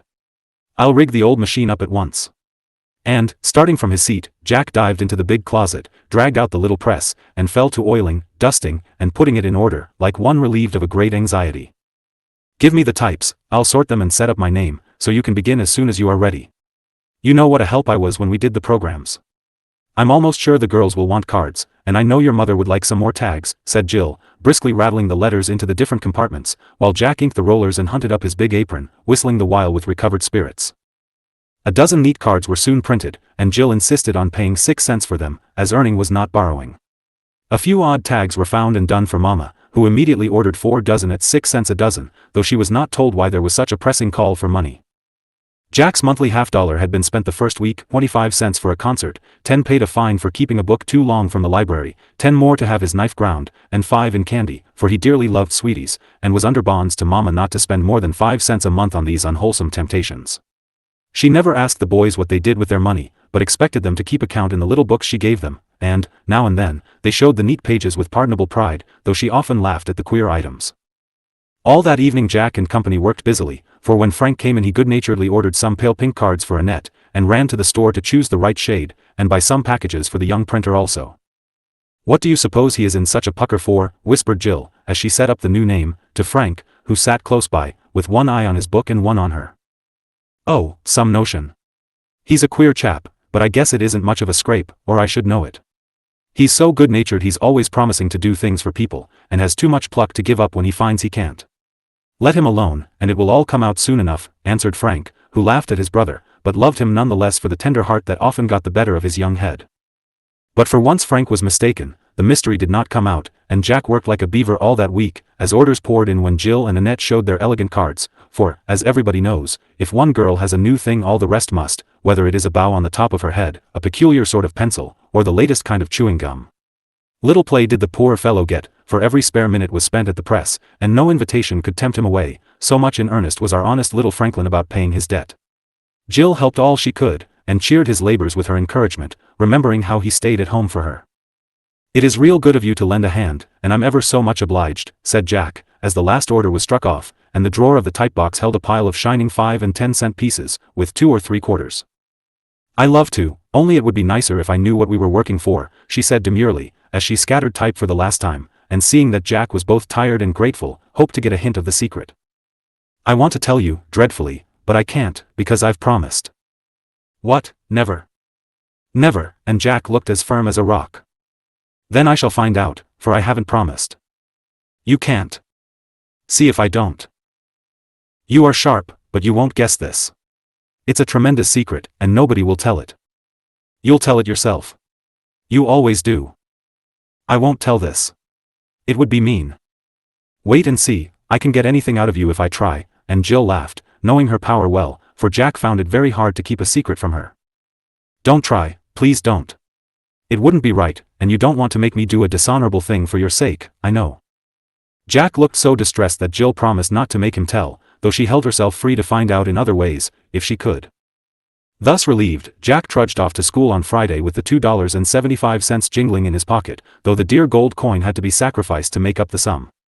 He did his lessons badly that day, was late at recess in the afternoon, and, as soon as school was over, departed in his rubber boots, to take a walk, he said, though the roads were in a bad state with a spring thaw.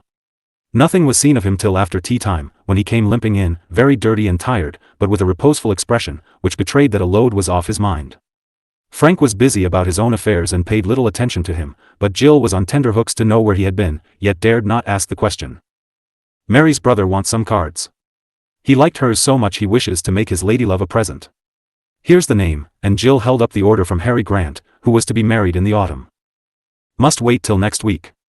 I'm too tired to do a thing tonight, and I hate the sight of that old press, answered Jack, laying himself down upon the rug as if every joint ached. What made you take such a long walk? You look as tired as if you'd been 10 miles, said Jill, hoping to discover the length of the trip. Had to. 4 or 5 miles isn't much, only my leg bothered me, and Jack gave the ailing member a slap, as if he had found it much in his way that day, for, though he had given up the crutches long ago, he rather missed their support sometimes. Then, with a great yawn, he stretched himself out to bask in the blaze, pillowing his head on his arms. Dear old thing, he looks all used up, I won't plague him with talking, and Jill began to sing, as she often did in the twilight. By the time the first song ended a gentle snore was heard, and Jack lay fast asleep, worn out with the busy week and the walk, which had been longer and harder than anyone guessed. Jill took up her knitting and worked quietly by firelight, still wondering and guessing what the secret could be, for she had not much to amuse her, and little things were very interesting if connected with her friends. Presently Jack rolled over and began to mutter in his sleep, as he often did when too weary for sound slumber. Jill paid no attention till he uttered a name which made her prick up her ears and listen to the broken sentences which followed. Only a few words, but she dropped her work, saying to herself, I do believe he is talking about the secret. Now I shall find out, and he will tell me himself, as I said he would. Much pleased, she leaned and listened, but could make no sense of the confused babble about heavy boots, all right, old fellow, Jerry's off, and the ink is too thick.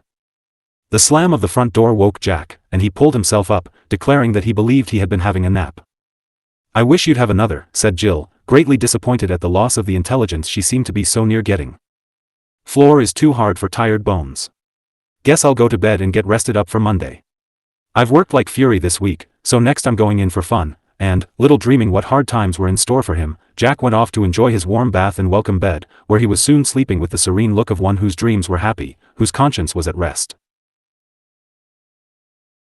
I have a few words to say to you before you go, said Mr. Acton, pausing with his hand on the bell, Monday afternoon, when the hour came for dismissing school. The bustle of putting away books and preparing for as rapid a departure as propriety allowed, subsided suddenly, and the boys and girls sat as still as mice, while the hearts of such as had been guilty of any small sins began to beat fast. You remember that we had some trouble last winter about keeping the boys away from the saloon, and that a rule was made forbidding any pupil to go to town during recess, began Mr. Acton, who, being a conscientious man as well as an excellent teacher, felt that he was responsible for the children in school hours, and did his best to aid parents in guarding them from the few temptations which beset them in a country town. A certain attractive little shop, where confectionery, baseballs, stationery, and picture papers were sold, was a favorite loafing place for some of the boys till the rule forbidding it was made, because in the rear of the shop was a beer and billiard saloon. A wise rule, for the picture papers were not always of the best sort, cigars were to be had, idle fellows hung about there, and some of the lads, who wanted to be thought manly, ventured to pass the green baize door, just to look on. A murmur answered the teacher's question, and he continued, you all know that the rule was broken several times, and I told you the next offender would be publicly reprimanded, as private punishments had no effect. I am sorry to say that the time has come, and the offender is a boy whom I trusted entirely. It grieves me to do this, but I must keep my promise, and hope the example will have a good effect. Mr. Acton paused, as if he found it hard to go on, and the boys looked at one another with inquiring eyes, for their teacher seldom punished, and when he did, it was a very solemn thing. Several of these anxious glances fell upon Joe, who was very red and sat whittling a pencil as if he dared not lift his eyes. He's the chap, won't he catch it, whispered Gus to Frank, for both owed him a grudge. The boy who broke the rule last Friday, at afternoon recess, will come to the desk, said Mr. Acton in his most impressive manner. If a thunderbolt had fallen through the roof it would hardly have caused a greater surprise than the sight of Jack Minot walking slowly down the aisle, with a wrathful flash in the eyes he turned on Joe as he passed him. Now, mine it, let us have this over as soon as possible, for I do not like it any better than you do, and I am sure there is some mistake. I'm told you went to the shop on Friday. Is it true? Asked Mr. Acton very gently, for he liked Jack and seldom had to correct him in any way. Yes, sir, and Jack looked up as if proud to show that he was not afraid to tell the truth as far as he could. To buy something? No, sir. To meet someone? Yes, sir. Was it Jerry Shannon? No answer, but Jack's fists doubled up of themselves as he shot another fiery glance at Joe, whose face burned as if it scorched him. I am told it was, also that you were seen to go into the saloon with him. Did you? And Mr. Acton looked so sure that it was a mistake that it cost Jack a great effort to say, slowly. Yes, sir. Quite a thrill pervaded the school at this confession, for Jerry was one of the wild fellows the boys all shunned, and to have any dealings with him was considered a very disgraceful thing. Did you play? No, sir. I can't. Drink beer? I belong to the lodge, and Jack stood as erect as any little soldier who ever marched under a temperance banner, and fought for the cause none are too young nor too old to help along. I was sure of that. Then what took you there, my boy? The question was so kindly put that Jack forgot himself an instant, and blurted out. I only went to pay him some money, sir. Ah, how much? $2.75, muttered Jack, as red as a cherry at not being able to keep a secret better. Too much for a lad like you to owe such a fellow as Jerry. How came it? And Mr. Acton looked disturbed. Jack opened his lips to speak, but shut them again, and stood looking down with a little quiver about the mouth that showed how much it cost him to be silent. Does anyone beside Jerry know of this? One other fellow, after a pause. Yes, I understand, and Mr. Acton's eye glanced at Joe with a look that seemed to say, I wish he'd held his tongue. A queer smile flitted over Jack's face, for Joe was not the other fellow, and knew very little about it, excepting what he had seen when he was sent on an errand by Mr. Acton on Friday. I wish you would explain the matter, John, for I am sure it is better than it seems, and it would be very hard to punish you when you don't deserve it. But I do deserve it, I've broken the rule, and I ought to be punished, said Jack, as if a good whipping would be easier to bear than this public cross-examination. And you can't explain, or even say you are sorry or ashamed? Asked Mr. Acton, hoping to surprise another fact out of the boy. No, sir, I can't, I'm not ashamed, I'm not sorry, and I'd do it again tomorrow if I had to, cried Jack, losing patience, and looking as if he would not bear much more. A groan from the boys greeted this barefaced declaration, and Susie quite shivered at the idea of having taken 2 bites out of the apple of such a hardened desperado. Think it over till tomorrow, and perhaps you will change your mind. Remember that this is the last week of the month, and reports are given out next Friday, said Mr. Acton, knowing how much the boy prided himself on always having good ones to show his mother. Poor Jack turned scarlet and bit his lips to keep them still, for he had forgotten this when he plunged into the affair which was likely to cost him dear. Then the color faded away, the boyish face grew steady, and the honest eyes looked up at his teacher as he said very low, but all heard him, the room was so still. It isn't as bad as it looks, sir, but I can't say any more. No one is to blame but me, and I couldn't help breaking the rule, for Jerry was going away, I had only that time, and I'd promised to pay up, so I did. Mr. Acton believed every word he said, and regretted that they had not been able to have it out privately, but he, too, must keep his promise and punish the offender, whoever he was. Very well, you will lose your recess for a week, and this month's report will be the first one in which behavior does not get the highest mark. You may go, and I wish it understood that Master Minot is not to be troubled with questions till he chooses to set this matter right. Then the bell rang, the children trooped out, Mr. Acton went off without another word, and Jack was left alone to put up his books and hide a few tears that would come because Frank turned his eyes away from the imploring look cast upon him as the culprit came down from the platform, a disgraced boy. Elder brothers are apt to be a little hard on younger ones, so it is not surprising that Frank, who was an eminently proper boy, was much cut up when Jack publicly confessed to dealings with Jerry, leaving it to be supposed that the worst half of the story remained untold. He felt it his duty, therefore, to collar poor Jack when he came out, and talk to him all the way home, like a judge bent on getting at the truth by main force. A kind word would have been very comforting, but the scolding was too much for Jack's temper, so he turned dogged and would not say a word, though Frank threatened not to speak to him for a week. At tea time both boys were very silent, one looking grim, the other excited. Frank stared sternly at his brother across the table, and no amount of marmalade sweetened or softened that reproachful look. Jack defiantly crunched his toast, with occasional slashes at the butter, as if he must vent the pent-up emotions which half distracted him. Of course, their mother saw that something was amiss, but did not allude to it, hoping that the cloud would blow over as so many did if left alone. But this one did not, and when both refused cake, this sure sign of unusual perturbation made her anxious to know the cause. As soon as tea was over, Jack retired with gloomy dignity to his own room, and Frank, casting away the paper he had been pretending to read, burst out with the whole story. Mrs. Minot was as much surprised as he, but not angry, because, like most mothers, she was sure that her sons could not do anything very bad. "I will speak to him, my boy won't refuse to give me some explanation," she said, when Frank had freed his mind with as much warmth as if Jack had broken all the 10 Commandments. "He will. You often call me obstinate, but he is as pig-headed as a mule. Joe only knows what he saw, old telltale. And Jerry has left town, or I'd have it out of him. Make Jack own up, whether he can or not." "Little donkey," stormed Frank, who hated rowdies and could not forgive his brother for being seen with one. "My dear, all boys do foolish things sometimes, even the wisest and best behaved, so don't be hard on the poor child. He has got into trouble, I've no doubt, but it cannot be very bad, and he earned the money to pay for his prank, whatever it was." Mrs. Minot left the room as she spoke, and Frank cooled down as if her words had been a shower bath, for he remembered his own costly escapade, and how kindly both his mother and Jack had stood by him on that trying occasion. So, feeling rather remorseful, he went off to talk it over with Gus, leaving Jill in a fever of curiosity, for Mary and Molly had dropped in on their way home to break the blow to her, and Frank declined to discuss it with her, after mildly stating that Jack was a ninny, in his opinion. "Well, I know one thing," said Jill confidentially to Snowball, when they were left alone together, "if everyone else is scolding him I won't say a word.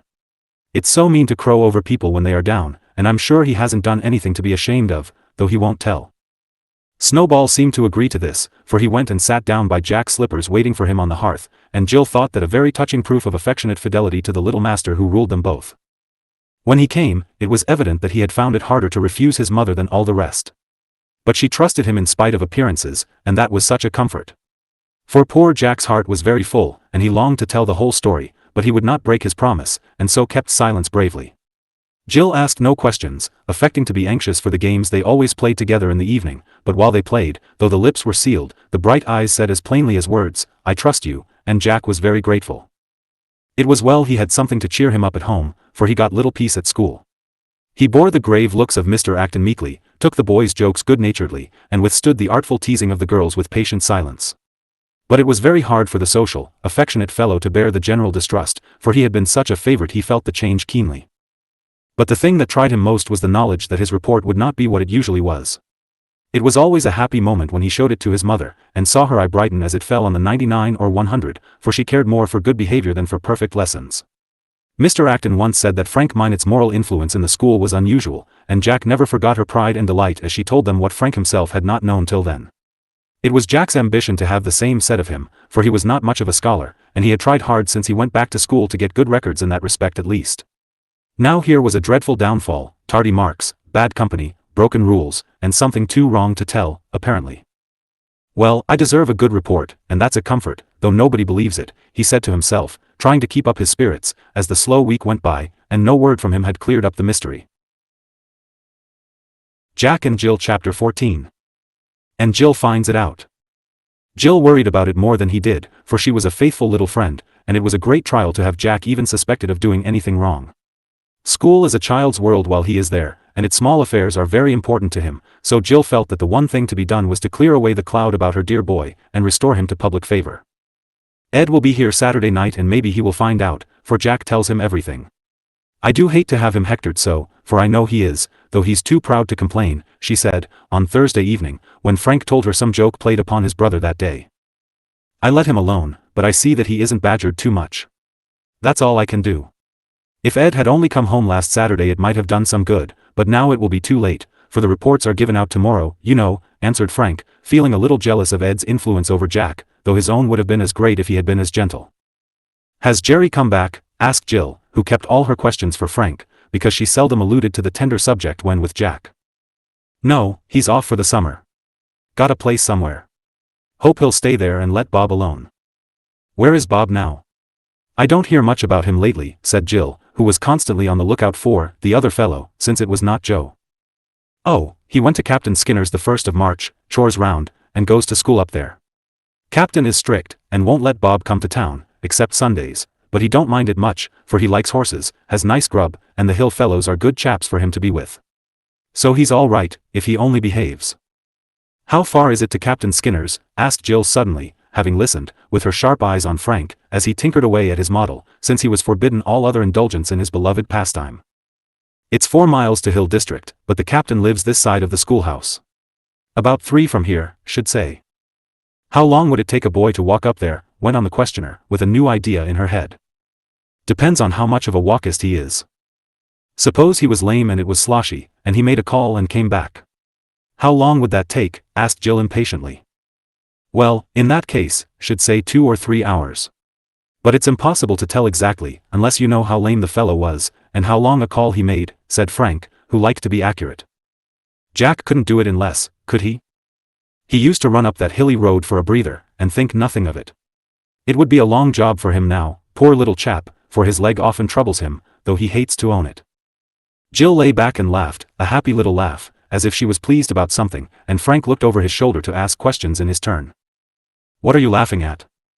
Can't tell. Why do you want to know about Hill District? Are you going there? Wish I could. I'd soon have it out of him. Who? Never mind. Please push up my table. I must write a letter, and I want you to post it for me tonight, and never say a word till I give you leave. Oh, now you are going to have secrets and be mysterious, and get into a mess, are you? And Frank looked down at her with a suspicious air, though he was intensely curious to know what she was about. Go away till I'm done. You will have to see the outside, but you can't know the inside till the answer comes, and propping herself up, Jill wrote the following note, with some hesitation at the beginning and end, for she did not know the gentleman she was addressing, except by sight, and it was rather awkward. Robert Walker. Dear Sir, I want to ask if Jack Minot came to see you last Friday afternoon. He got into trouble being seen with Jerry Shannon. He paid him some money. Jack won't tell, and Mr. Acton talked to him about it before all the school. We feel bad, because we think Jack did not do wrong. I don't know as you have anything to do with it, but I thought I'd ask. Please answer quick. Respectfully yours, Jane Peck. To make sure that her dispatch was not tampered with, Jill put a great splash of red sealing wax on it, which gave it a very official look, and much impressed Bob when he received it. There. Go and post it, and don't let anyone see or know about it, she said, handing it over to Frank, who left his work with unusual alacrity to do her errand. When his eye fell on the address, he laughed, and said in a teasing way, Are you and Bob such good friends that you correspond? What will Jack say? Don't know, and don't care. Be good, now, and let's have a little secret as well as other folks. I'll tell you all about it when he answers, said Jill in her most coaxing tone. Suppose he doesn't? Then I shall send you up to see him. I must know something, and I want to do it myself, if I can. Look here, what are you after? I do believe you think, Frank got no farther, for Jill gave a little scream, and stopped him by crying eagerly, Don't say it out loud. I really do believe it may be, and I'm going to find out. What made you think of him? And Frank looked thoughtfully at the letter, as if turning carefully over in his mind the idea that Jill's quick wits had jumped at. Come here and I'll tell you. Holding him by one button, she whispered something in his ear that made him exclaim, with a look at the rug. No. Did he? I declare I shouldn't wonder. It would be just like the dear old blunderhead. I never thought of it till you told me where Bob was, and then it all sort of burst upon me in 1 minute, cried Jill, waving her arms about to express the intellectual explosion which had thrown light upon the mystery, like skyrockets in a dark night. You are as bright as a button. No time to lose, I'm off. And off he was, splashing through the mud to post the letter, on the back of which he added, to make the thing sure, hurry up. F.M. Both felt rather guilty next day, but enjoyed themselves very much nevertheless, and kept chuckling over the mine they were making under Jack's unconscious feet. They hardly expected an answer at noon, as the Hill people were not very eager for their mail, but at night Jill was sure of a letter, and to her great delight it came. Jack brought it himself, which added to the fun, and while she eagerly read it he sat calmly poring over the latest number of his own private and particular Youth's Companion. Bob was not a complete letter writer, by any means, and with great labor and much ink had produced the following brief but highly satisfactory epistle. Not knowing how to address his fair correspondent he let it alone, and went at once to the point in the frankest possible way. Jack did come up Friday. Sorry he got into a mess. It was real kind of him, and I shall pay him back soon. Jack paid Jerry for me and I made him promise not to tell. Jerry said he'd come here and make a row if I didn't cash up. I was afraid I'd lose the place if he did, for the captain is awful strict. If Jack don't tell now, I will. I ain't mean. Glad you wrote. R.O.W. Hurrah, cried Jill, waving the letter over her head in great triumph. Call everybody and read it out, she added, as Frank snatched it, and ran for his mother, seeing at a glance that the news was good. Jill was so afraid she should tell before the others came that she burst out singing Pretty Bobby Shafto at the top of her voice, to Jack's great disgust, for he considered the song very personal, as he was rather fond of combing down his yellow hair, and Jill often plagued him by singing it when he came in with the golden cuirass very smooth and nice to hide the scar on his forehead. In about 5 minutes the door flew open and in came Mama, making straight for bewildered Jack, who thought the family had gone crazy when his parent caught him in her arms, saying tenderly, "My good, generous boy." I knew he was right all the time, while Frank worked his hand up and down like a pump handle, exclaiming heartily, "You're a trump, sir, and I'm proud of you." Jill meantime calling out, in wild delight, "I told you so. I told you so. I did find out, I did. Come, I say. What's the matter? I'm all right." "Don't squeeze the breath out of me, please," expostulated Jack, looking so startled and innocent, as he struggled feebly, that they all laughed, and this plaintive protest caused him to be released. But the next proceeding did not enlighten him much, for Frank kept waving a very inky paper before him and ordering him to read it, while Mama made a charge at Jill, as if it was absolutely necessary to hug somebody. "Hello," said Jack, when he got the letter into his own hand and read it. "Now who put Bob up to this? Nobody had any business to interfere, but it's mighty good of him, anyway," he added, as the anxious lines in his round face smoothed themselves away, while a smile of relief told how hard it had been for him to keep his word. "I did," cried Jill, clapping her hands, and looking so happy that he could not have scolded her if he had wanted to. "Who told you he was in the scrape?" demanded Jack, in a hurry to know all about it now the seal was taken off his own lips. "You did," and Jill's face twinkled with naughty satisfaction, for this was the best fun of all. "I didn't." "When? Where? It's a joke." "You did," cried Jill, pointing to the rug. "You went to sleep there after the long walk, and talked in your sleep about Bob and all right, old boy, and ever so much gibberish. I didn't think about it then, but when I heard that Bob was up there I thought maybe he knew something about it, and last night I wrote and asked him, and that's the answer, and now it is all right, and you are the best boy that ever was, and I'm so glad." Here Jill paused, all out of breath, and Frank said, with an approving pat on the head, "It won't do to have such a sharp young person round if we are going to have secrets. You'd make a good detective, miss. Catch me taking naps before people again," and Jack looked rather crestfallen that his own words had set fine ear on the track. "Never mind, I didn't mean to tell, though I just ache to do it all the time, so I haven't broken my word. I'm glad you all know, but you needn't let it get out, for Bob is a good fellow, and it might make trouble for him," added Jack, anxious lest his gain should be the other's loss. "I shall tell Mr. Acton myself, and the captain, also, for I'm not going to have my son suspected of wrongdoing when he has only tried to help a friend, and borne enough for his sake," said Mama, much excited by this discovery of generous fidelity in her boy, though when one came to look at it calmly, one saw that it might have been done in a wiser way. "Now, please, don't make a fuss about it, that would be most as bad as having everyone down on me. I can stand your praising me, but I won't be patted on the head by anybody else," and Jack assumed a manly air, though his face was full of genuine boyish pleasure at being set right in the eyes of those he loved. "I'll be discreet, dear, but you owe it to yourself, as well as Bob, to have the truth known. Both have behaved well, and no harm will come to him, I am sure." "I'll see to that myself," said Mrs. Minot, in a tone that set Jack's mind at rest on that point. "Now do tell all about it," cried Jill, who was pining to know the whole story, and felt as if she had earned the right to hear it. "Oh, it wasn't much. We promised Ed to stand by Bob, so I did as well as I knew how," and Jack seemed to think that was about all there was to say. "I never saw such a fellow for keeping a promise. You stick to it through thick and thin, no matter how silly or hard it is. You remember, Mother, last summer, how you told him not to go in a boat and he promised, the day we went on the picnic. We rowed up, but the horse ran off home, so we had to come back by way of the river, all but Jack, and he walked every step of 5 miles because he wouldn't go near a boat, though Mr. Burton was there to take care of him. I call that rather overdoing the matter," and Frank looked as if he thought moderation even in virtue a good thing. "And I call it a fine sample of entire obedience. He obeyed orders, and that is what we all must do, without always seeing why, or daring to use our own judgment. It is a great safeguard to Jack, and a very great comfort to me, for I know that if he promises he will keep his word, no matter what it costs him," said Mama warmly, as she tumbled up the quarrels with an irrepressible caress, remembering how the boy came wearily in after all the others, without seeming for a moment to think that he could have done anything else. "Like Casablanca," cried Jill, much impressed, for obedience was her hardest trial. "I think he was a fool to burn up," said Frank, bound not to give in. "I don't. It's a splendid piece, and everyone likes to speak it, and it was true, and it wouldn't be in all the books if he was a fool."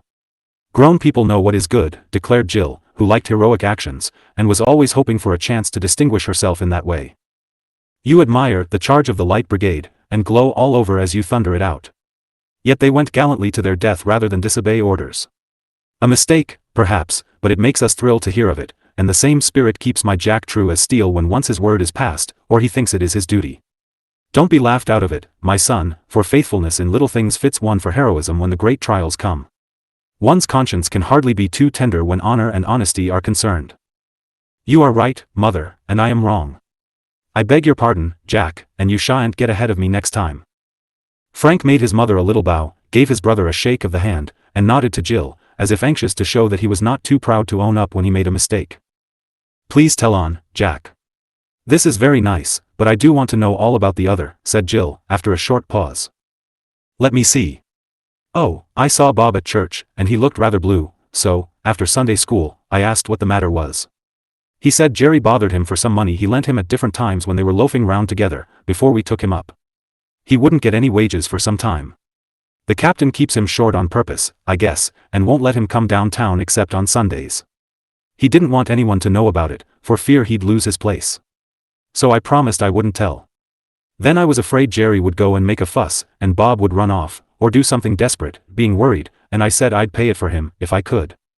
So he went home pretty jolly, and I scratched round for the money. Got it, too, and wasn't I glad? Jack paused to rub his hands, and Frank said, with more than usual respect. Couldn't you get hold of Jerry in any other place, and out of school time? That did the mischief, thanks to Joe. I thrashed him, Jill, did I mention it? I couldn't get all my money till Friday morning, and I knew Jerry was off at night. I looked for him before school, and at noon, but couldn't find him, so afternoon recess was my last chance. I was bound to do it and I didn't mean to break the rule, but Jerry was just going into the shop, so I pelted after him, and as it was private business we went to the billiard room. I declare I never was so relieved as when I handed over that money, and made him say it was all right, and he wouldn't go near Bob. He's off, so my mind is easy, and Bob will be so grateful I can keep him steady, perhaps. That will be worth $2.75, I think, said Jack heartily. You should have come to me, began Frank. And got laughed at. No, thank you, interrupted Jack, recollecting several philanthropic little enterprises which were nipped in the bud for want of cooperation. To me, then, said his mother. It would have saved so much trouble. I thought of it, but Bob didn't want the big fellows to know for fear they'd be down on him, so I thought he might not like me to tell grown people. I don't mind the fuss now, and Bob is as kind as he can be. Wanted to give me his big knife, but I wouldn't take it. I'd rather have this, and Jack put the letter in his pocket with a slap outside, as if it warmed the cockles of his heart to have it there. Well, it seems rather like a tempest in a teapot, now it is all over, but I do admire your pluck, little boy, in holding out so well when everyone was scolding at you, and you in the right all the time, said Frank, glad to praise, now that he honestly could, after his wholesale condemnation. That is what pulled me through, I suppose. I used to think if I had done anything wrong, that I couldn't stand the snubbing a day. I should have told right off, and had it over. Now, I guess I'll have a good report if you do tell Mr. Acton, said Jack, looking at his mother so wistfully, that she resolved to slip away that very evening, and make sure that the thing was done. That will make you happier than anything else, won't it? Asked Jill, eager to have him rewarded after his trials. There's one thing I like better, though I'd be very sorry to lose my report. It's the fun of telling Ed I tried to do as he wanted us to, and seeing how pleased he'll be, added Jack, rather bashfully, for the boys laughed at him sometimes for his love of this friend. I know he won't be any happier about it than someone else, who stood by you all through, and set her bright wits to work till the trouble was all cleared away, said Mrs. Minot, looking at Jill's contented face, as she lay smiling on them all. Jack understood, and, hopping across the room, gave both the thin hands a hearty shake, then, not finding any words quite cordial enough in which to thank this faithful little sister, he stooped down and kissed her gratefully. Jack and Jill Chapter 15. St. Lucie. Saturday was a busy and a happy time to Jack, for in the morning Mr. Acton came to see him, having heard the story overnight, and promised to keep Bob's secret while giving Jack an acquittal as public as the reprimand had been. Then he asked for the report which Jack had bravely received the day before and put away without showing to anybody. There is one mistake here which we must rectify, said Mr. Acton, as he crossed out the low figures under the word behavior, and put the much-desired 100 there. But I did break the rule, sir, said Jack, though his face glowed with pleasure, for Mama was looking on. I overlook that as I should your breaking into my house if you saw it was on fire. You ran to save a friend, and I wish I could tell those fellows why you were there. It would do them good. I am not going to praise you, John, but I did believe you in spite of appearances, and I am glad to have for a pupil a boy who loves his neighbor better than himself." Then, having shaken hands heartily, Mr. Acton went away, and Jack flew off to have rejoicings with Jill, who sat up on her sofa, without knowing it, so eager was she to hear all about the call. In the afternoon Jack drove his mother to the captain's, confiding to her on the way what a hard time he had when he went before, and how nothing but the thought of cheering Bob kept him up when he slipped and hurt his knee, and his boot sprung a leak, and the wind came up very cold, and the hill seemed an endless mountain of mud and snow. Mrs. Minot had such a gentle way of putting things that she would have won over a much harder man than the strict old captain, who heard the story with interest, and was much pleased with the boy's efforts to keep Bob straight. That young person dodged away into the barn with Jack, and only appeared at the last minute to shove a bag of chestnuts into the chaise. But he got a few kind words that did him good, from Mrs. Minot and the captain, and from that day felt himself under bonds to behave well if he would keep their confidence. "I shall give Jill the nuts, and I wish I had something she wanted very, very much, for I do think she ought to be rewarded for getting me out of the mess," said Jack, as they drove happily home again. "I hope to have something in a day or two that will delight her very much. I will say no more now, but keep my little secret and let it be a surprise to all by and by," answered his mother, looking as if she had not much doubt about the matter. "That will be jolly. You are welcome to your secret, Mamma. I've had enough of them for one while," and Jack shrugged his broad shoulders as if a burden had been taken off. In the evening Ed came, and Jack was quite satisfied when he saw how pleased his friend was at what he had done. "I never meant you should take so much trouble, only be kind to Bob," said Ed, who did not know how strong his influence was, nor what a sweet example of quiet well-doing his own life was to all his mates. "I wish to be really useful, not just to talk about it and do nothing." "That isn't your way, and I want to be like you," answered Jack, with such affectionate sincerity that Ed could not help believing him, though he modestly declined the compliment by saying, as he began to play softly, "Better than I am, I hope. I don't amount to much." "Yes, you do. And if anyone says you don't I'll shake him. I can't tell what it is, only you always look so happy and contented, sort of sweet and shiny," said Jack, as he stroked the smooth brown head, rather at a loss to describe the unusually fresh and sunny expression of Ed's face, which was always cheerful, yet had a certain thoughtfulness that made it very attractive to both young and old. "Soap makes him shiny. I never saw such a fellow to wash and brush," put in Frank, as he came up with one of the pieces of music he and Ed were fond of practicing together. "I don't mean that," said Jack indignantly. "I wash and brush till you call me a dandy, but I don't have the same look, it seems to come from the inside, somehow, as if he was always jolly and clean and good in his mind, you know." "Born so," said Frank, rumbling away in the bass with a pair of hands that would have been the better for some of the above-mentioned soap, for he did not love to do much in the washing and brushing line. "I suppose that's it. Well, I like it, and I shall keep on trying, for being loved by everyone is about the nicest thing in the world." "Isn't it, Ed?" asked Jack, with a gentle tweak of the ear as he put a question which he knew would get no answer, for Ed was so modest he could not see wherein he differed from other boys, nor believe that the sunshine he saw in other faces was only the reflection from his own. Sunday evening Mrs. Minot sat by the fire, planning how she should tell some good news she had been saving up all day.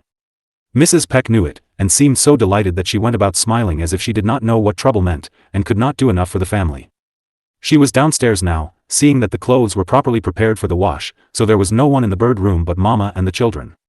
Frank was reading up all he could find about some biblical hero mentioned in the day's sermon. Jill lay where she had lain for nearly 4 long months, and though her face was pale and thin with the confinement, there was an expression on it now sweeter even than health.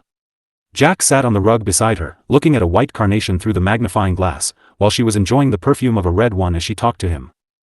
"If you look at the white petals you'll see that they sparkle like marble, and go winding a long way down to the middle of the flower where it grows sort of rosy, and in among the small, curly leaves, like fringed curtains, you can see the little green fairy sitting all alone. Your mother showed me that, and I think it is very pretty. I call it a fairy, but it is really where the seeds are hidden and the sweet smell comes from." Jill spoke softly lest she should disturb the others, and, as she turned to push up her pillow, she saw Mrs. Minot looking at her with a smile she did not understand. "Did you speak, Em?" she asked, smiling back again, without in the least knowing why. "No, dear. I was listening and thinking what a pretty little story one could make out of your fairy living alone down there, and only known by her perfume." "Tell it, Mama. It is time for our story, and that would be a nice one, I guess," said Jack, who was as fond of stories as when he sat in his mother's lap and chuckled over the hero of the beanstalk. "We don't have fairy tales on Sunday, you know," began Jill regretfully. "Call it a parable, and have a moral to it, then it will be all right," put in Frank, as he shut his big book, having found what he wanted. I like stories about saints, and the good and wonderful things they did, said Jill, who enjoyed the wise and interesting bits Mrs. Minot often found for her in grown-up books, for Jill had thoughtful times, and asked questions which showed that she was growing fast in mind if not in body. This is a true story, but I will disguise it a little, and call it, The Miracle of St. Lucy, began Mrs. Minot, seeing a way to tell her good news and amuse the children likewise. Frank retired to the easy chair, that he might sleep if the tale should prove too childish for him. Jill settled herself among her cushions, and Jack lay flat upon the rug, with his feet up, so that he could admire his red slippers and rest his knee, which ached. Once upon a time there was a queen who had 2 princes. Wasn't there a princess? Asked Jack, interested at once. No, and it was a great sorrow to the queen that she had no little daughter, for the sons were growing up, and she was often very lonely. Like Snowdrop's mother, whispered Jill. Now, don't keep interrupting, children, or we never shall get on, said Frank, more anxious to hear about the boys that were than the girl that was not. One day, when the princes were out, we'll say hunting, they found a little damsel lying on the snow, half dead with cold, they thought. She was the child of a poor woman who lived in the forest, a wild little thing, always dancing and singing about, as hard to catch as a squirrel, and so fearless she would climb the highest trees, leap broad brooks, or jump off the steep rocks to show her courage. The boys carried her home to the palace, and the queen was glad to have her. She had fallen and hurt herself, so she lay in bed week after week, with her mother to take care of her. That's you, whispered Jack, throwing the white carnation at Jill, and she threw back the red one, with her finger on her lips, for the tale was very interesting now. She did not suffer much after a time, but she scolded and cried, and could not be resigned, because she was a prisoner. The queen tried to help her, but she could not do much. The princes were kind, but they had their books and plays, and were away a good deal. Some friends she had came often to see her, but still she beat her wings against the bars, like a wild bird in a cage, and soon her spirits were all gone, and it was sad to see her. Where was your St. Lucy? I thought it was about her, asked Jack, who did not like to have Jill's past troubles dwelt upon, since his were not. She is coming.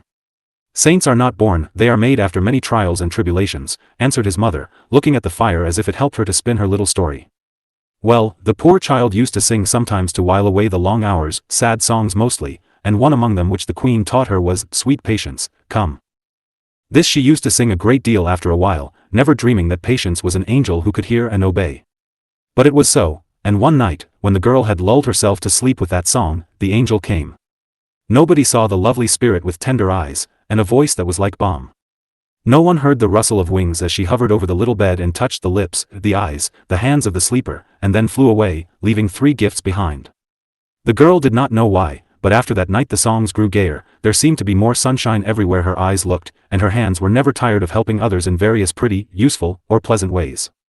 Slowly the wild bird ceased to beat against the bars, but sat in its cage and made music for all in the palace, till the queen could not do without it. The poor mother cheered up, and the princes called the girl their nightingale. Was that the miracle? Asked Jack, forgetting all about his slippers, as he watched Jill's eyes brighten and the color come up in her white cheeks. That was the miracle, and Patience can work far greater ones if you will let her. And the girl's name was Lucy? Yes, they did not call her a saint then, but she was trying to be as cheerful as a certain good woman she had heard of, and so the queen had that name for her, though she did not let her know it for a long time. That's not bad for a Sunday story, but there might have been more about the princes, seems to me, was Frank's criticism, as Jill lay very still, trying to hide her face behind the carnation, for she had no words to tell how touched and pleased she was to find that her little efforts to be good had been seen, remembered, and now rewarded in this way. There is more. Then the story isn't done, cried Jack. Oh dear, no, the most interesting things are to come, if you can wait for them. Yes, I see, this is the moral part. Now keep still, and let us have the rest, commanded Frank, while the others composed themselves for the sequel, suspecting that it was rather nice, because Mamma's sober face changed, and her eyes laughed as they looked at the fire. The elder prince was very fond of driving dragons, for the people of that country used these fiery monsters as horses. And got run away with, didn't he? Laughed Jack, adding, with great interest, what did the other fellow do? He went about fighting other people's battles, helping the poor, and trying to do good. But he lacked judgment, so he often got into trouble, and was in such a hurry that he did not always stop to find out the wisest way. As when he gave away his best coat to a beggar boy, instead of the old one which he intended to give. I say, that isn't fair, mother. Neither of them was new, and the boy needed the best more than I did, and I wore the old one all winter, didn't I? Asked Jack, who had rather exulted over Frank, and was now taken down himself. Yes, you did, my dear, and it was not an easy thing for my dandiprat to do. Now listen, and I'll tell you how they both learned to be wiser. The elder prince soon found that the big dragons were too much for him, and set about training his own little one, who now and then ran away with him. Its name was Will, a good servant, but a bad master, so he learned to control it, and in time this gave him great power over himself, and fitted him to be a king over others. Thank you, mother, I'll remember my part of the moral. Now give Jack his, said Frank, who liked the dragon episode, as he had been wrestling with his own of late, and found it hard to manage. He had a fine example before him in a friend, and he followed it more reasonably till he grew able to use wisely one of the best and noblest gifts of God, benevolence. Now tell about the girl. Was there more to that part of the story? Asked Jack, well pleased with his moral, as it took Ed in likewise. That is the best of all, but it seems as if I never should get to it. After Patience made Lucy sweet and cheerful, she began to have a curious power over those about her, and to work little miracles herself, though she did not know it. The queen learned to love her so dearly she could not let her go. She cheered up all her friends when they came with their small troubles. The princes found bright eyes, willing hands, and a kind heart always at their service, and felt, without quite knowing why, that it was good for them to have a gentle little creature to care for, so they softened their rough manners, loud voices, and careless ways, for her sake, and when it was proposed to take her away to her own home they could not give her up, but said she must stay longer, didn't they? I'd like to see them saying anything else, said Frank, while Jack sat up to demand fiercely. Who talks about taking Jill away? Lucy's mother thought she ought to go, and said so, but the queen told her how much good it did them all to have her there, and begged the dear woman to let her little cottage and come and be housekeeper in the palace, for the queen was getting lazy, and liked to sit and read, and talk and sew with Lucy, better than to look after things. And she said she would, cried Jill, clasping her hands in her anxiety, for she had learned to love her cage now. Yes. Mrs. Minot had no time to say more, for one of the red slippers flew up in the air, and Jack had to clap both hands over his mouth to suppress the hurrah that nearly escaped. Frank said, that's good, and nodded with his most cordial smile at Jill, who pulled herself up with cheeks now as rosy as the red carnation, and a little catch in her breath as she said to herself, it's too lovely to be true.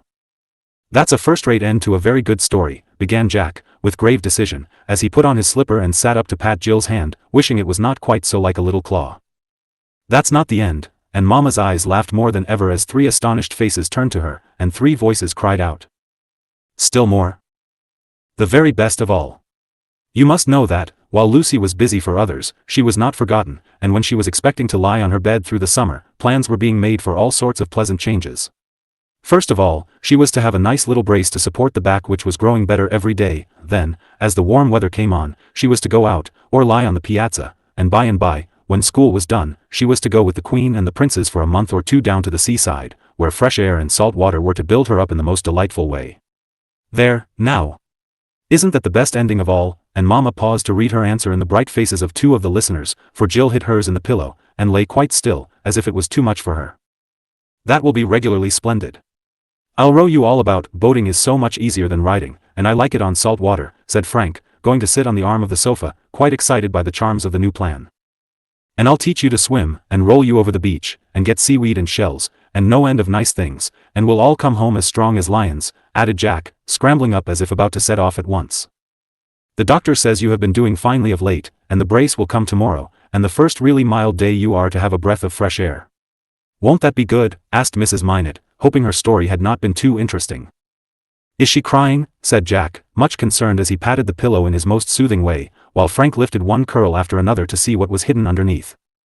Not tears, for 2 eyes sparkled behind the fingers, then the hands came down like clouds from before the sun, and Jill's face shone out so bright and happy it did one's heart good to see it. I'm not crying, she said with a laugh which was fuller of blithe music than any song she sung. But it was so splendid, it sort of took my breath away for a minute. I thought I wasn't any better, and never should be, and I made up my mind I wouldn't ask, it would be so hard for anyone to tell me so. Now I see why the doctor made me stand up, and told me to get my baskets ready to go a-maying. I thought he was in fun. Did he really mean I could go? Asked Jill, expecting too much, for a word of encouragement made her as hopeful as she had been despondent before. No, dear, not so soon as that. It will be months, probably, before you can walk and run, as you used to, but they will soon pass. You needn't mind about May Day. It is always too cold for flowers, and you will find more here among your own plants, than on the hills, to fill your baskets, answered Mrs. Minot, hastening to suggest something pleasant to beguile the time of probation. I can wait. Months are not years, and if I'm truly getting well, everything will seem beautiful and easy to me, said Jill, laying herself down again, with the patient look she had learned to wear, and gathering up the scattered carnations to enjoy their spicy breath, as if the fairies hidden there had taught her some of their sweet secrets. Dear little girl, it has been a long, hard trial for you, but it is coming to an end, and I think you will find that it has not been time wasted. I don't want you to be a saint quite yet, but I am sure a gentler Jill will rise up from that sofa than the one who lay down there in December. How could I help growing better, when you were so good to me? Cried Jill, putting up both arms, as Mrs. Minot went to take Frank's place, and he retired to the fire, there to stand surveying the scene with calm approval. You have done quite as much for us, so we are even. I proved that to your mother, and she is going to let the little house and take care of the big one for me, while I borrow you to keep me happy and make the boys gentle and kind. That is the bargain, and we get the best of it, said Mrs. Minot, looking well pleased, while Jack added, that's so, and Frank observed with an air of conviction, we couldn't get on without Jill, possibly. Can I do all that? I didn't know I was of any use. I only tried to be good and grateful, for there didn't seem to be anything else I could do, said Jill, wondering why they were all so fond of her. No real trying is ever in vain. It is like the spring rain, and flowers are sure to follow in good time. The three gifts Patience gave St. Lucy were courage, cheerfulness, and love, and with these one can work the sweetest miracles in the world, as you see, and Mrs. Minot pointed to the pretty room and its happy inmates. Am I really the least bit like that good Lucinda? I tried to be, but I didn't think I was, asked Jill softly. You are very like her in all ways but one. She did not get well, and you will. A short answer, but it satisfied Jill to her heart's core, and that night, when she lay in bed, she thought to herself, how curious it is that I've been a sort of missionary without knowing it. They all love and thank me, and won't let me go, so I suppose I must have done something, but I don't know what, except trying to be good and pleasant. That was the secret, and Jill found it out just when it was most grateful as a reward for past efforts, most helpful as an encouragement toward the constant well-doing which can make even a little girl a joy and comfort to all who know and love her. Jack and Jill Chapter 16. Up at Mary's. Now fly round, child, and get your sweeping done up smart and early. Yes, mother. I shall want you to help me about the baking, by and by. Yes, mother. Roxy is cleaning the cellar closets, so you'll have to get the vegetables ready for dinner. Father wants a boiled dish, and I shall be so busy I can't see to it. Yes, mother. A cheerful voice gave the three answers, but it cost Mary an effort to keep it so, for she had certain little plans of her own which made the work before her unusually distasteful. Saturday always was a trying day, for, though she liked to see rooms in order, she hated to sweep, as no speck escaped Mrs. Grant's eye, and only the good old-fashioned broom, wielded by a pair of strong arms, was allowed. Baking was another trial. She loved good bread and delicate pastry, but did not enjoy burning her face over a hot stove, daubing her hands with dough, or spending hours rolling out cookies for the boys, while a boiled dinner was her especial horror, as it was not elegant, and the washing of vegetables was a job she always shirked when she could.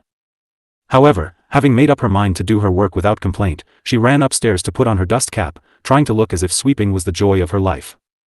It is such a lovely day, I did want to rake my garden, and have a walk with Molly, and finish my book so I can get another, she said with a sigh, as she leaned out of the open window for a breath of the unusually mild air. Down in the 10-acre lot the boys were carting and spreading loam, out in the barn her father was getting his plows ready, over the hill rose the smoke of the distant factory, and the river that turned the wheels was gliding through the meadows, where soon the blackbirds would be singing. Old Bess pawed the ground, eager to be off, the gray hens were scratching busily all about the yard, even the green things in the garden were pushing through the brown earth, softened by April rains, and there was a shimmer of sunshine over the wide landscape that made every familiar object beautiful with hints of spring, and the activity it brings. Something made the old nursery hymn come into Mary's head, and humming to herself. In works of labor or of skill I would be busy too. She tied on her cap, shouldered her broom, and fell to work so energetically that she soon swept her way through the chambers, down the front stairs to the parlor door, leaving freshness and order behind her as she went. She always groaned when she entered that apartment, and got out of it again as soon as possible, for it was, like most country parlors, a prim and chilly place, with little beauty and no comfort.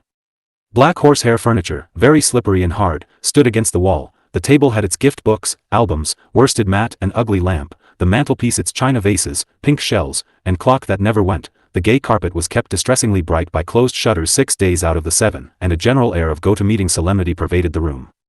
Mary longed to make it pretty and pleasant, but her mother would allow of no change there, so the girl gave up her dreams of rugs and hangings, fine pictures and tasteful ornaments, and dutifully aired, dusted, and shut up this awful apartment once a week, privately resolving that, if she ever had a parlor of her own, it should not be as dismal as a tomb.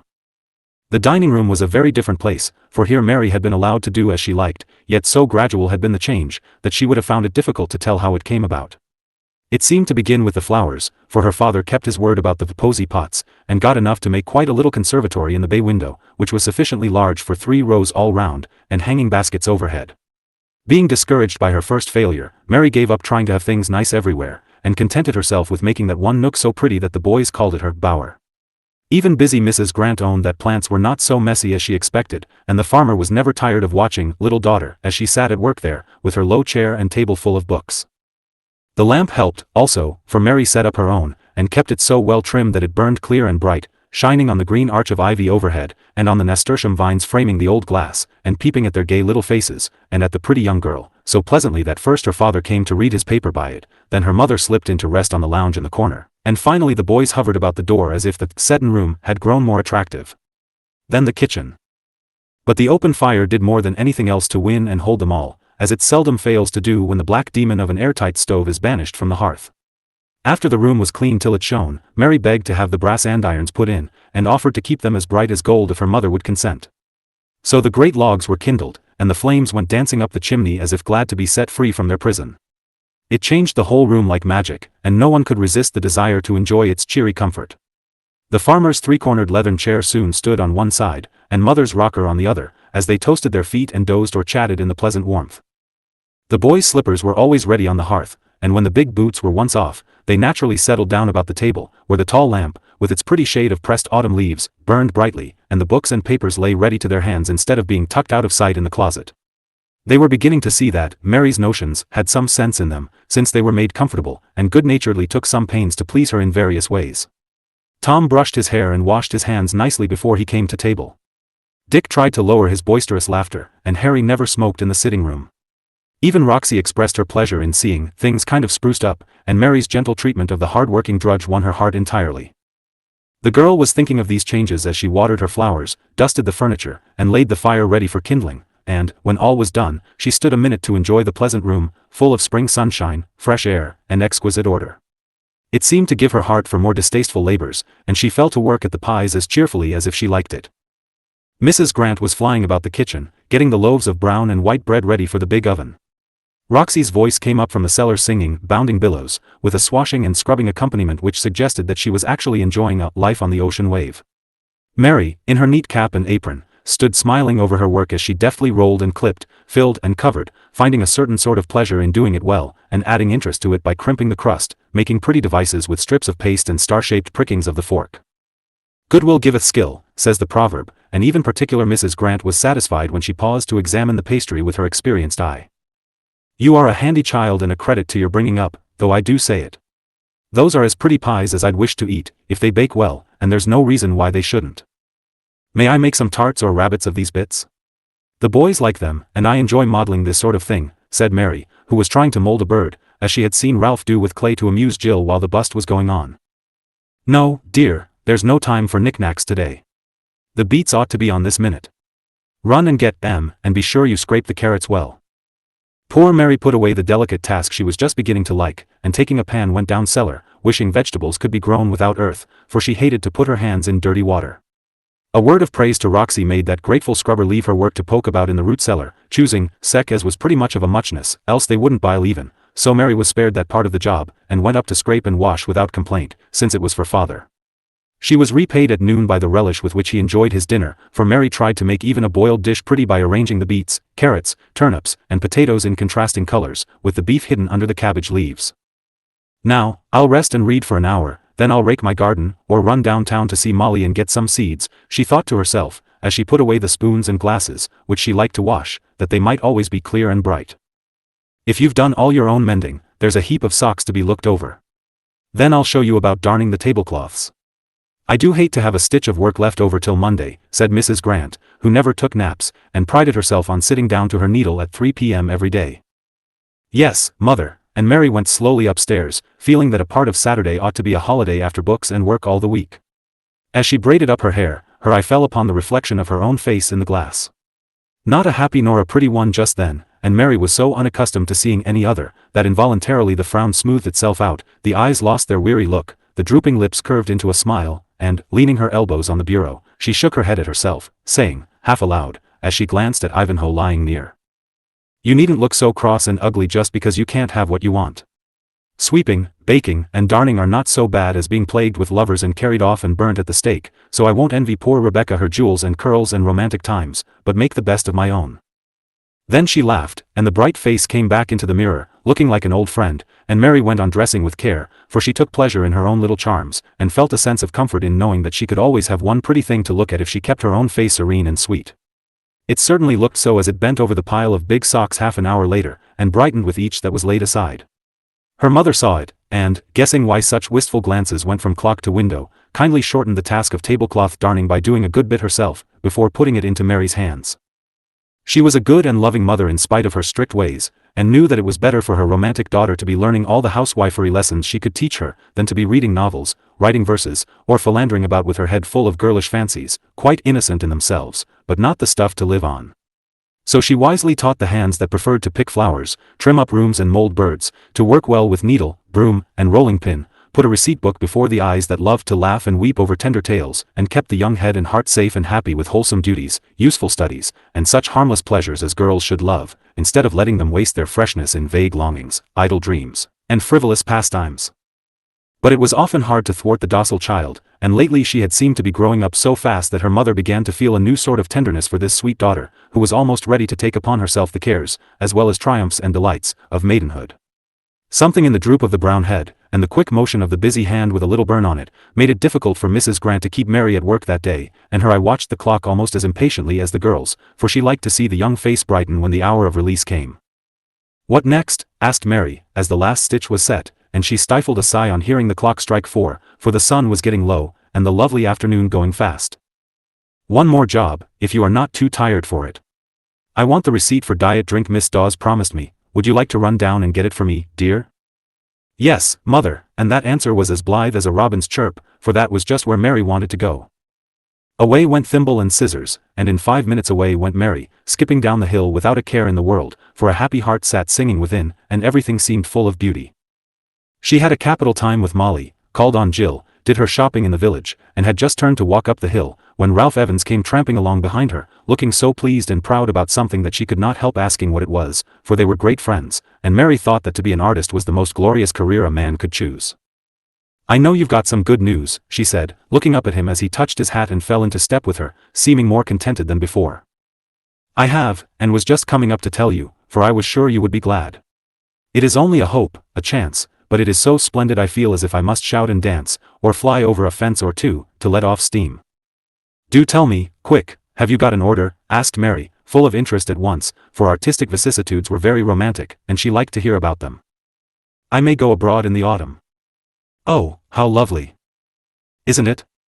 David German is going to spend a year in Rome, to finish a statue, and wants me to go along. Grandma is willing, as Cousin Maria wants her for a long visit, so everything looks promising and I really think I may go." "Won't it cost a great deal?" asked Mary, who, in spite of her little elegancies, had a good deal of her thrifty mother's common sense. "Yes, and I've got to earn it. But I know I can, for I've saved some, and I shall work like 10 beavers all summer. I won't borrow if I can help it, but I know someone who would lend me 500 if I wanted it," and Ralph looked as eager and secure as if the earning of twice that sum was a mere trifle when all the longing of his life was put into his daily tasks. "I wish I had it to give you. It must be so splendid to feel that you can do great things if you only have the chance. And to travel, and see all the lovely pictures and statues, and people and places in Italy.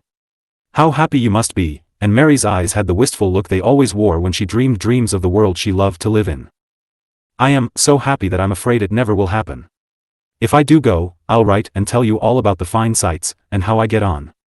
"Would you like me to?" asked Ralph, beginning enthusiastically and ending rather bashfully, for he admired Mary very much, and was not quite sure how this proposal would be received. "Indeed I should.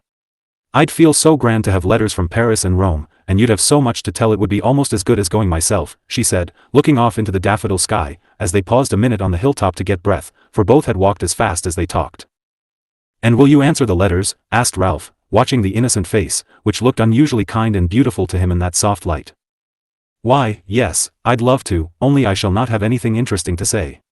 "What can I write about?" and Mary smiled as she thought how dull her letters would sound after the exciting details his would doubtless give. Write about yourself, and all the rest of the people I know. Grandma will be gone, and I shall want to hear how you get on." Ralph looked very anxious indeed to hear, and Mary promised she would tell all about the other people, adding, as she turned from the evening peace and loveliness to the house, whence came the clatter of milk pans and the smell of cooking. "I never should have anything very nice to tell about myself, for I don't do interesting things as you do, and you wouldn't care to hear about school, and sewing, and messing round at home." Mary gave a disdainful little sniff at the savory perfume of ham which saluted them, and paused with her hand on the gate, as if she found it pleasanter out there than in the house. Ralph seemed to agree with her, for, leaning on the gate, he lingered to say, with real sympathy in his tone and something else in his face, "Yes, I should, so you write and tell me all about it. I didn't know you had any worries, for you always seemed like one of the happiest people in the world, with so many to pet and care for you, and plenty of money, and nothing very hard or hateful to do. You'd think you were well off if you knew as much about poverty and work and never getting what you want, as I do. You bear your worries so well that nobody knows you have them. I ought not to complain, and I won't, for I do have all I need. I'm so glad you are going to get what you want at last," and Mary held out her hand to say good night, with so much pleasure in her face that Ralph could not make up his mind to go just yet. "I shall have to scratch round in a lively way before I do get it, for David says a fellow can't live on less than 400 or 500 a year, even living as poor artists have to, in garrets and on crusts. I don't mind as long as Grandma is all right. She is away tonight, or I should not be here," he added, as if some excuse was necessary. Mary needed no hint, for her tender heart was touched by the vision of her friend in a garret, and she suddenly rejoiced that there was ham and eggs for supper, so that he might be well fed once, at least, before he went away to feed on artistic crusts. "Being here, come in and spend the evening. The boys will like to hear the news, and so will father. Do, now." It was impossible to refuse the invitation he had been longing for, and in they went to the great delight of Roxy, who instantly retired to the pantry, smiling significantly, and brought out the most elaborate pie in honor of the occasion. Mary touched up the table, and put a little vase of flowers in the middle to redeem the vulgarity of doughnuts. Of course the boys upset it, but as there was company nothing was said, and Ralph devoured his supper with the appetite of a hungry boy, while watching Mary eat bread and cream out of an old-fashioned silver porringer, and thinking it the sweetest sight he ever beheld. Then the young people gathered about the table, full of the new plans, and the elders listened as they rested after the week's work. A pleasant evening, for they all liked Ralph, but as the parents watched Mary sitting among the great lads like a little queen among her subjects, half unconscious as yet of the power in her hands, they nodded to one another, and then shook their heads as if they said, "I'm afraid the time is coming, mother." "No danger as long as she don't know it, father." At 9 the boys went off to the barn, the farmer to wind up the 8-day clock, and the housewife to see how the baked beans and Indian pudding for tomorrow were getting on in the oven. Ralph took up his hat to go, saying as he looked at the shade on the tall student lamp, "What a good light that gives. I can see it as I go home every night, and it burns up here like a beacon. I always look for it, and it hardly ever fails to be burning. Sort of cheers up the way, you know, when I'm tired or low in my mind. Then I'm very glad I got it. I liked the shape, but the boys laughed at it as they did at my bulrushes in a ginger jar over there. I'd been reading about household art, and I thought I'd try a little," answered Mary, laughing at her own whims. "You've got a better sort of household art, I think, for you make people happy and places pretty, without fussing over it. This room is ever so much improved every time I come, though I hardly see what it is except the flowers," said Ralph, looking from the girl to the tall calla that bent its white cup above her as if to pour its dew upon her head. "Isn't that lovely? I tried to draw it, the shape was so graceful I wanted to keep it. But I couldn't. Isn't it a pity such beautiful things won't last forever?" and Mary looked regretfully at the half-faded one that grew beside the fresh blossom. "I can keep it for you. It would look well in plaster." "May I?" asked Ralph. "Thank you, I should like that very much. Take the real one as a model, please do, there are more coming, and this will brighten up your room for a day or two." As she spoke, Mary cut the stem, and, adding 2 or 3 of the great green leaves, put the handsome flower in his hand with so much goodwill that he felt as if he had received a very precious gift. Then he said good night so gratefully that Mary's hand quite tingled with the grasp of his, and went away, often looking backward through the darkness to where the light burned brightly on the hilltop, the beacon kindled by an unconscious hero for a young Leander swimming gallantly against wind and tide toward the goal of his ambition. Jack and Jill Chapter 17. Down at Molly's. "Now, my dears, I've something very curious to tell you, so listen quietly and then I'll give you your dinners," said Molly, addressing the 9 cats who came trooping after her as she went into the shed chamber with a bowl of milk and a plate of scraps in her hands. She had taught them to behave well at meals, so, though their eyes glared and their tails quivered with impatience, they obeyed, and when she put the food on a high shelf and retired to the big basket, the 4 old cats sat demurely down before her, while the 5 kits scrambled after her and tumbled into her lap, as if hoping to hasten the desired feast by their innocent gambols. Granny, Tobias, Mortification, and Molasses were the elders. Granny, a grey old puss, was the mother and grandmother of all the rest. Tobias was her eldest son, and Mortification his brother, so named because he had lost his tail, which affliction depressed his spirits and cast a blight over his young life. Molasses was a yellow cat, the mamma of 4 of the kits, the 5th being Granny's latest darling. Toddlekins, the little ant, was the image of her mother, and very sedate even at that early age. Miss Muffet, so called from her dread of spiders, was a timid black and white kit. Beauty, a pretty Maltese, with a serene little face and pink nose. Ragbag, a funny thing, every color that a cat could be, and Scamp, who well deserved his name, for he was the plague of Miss Bat's life, and Molly's especial pet.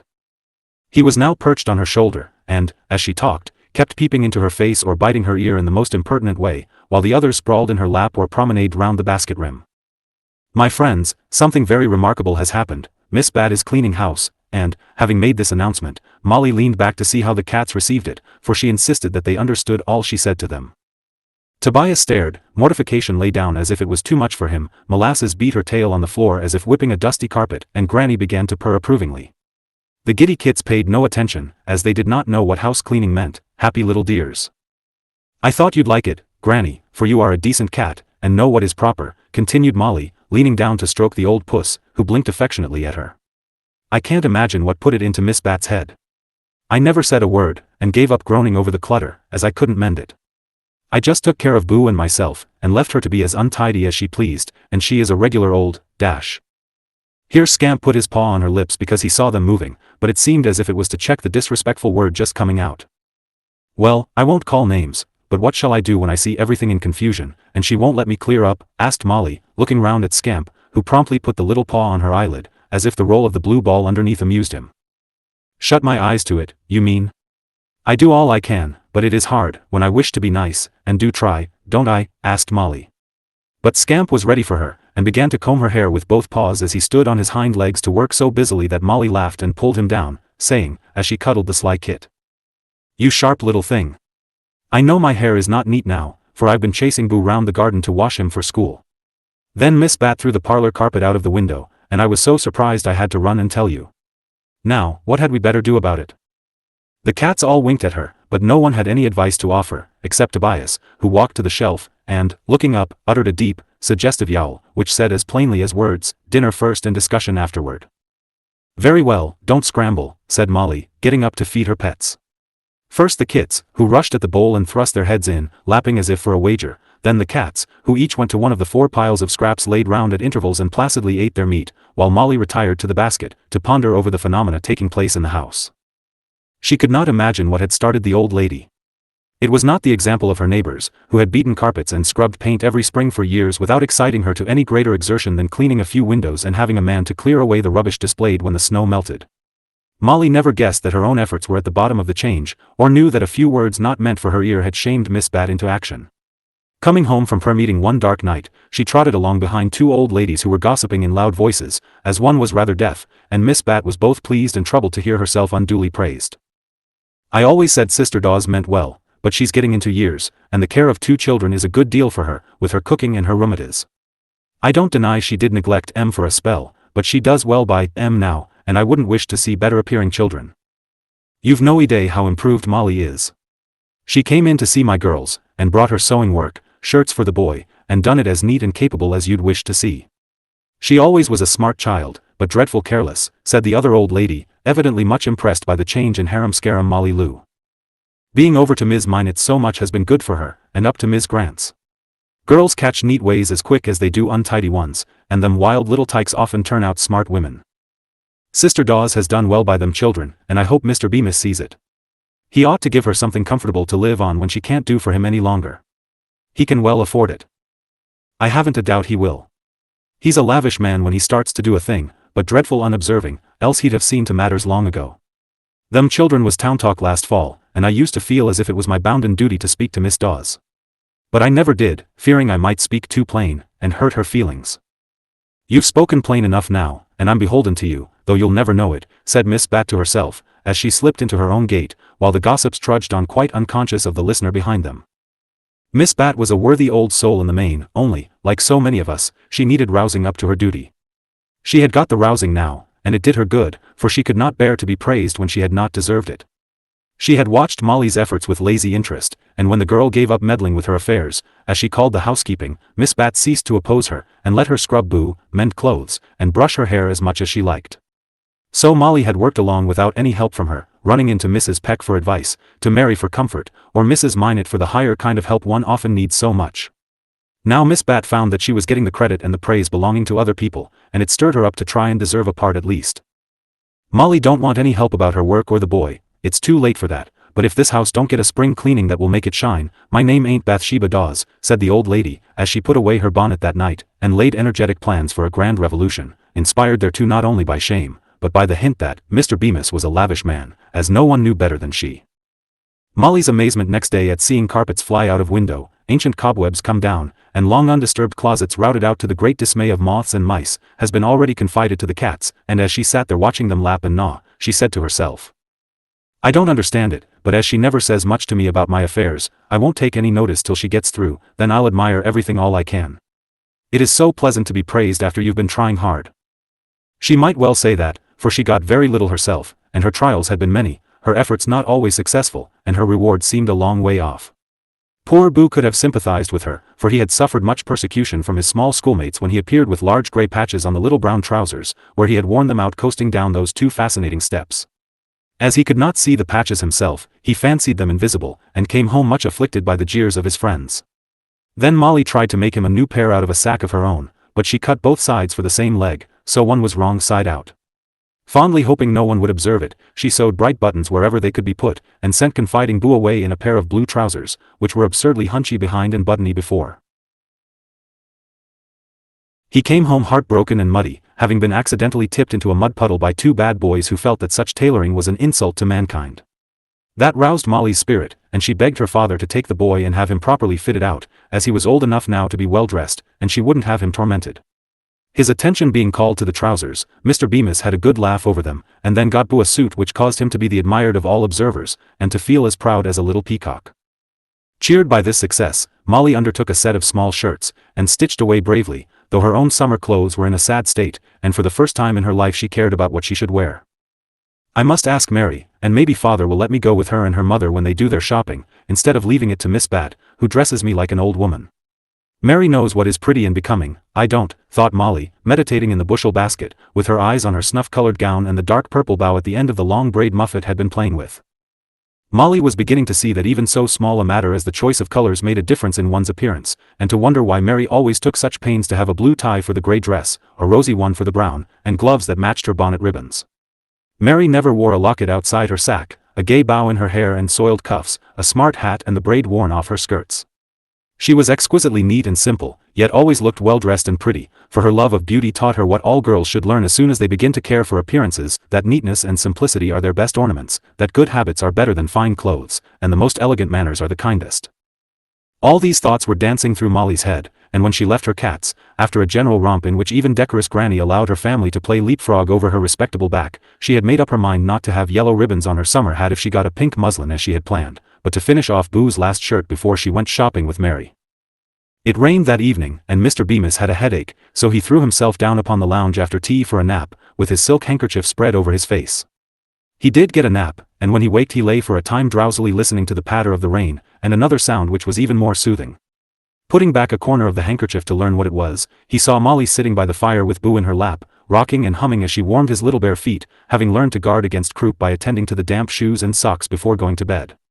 Boo lay with his round face turned up to hers, stroking her cheek while the sleepy blue eyes blinked lovingly at her as she sang her lullaby with a motherly patience sweet to see. They made a pretty little picture, and Mr. Bemis looked at it with pleasure, having a leisure moment in which to discover, as all parents do sooner or later, that his children were growing up.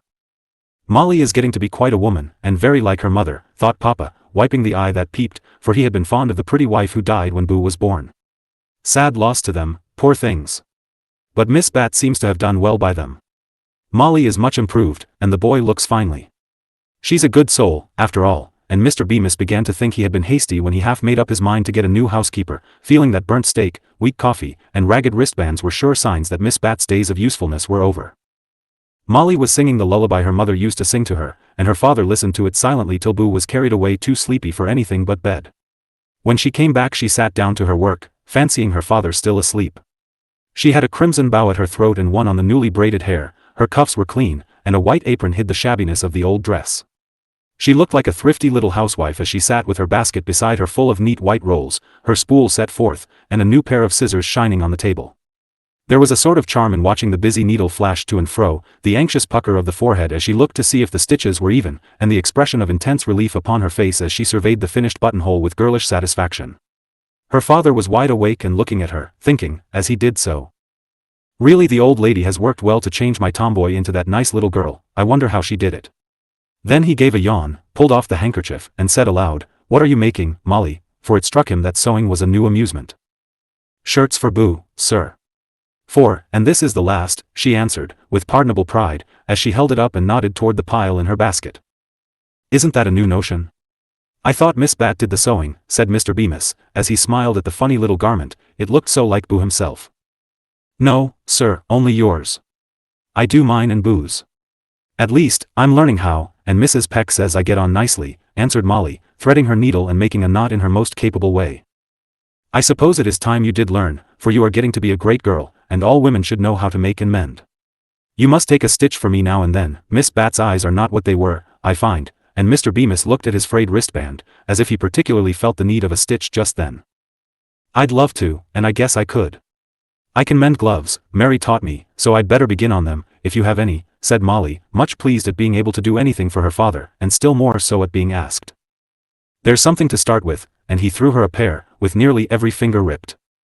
Molly shook her head over them, but got out her gray silk and fell to work, glad to show how well she could sew.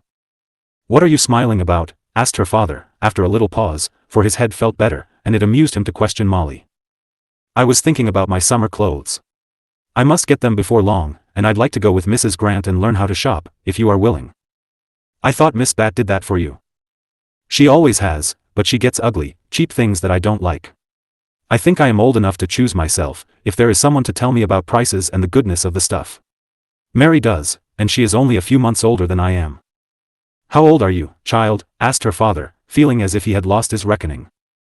15 in August, and Molly looked very proud of the fact. "So you are. Bless my heart, how the time goes. Well, get what you please. If I'm to have a young lady here, I'd like to have her prettily dressed. It won't offend Miss Bat, will it?" Molly's eyes sparkled, but she gave a little shrug as she answered, "She won't care. She never troubles herself about me if I let her alone." "Hey? What? Not trouble herself? If she doesn't, who does?" and Mr. Bemis sat up as if this discovery was more surprising than the other. "I take care of myself and Boo, and she looks after you. The house goes any way." "I should think so. I nearly broke my neck over the parlor sofa in the hall tonight."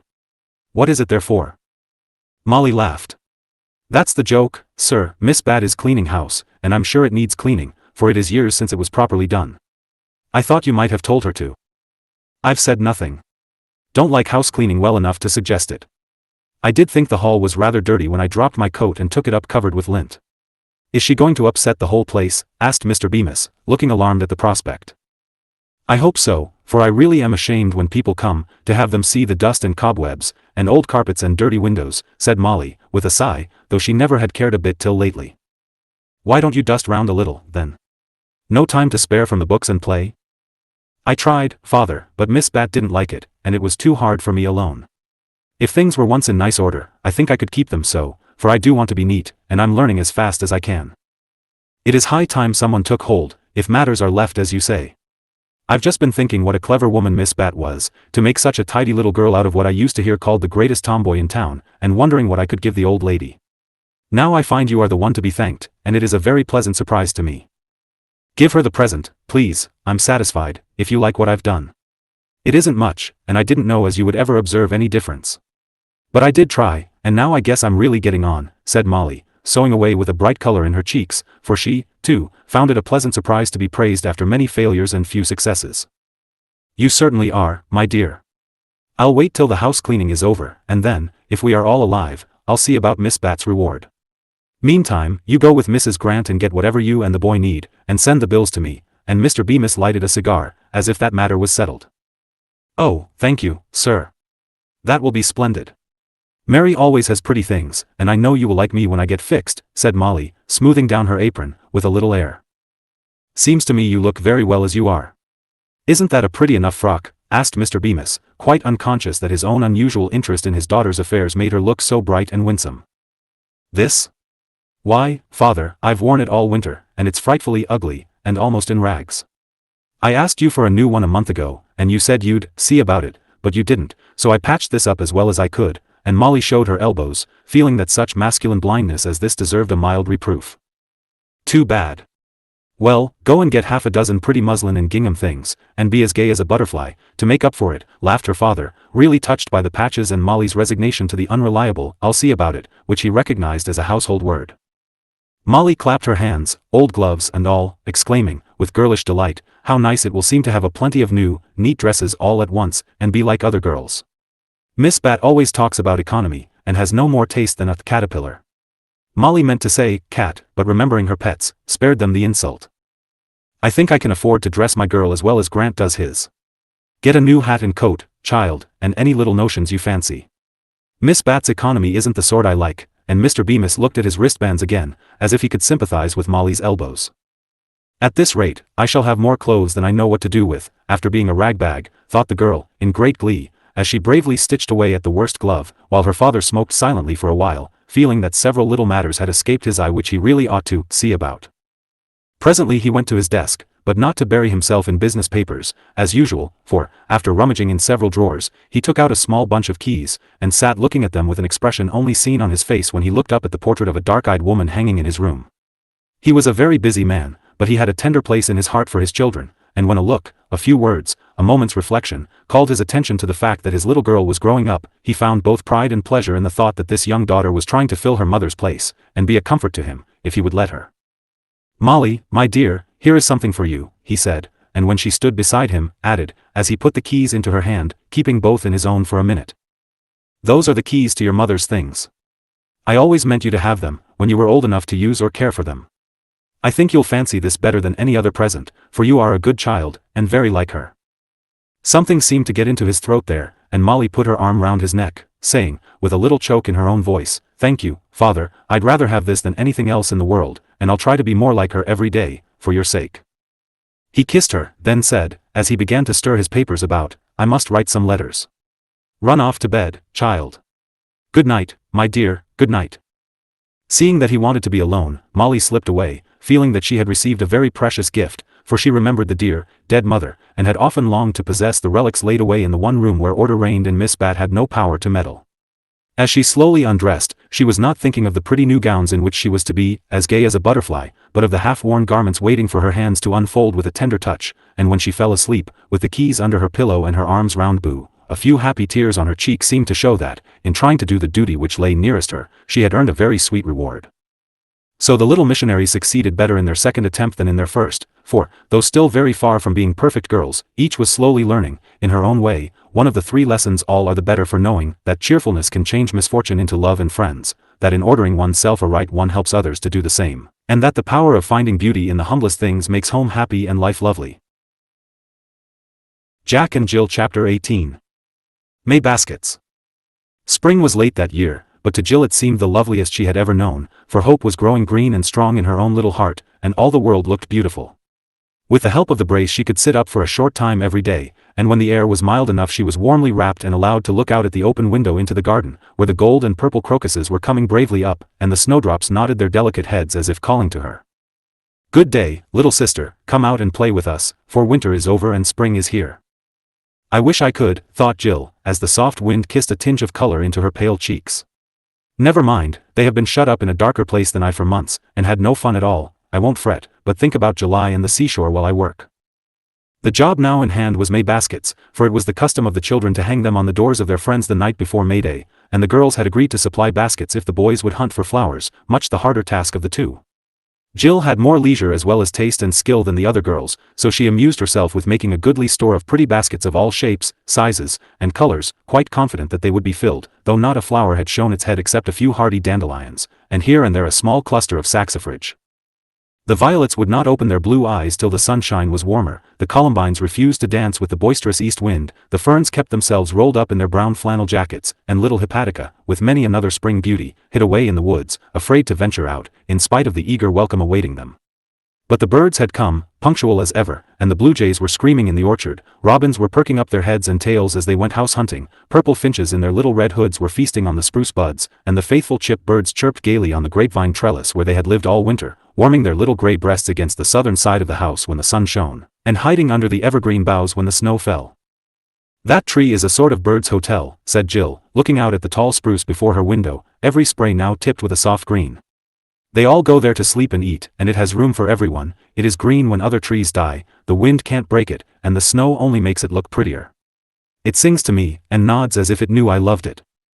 We might call it the Holly Tree Inn, as some of the cheap eating houses for poor people are called in the city, as my holly bush grows at its foot for a sign.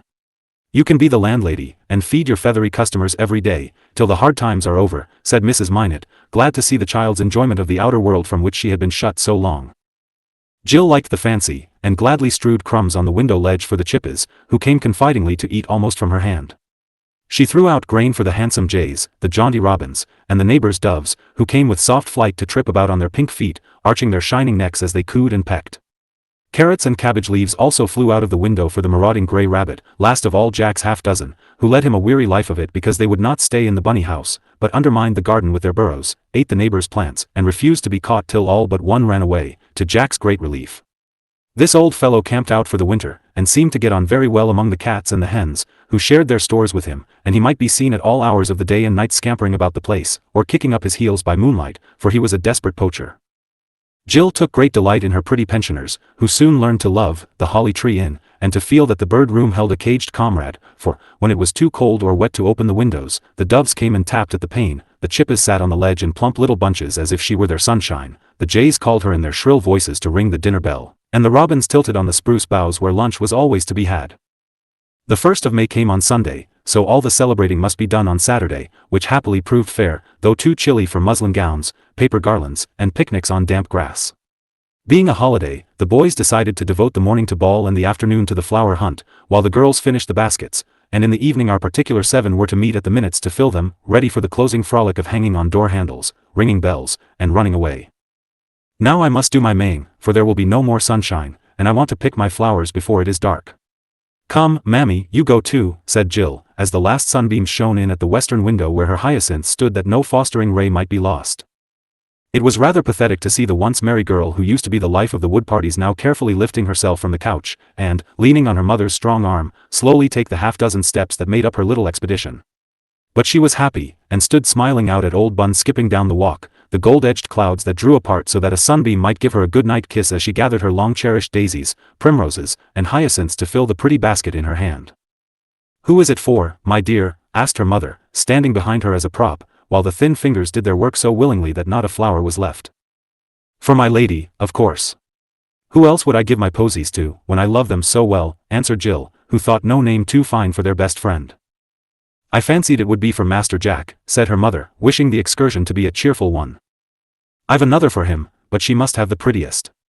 He is going to hang it for me, and ring and run away, and she won't know who it's from till she sees this.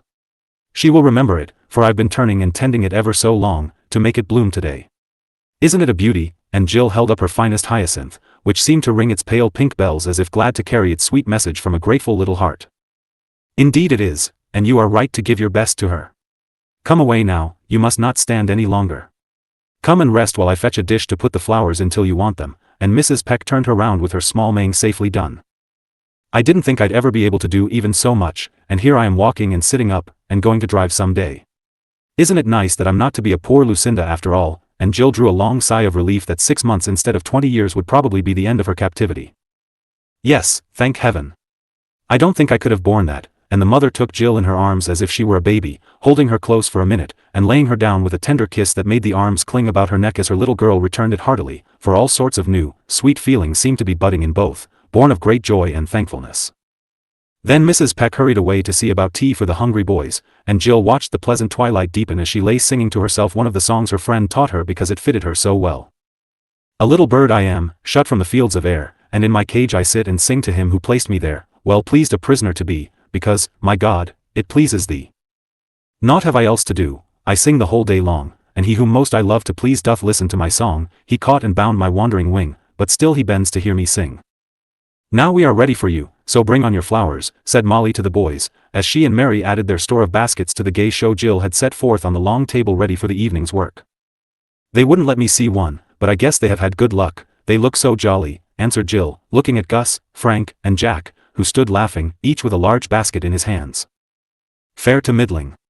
Just look in and see, with which cheerful remark Gus tipped up his basket and displayed a few bits of green at the bottom. I did better. Now, don't all scream at once over these beauties, and Frank shook out some evergreen sprigs, half a dozen saxifrages, and 2 or 3 forlorn violets with hardly any stems. I don't brag, but here's the best of all the 3, chuckled Jack, producing a bunch of feathery carrot tops, with a few half-shut dandelions trying to look brave and gay. Oh, boys, is that all? What shall we do? We've only a few house flowers, and all those baskets to fill, cried the girls, in despair, for Mary's contribution had been small, and Molly had only a handful of artificial flowers to fill up, she said. It isn't our fault, it is the late spring. We can't make flowers, can we? Asked Frank, in a tone of calm resignation. Couldn't you buy some, then? Said Molly, smoothing her crumpled morning glories, with a sigh. Who ever heard of a fellow having any money left the last day of the month? Demanded Gus, severely. Or girls either. I spent all mine in ribbon and paper for my baskets, and now they are of no use. It's a shame, lamented Jill, while Mary began to thin out her full baskets to fill the empty ones. Hold on, cried Frank, relenting. Now, Jack, make their minds easy before they begin to weep and wail. Left the box outside. You tell while I go for it, and Jack bolted, as if afraid the young ladies might be too demonstrative when the tale was told. Tell away, said Frank, modestly passing the story along to Gus, who made short work of it. We rampaged all over the country, and got only that small mess of greens. Knew you'd be disgusted, and sat down to see what we could do. Then Jack piped up, and said he'd show us a place where we could get a plenty. Come on, said we, and after leading us a nice tramp, he brought us out at Morse's greenhouse. So we got a few on tick, as we had but 4 cents among us, and there you are. Pretty clever of the little chap, wasn't it? A chorus of delight greeted Jack as he popped his head in, was promptly seized by his elders and walked up to the table, where the box was opened, displaying gay posies enough to fill most of the baskets if distributed with great economy and much green. You are the dearest boy that ever was, began Jill, with her nose luxuriously buried in the box, though the flowers were more remarkable for color than perfume. No, I'm not, there's a much dearer one coming upstairs now, and he's got something that will make you howl for joy, said Jack, ignoring his own prowess as Ed came in with a bigger box, looking as if he had done nothing but go a-maying all his days. Don't believe it, cried Jill, hugging her own treasure jealously. It's only another joke. I won't look, said Molly, still struggling to make her cambric roses bloom again. I know what it is. Oh, how sweet, added Mary, sniffing, as Ed set the box before her, saying pleasantly. You shall see first, because you had faith. Up went the cover, and a whiff of the freshest fragrance regaled the 7 eager noses bent to inhale it, as a general murmur of pleasure greeted the nest of great, rosy mayflowers that lay before them. The dear things, how lovely they are, and Mary looked as if greeting her cousins, so blooming and sweet was her own face. Molly pushed her dingy garlands away, ashamed of such poor attempts beside these perfect works of nature, and Jill stretched out her hand involuntarily, as she said, forgetting her exotics, give me just one to smell of, it is so woodsy and delicious. Here you are, plenty for all. Real Pilgrim Fathers, right from Plymouth. One of our fellows lives there, and I told him to bring me a good lot, so he did, and you can do what you like with them, explained Ed, passing round bunches and shaking the rest in a mossy pile upon the table. Ed always gets ahead of us in doing the right thing at the right time. Hope you've got some first-class baskets ready for him, said Gus, refreshing the Washingtonian nose with a pink blossom or 2. Not much danger of his being forgotten, answered Molly, and everyone laughed, for Ed was much beloved by all the girls, and his doorsteps always bloomed like a flower bed on May Eve. Now we must fly round and fill up. Come, boys, sort out the green and hand us the flowers as we want them. Then we must direct them, and, by the time that is done, you can go and leave them, said Jill, setting all to work. Ed must choose his baskets first. These are ours, but any of those you can have, and Molly pointed to a detachment of gay baskets, set apart from those already partly filled. Ed chose a blue one, and Mary filled it with the rosiest mayflowers, knowing that it was to hang on Mabel's door handle. The others did the same, and the pretty work went on, with much fun, till all were filled, and ready for the names or notes. Let us have poetry, as we can't get wild flowers. That will be rather fine, proposed Jill, who liked jingles. All had had some practice at the game parties, and pencils went briskly for a few minutes, while silence reigned, as the poets racked their brains for rhymes, and stared at the blooming array before them for inspiration. Oh, dear. I can't find a word to rhyme to geranium, sighed Molly, pulling her braid, as if to pump the well of her fancy dry.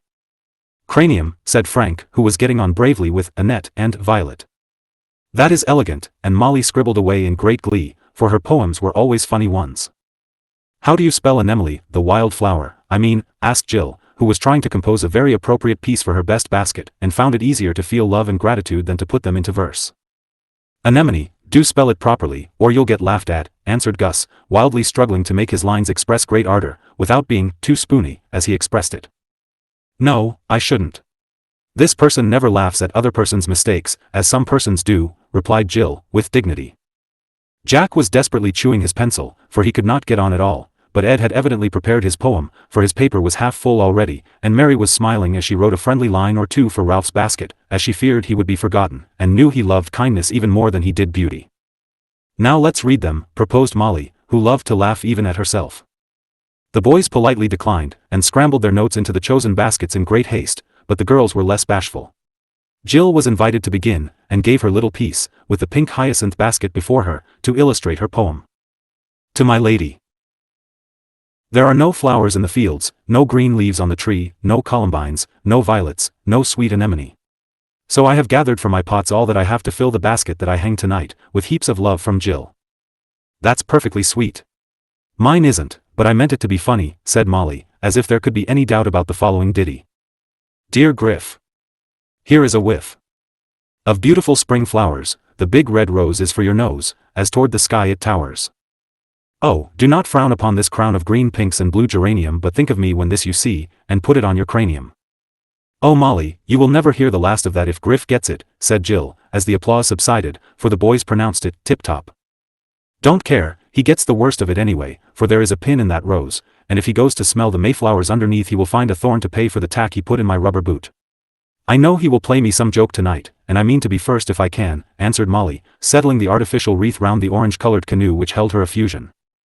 Now, Mary, read yours, you always have sweet poems, and Jill folded her hands to listen with pleasure to something sentimental. I can't read the poems in some of mine, because they are for you, but this little verse you can hear, if you like. I'm going to give that basket to Ralph. He said he should hang one for his grandmother, and I thought that was so nice of him, I'd love to surprise him with one all to himself. He's always so good to us, and Mary looked so innocently earnest that no one smiled at her kind thought or the unconscious paraphrase she had made of a famous stanza in her own little verse. To one who teaches me the sweetness and the beauty of doing faithfully and cheerfully my duty. He will like that, and know who sent it, for none of us have pretty pink paper but you, or write such an elegant hand, said Molly, admiring the delicate white basket shaped like a lily, with the flowers inside and the note hidden among them, all daintily tied up with the palest blush-colored ribbon. Well, that's no harm. He likes pretty things as much as I do, and I made my basket like a flower because I gave him one of my collas. He admired the shape so much, and Mary smiled as she remembered how pleased Ralph looked as he went away carrying the lovely thing. I think it would be a good plan to hang some baskets on the doors of other people who don't expect or often have any. I'll do it if you can spare some of these, we have so many. Give me only one, and let the others go to old Mrs. Tucker, and the little Irish girl who has been sick so long, and lame Nettie, and Daddy Munson. It would please and surprise them so. Will we? Asked Ed, in that persuasive voice of his. All agreed at once, and several people were made very happy by a bit of spring left at their doors by the May elves who haunted the town that night playing all sorts of pranks.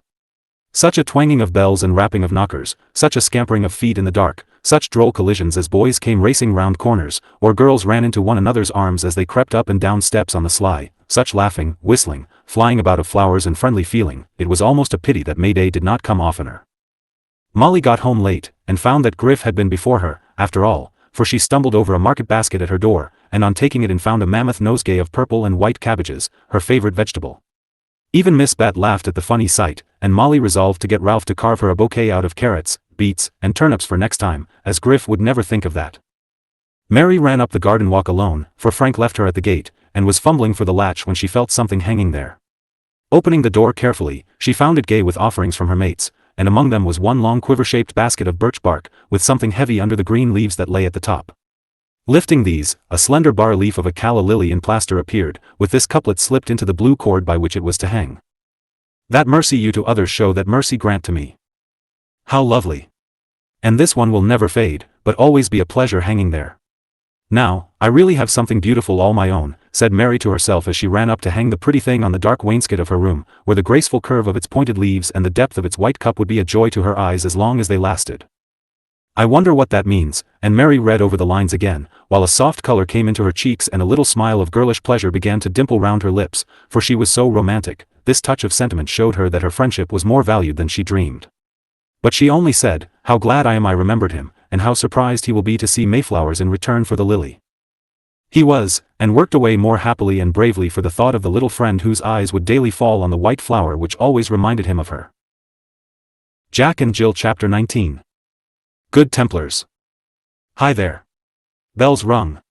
Get up, lazy bones, called Frank from his room as the clock struck 6 one bright morning, and a great creaking and stamping proclaimed that he was astir. All right, I'm coming, responded a drowsy voice, and Jack turned over as if to obey, but there the effort ended, and he was off again, for growing lads are hard to rouse, as many a mother knows to her sorrow. Frank made a beginning on his own toilet, and then took a look at his brother, for the stillness was suspicious. I thought so. He told me to wake him, and I guess this will do it, and, filling his great sponge with water, Frank stalked into the next room and stood over the unconscious victim like a stern executioner, glad to unite business with pleasure in this agreeable manner. A woman would have relented and tried some milder means, for when his broad shoulders and stout limbs were hidden, Jack looked very young and innocent in his sleep. Even Frank paused a moment to look at the round, rosy face, the curly eyelashes, half-open mouth, and the peaceful expression of a dreaming baby. I must do it, or he won't be ready for breakfast, said the Spartan brother, and down came the sponge, cold, wet, and choky, as it was briskly rubbed to and fro regardless of every obstacle. Come, I say. That's not fair. Leave me alone, sputtered Jack, hitting out so vigorously that the sponge flew across the room, and Frank fell back to laugh at the indignant sufferer. I promised to wake you, and you believe in keeping promises, so I'm doing my best to get you up. Well, you needn't pour a quart of water down a fellow's neck, and rub his nose off, need you? I'm awake, so take your old sponge and go along, growled Jack, with one eye open and a mighty gape. See that you keep so, then, or I'll come and give you another sort of a rouser, said Frank, retiring well pleased with his success. I shall have one good stretch, if I like. It is strengthening to the muscles, and I'm as stiff as a board with all that football yesterday, murmured Jack, lying down for one delicious moment. He shut the open eye to enjoy it thoroughly, and forgot the stretch altogether, for the bed was warm, the pillow soft, and a half-finished dream still hung about his drowsy brain. Who does not know the fatal charm of that stolen moment, for once yield to it, and one is lost. Jack was miles away, in the twinkling of a bedpost, and the pleasing dream seemed about to return, when a ruthless hand tore off the clothes, swept him out of bed, and he really did awake to find himself standing in the middle of his bath pan with both windows open, and Frank about to pour a pail of water over him. Hold on. Yah, how cold the water is. Why, I thought I was up, and, hopping out, Jack rubbed his eyes and looked about with such a genuine surprise that Frank put down the pail, feeling that the deluge would not be needed this time. You are now, and I'll see that you keep so, he said, as he stripped the bed and carried off the pillows. I don't care. What a jolly day, and Jack took a little promenade to finish the rousing process. You'd better hurry up, or you won't get your chores done before breakfast. No time for a go as you please now, said Frank, and both boys laughed, for it was an old joke of theirs, and rather funny. Going up to bed one night expecting to find Jack asleep, Frank discovered him tramping round and round the room airily attired in a towel, and so dizzy with his brisk revolutions that as his brother looked he tumbled over and lay panting like a fallen gladiator. What on earth are you about? Playing Raoul. Walking for the belt, and I've got it too, laughed Jack, pointing to an old gilt chandelier chain hanging on the bedpost. You little noodle, you'd better revolve into bed before you lose your head entirely. I never saw such a fellow for taking himself off his legs. Well, if I didn't exercise, do you suppose I should be able to do that, or that? Cried Jack, turning a somersault and striking a fine attitude as he came up, flattering himself that he was the model of a youthful athlete. You look more like a clothespin than a Hercules, was the crushing reply of this unsympathetic brother, and Jack meekly retired with a bad headache. I don't do such silly things now, I'm as broad across the shoulders as you are, and twice as strong on my pins, thanks to my gymnastics. Bet you a cent I'll be dressed first, though you have got the start, said Jack, knowing that Frank always had a protracted wrestle with his collar buttons, which gave his adversary a great advantage over him. Done, answered Frank, and at it they went. A wild scramble was heard in Jack's room, and a steady tramp in the other as Frank worked away at the stiff collar and the unaccommodating button till every finger ached. A clashing of boots followed, while Jack whistled Polly Hopkins, and Frank declaimed in his deepest voice. Arma virumque cano, trojica primus aboris Italium, fato profugus, Laviniac venit lidora. Hairbrushes came next, and here Frank got ahead, for Jack's thick crop would stand straight up on the crown, and only a good wetting and a steady brush would make it lie down. Play away, number 2, called out Frank as he put on his vest, while Jack was still at it with a pair of the stiffest brushes procurable for money. Hold hard, number 11, and don't forget your teeth, answered Jack, who had done his. Frank took a hasty rub and whisked on his coat, while Jack was picking up the various treasures which had flown out of his pockets as he caught up his roundabout. Ready. I'll trouble you for a cent, sonny, and Frank held out his hand as he appeared equipped for the day. You haven't hung up your nightgown, nor aired the bed, nor opened the windows. That's part of the dressing, Mother said so. I've got you there, for you did all that for me, except this, and Jack threw his gown over a chair with a triumphant flourish as Frank turned back to leave his room in the order which they had been taught was one of the signs of a good bringing up in boys as well as girls. Ready. I'll trouble you for a cent, old man, and Jack held out his hand, with a chuckle. He got the money and a good clap beside, then they retired to the shed to black their boots, after which Frank filled the wood boxes and Jack split kindlings, till the daily allowance was ready.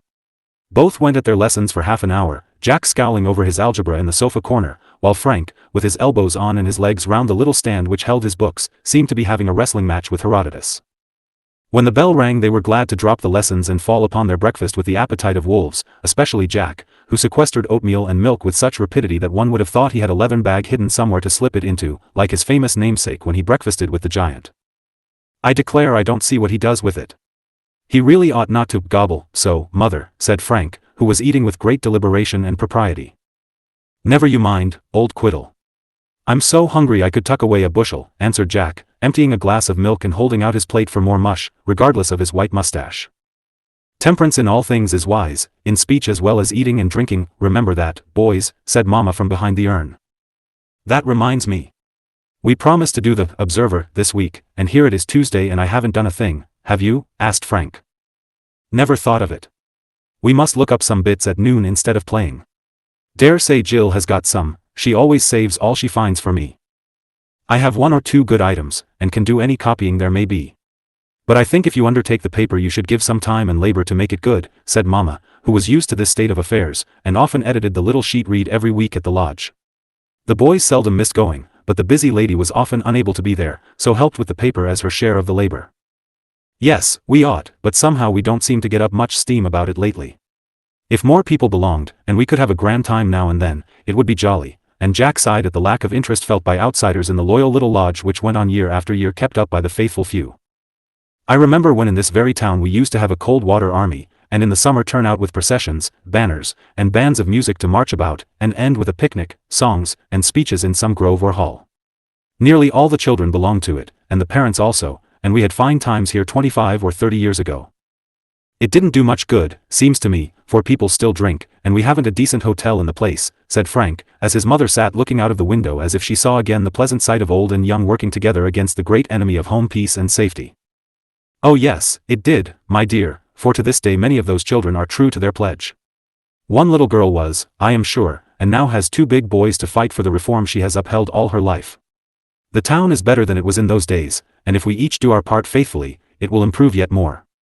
Every boy and girl who joins is one gained, perhaps, and your example is the best temperance lecture you can give. Hold fast, and don't mind if it isn't jolly, it is right, and that should be enough for us. Mama spoke warmly, for she heartily believed in young people's guarding against this dangerous vice before it became a temptation, and hoped her boys would never break the pledge they had taken, for, young as they were old enough to see its worth, feel its wisdom, and pride themselves on the promise which was fast growing into a principle. Jack's face brightened as he listened, and Frank said, with the steady look which made his face manly. It shall be. Now I'll tell you what I was going to keep as a surprise till tonight, for I wanted to have my secret as well as other folks. Ed and I went up to see Bob, Sunday, and he said he'd join the lodge, if they'd have him. I'm going to propose him tonight. Good. Good, cried Jack, joyfully, and Mrs. Minot clapped her hands, for every new member was rejoiced over by the good people, who were not discouraged by ridicule, indifference, or opposition. We've got him now, for no one will object, and it is just the thing for him.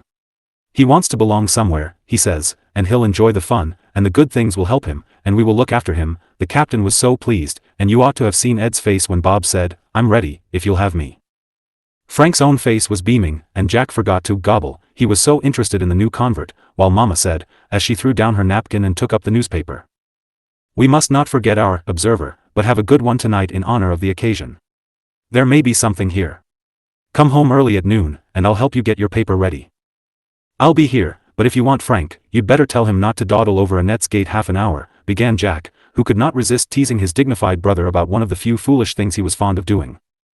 "Do you want your nose pulled?" demanded Frank, who never would stand joking on that tender point from his brother.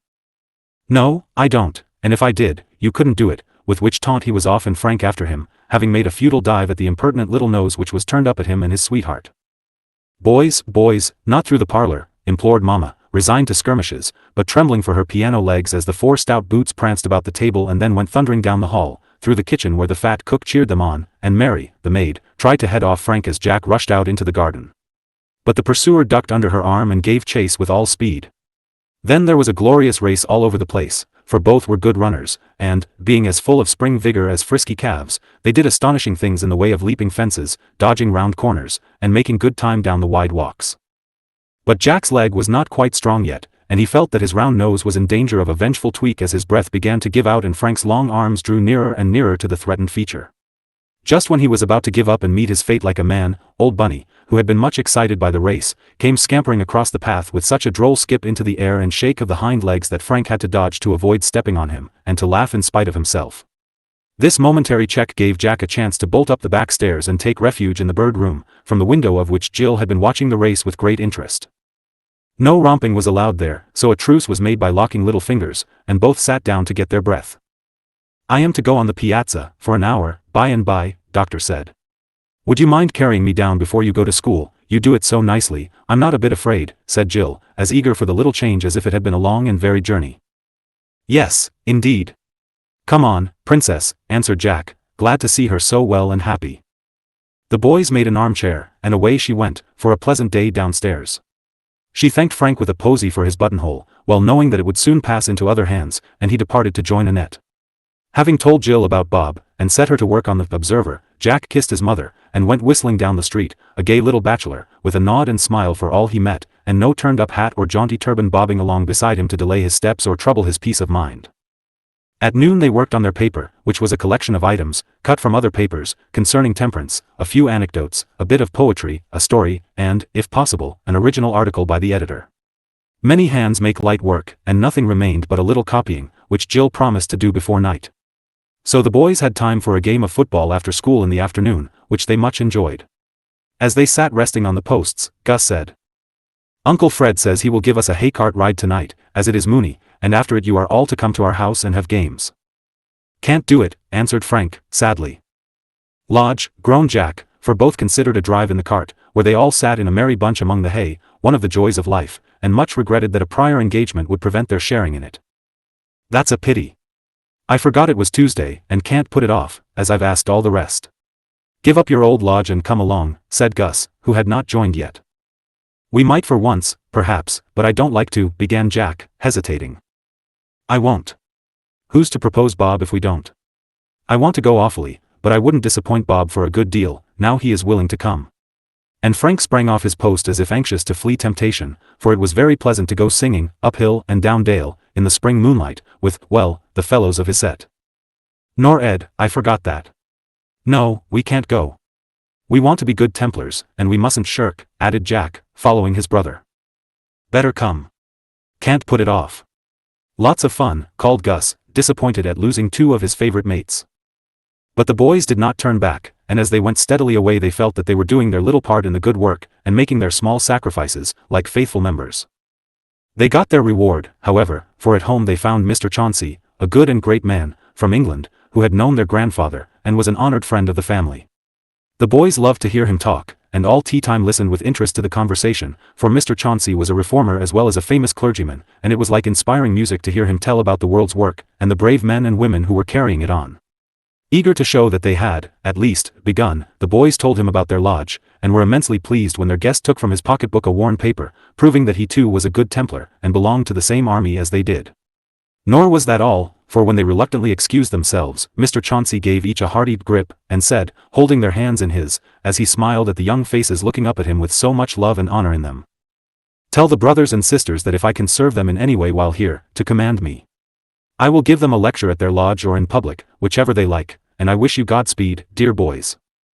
Two prouder lads never walked the streets than Frank and Jack as they hurried away, nearly forgetting the poor little paper in their haste to tell the good news, for it was seldom that such an offer was made the lodge, and they felt the honor done them as bearers of it.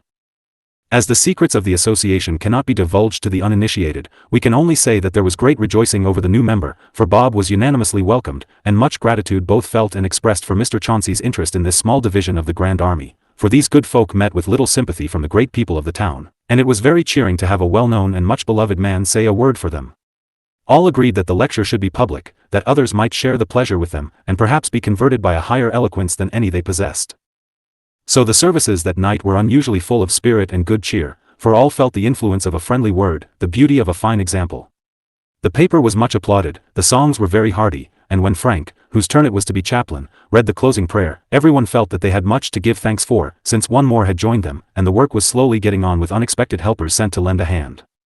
The lights shone out from the little hall across the street, the music reached the ears of passers-by, and the busy hum of voices up there told how faithfully some, at least, of the villagers tried to make the town a safer place for their boys to grow up in, though the tavern still had its private bar and the saloon doors stood open to invite them in. There are many such quiet lodges, and in them many young people learning as these lads were learning something of the duty they owed their neighbors as well as themselves, and being fitted to become good men and sober citizens by practicing and preaching the law and gospel of temperance. The next night Mr. Chauncey lectured, and the town turned out to hear the distinguished man, who not only told them of the crime and misery produced by this terrible vice which afflicted both England and America, but of the great crusade against it going on everywhere, and the need of courage, patience, hard work, and much faith, that in time it might be overcome. Strong and cheerful words that all liked to hear and many heartily believed, especially the young Templars, whose boyish fancies were won by the idea of fighting as knights of old did in the famous crusades they read about in their splendid New Young Folks edition of Froissart. We can't pitch into people as the Red Cross fellows did, but we can smash rum jugs when we get the chance, and stand by our flag as our men did in the war, said Frank, with sparkling eyes, as they went home in the moonlight arm in arm, keeping step behind Mr. Chauncey, who led the way with their mother on his arm, a martial figure though a minister, and a good captain to follow, as the boys felt after hearing his stirring words. Let's try and get up a company of boys like those mother told us about, and show people that we mean what we say. I'll be color-bearer, and you may drill us as much as you like. A real cold water army, with flags flying, and drums, and all sorts of larks, said Jack, much excited, and taking a dramatic view of the matter. We'll see about it. Something ought to be done, and perhaps we shall be the men to do it when the time comes, answered Frank, feeling ready to shoulder a musket or be a minuteman in good earnest. Boyish talk and enthusiasm, but it was of the right sort, and when time and training had fitted them to bear arms, these young knights would be worthy to put on the Red Cross and ride away to help right the wrongs and slay the dragons that afflict the world. Jack and Jill Chapter 20. A Sweet Memory. Now the lovely June days had come, everything began to look really summer-like, school would soon be over, and the young people were joyfully preparing for the long vacation. We are all going up to Bethlehem. We take the seashore one year and the mountains the next. Better come along, said Gus, as the boys lay on the grass after beating the Lincolns at one of the first matches of the season. Can't, we are off to Pebbly Beach the second week in July. Our invalids need sea air. That one looks delicate, doesn't he? Asked Frank, giving Jack a slight rap with his bat as that young gentleman lay in his usual attitude admiring the blue hose and russet shoes which adorned his sturdy limbs. Stop that, Captain. You needn't talk about invalids, when you know Mother says you are not to look at a book for a month because you have studied yourself thin and headachy. I'm all right, and Jack gave himself a sounding slap on the chest, where shone the white star of the H.B.B.C. Hear the little cockerel crow. You just wait till you get into the college class, and see if you don't have to study like fun, said Gus, with unruffled composure, for he was going to Harvard next year, and felt himself already a senior. Never shall, I don't want any of your old colleges. I'm going into business as soon as I can. Ed says I may be his bookkeeper, if I am ready when he starts for himself. That is much jollier than grinding away for 4 years, and then having to grind ever so many more at a profession, said Jack, examining with interest the various knocks and bruises with which much ball-playing had adorned his hands. Much you know about it. Just as well you don't mean to try, for it would take a mighty long pull and strong pull to get you in. Business would suit you better, and you and Ed would make a capital partnership. Devlin, Minot, and Company sounds well, hey, Gus? Very, but they are such good-natured chaps, they'd never get rich. By the way, Ed came home at noon today sick. I met him, and he looked regularly knocked up, answered Gus, in a sober tone. I told him he'd better not go down Monday, for he wasn't well Saturday, and couldn't come to sing Sunday evening, you remember. I must go right round and see what the matter is, and Jack jumped up, with an anxious face. Let him alone till tomorrow. He won't want anyone fussing over him now. We are going for a pull, come along and steer, said Frank, for the sunset promised to be fine, and the boys liked a brisk row in their newly painted boat, the Redora. Go ahead and get ready, I'll just cut round and ask at the door. It will seem kind, and I must know how Ed is. Won't be long, and Jack was off at his best pace. The others were waiting impatiently when he came back with slower steps and a more anxious face. How is the old fellow? Called Frank from the boat, while Gus stood leaning on an oar in a nautical attitude. Pretty sick. Had the doctor. May have a fever. I didn't go in, but Ed sent his love, and wanted to know who beat, answered Jack, stepping to his place, glad to rest and cool one himself. Guess he'll be all right in a day or two, and Gus pushed off, leaving all care behind. Hope he won't have typhoid, that's no joke, I tell you, said Frank, who knew all about it, and did not care to repeat the experience. He's worked too hard. He's so faithful he does more than his share, and gets tired out. Mother asked him to come down and see us when he has his vacation. We are going to have high old times fishing and boating. Up or down? Asked Jack, as they glided out into the river. Gus looked both ways, and seeing another boat with a glimpse of red in it just going round the bend, answered, with decision, up, of course. Don't we always pull to the bridge? Not when the girls are going down, laughed Jack, who had recognized Juliet's scarlet boating suit as he glanced over his shoulder. Mind what you are about, and don't gabble, commanded Captain Frank, as the crew bent to their oars and the slender boat cut through the water leaving a long furrow trembling behind. Oh, ah. I see. There is a blue jacket as well as a red one, so it's all right. Lady Queen Anne, she sits in the sun, as white as a lily, as brown as a bun. Sung Jack, recovering his spirits, and wishing Jill was there too. Do you want a ducking? Sternly demanded Gus, anxious to preserve discipline. Shouldn't mind, it's so warm. But Jack said no more, and soon the Redora was alongside the Water Witch, exchanging greetings in the most amiable manner. Pity this boat won't hold four. We'd put Jack in yours, and take you girls a nice spin up to the Hemlocks, said Frank, whose idea of bliss was floating down the river with a net as coxswain. You'd better come in here, this will hold four, and we are tired of rowing, returned the Water Witch, so invitingly that Gus could not resist. I don't think it is safe to put four in there. You'd better change places with a net, Gus, and then we shall be ship-shape, said Frank, answering a telegram from the eyes that matched the blue jacket. Wouldn't it be more ship-shape still if you put me ashore at Griff's Landing? I can take his boat, or wait till you come back. Don't care what I do, said Jack, feeling himself sadly in the way. The good-natured offer being accepted with thanks, the changes were made, and, leaving him behind, the two boats went gaily up the river. He really did not care what he did, so sat in Griff's boat a while watching the red sky, the shining stream, and the low green meadows, where the blackbirds were singing as if they too had met their little sweethearts and were happy. Jack remembered that quiet half-hour long afterward, because what followed seemed to impress it on his memory.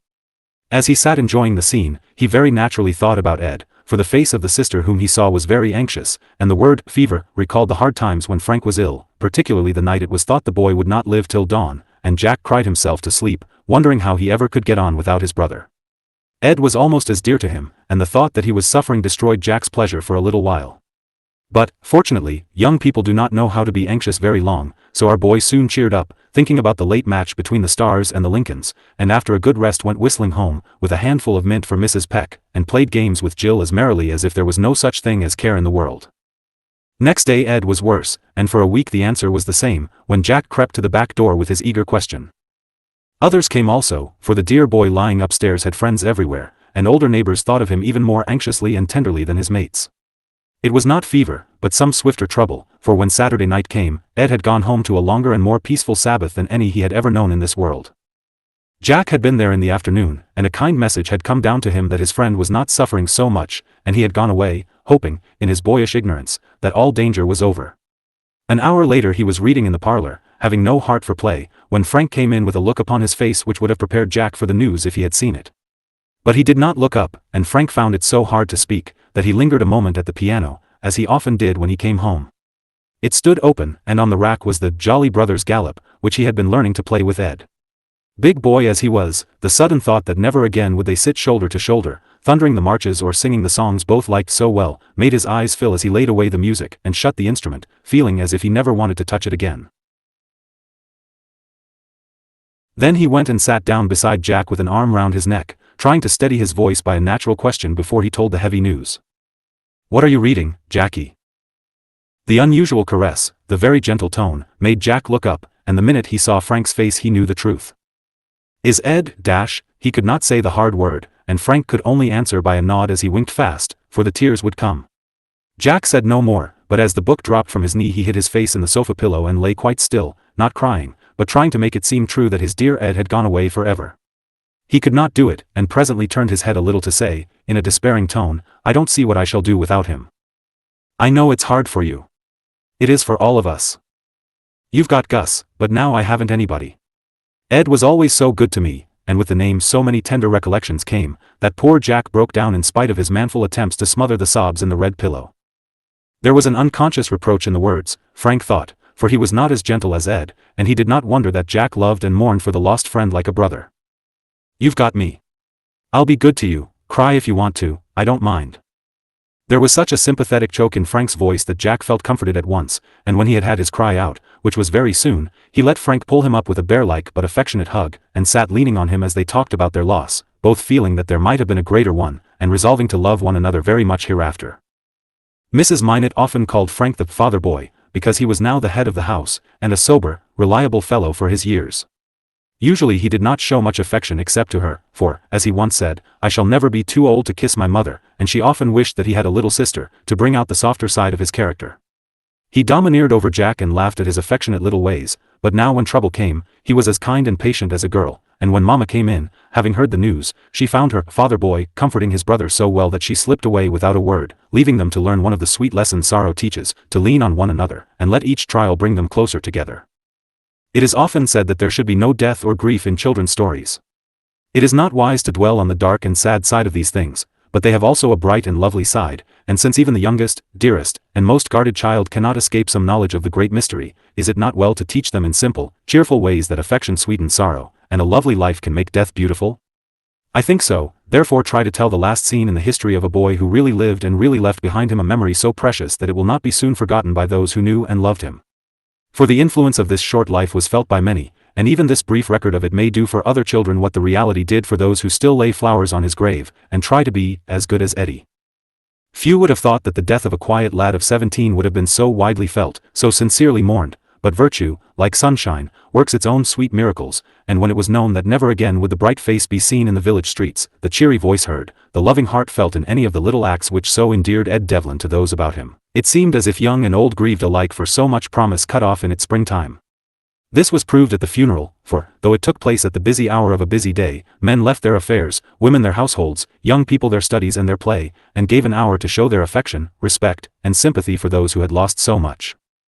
The girls had trimmed the church with all the sweetest flowers they could find, and garlands of lilies of the valley robbed the casket of its mournful look. The boys had brought fresh boughs to make the grave a green bed for their comrades' last sleep.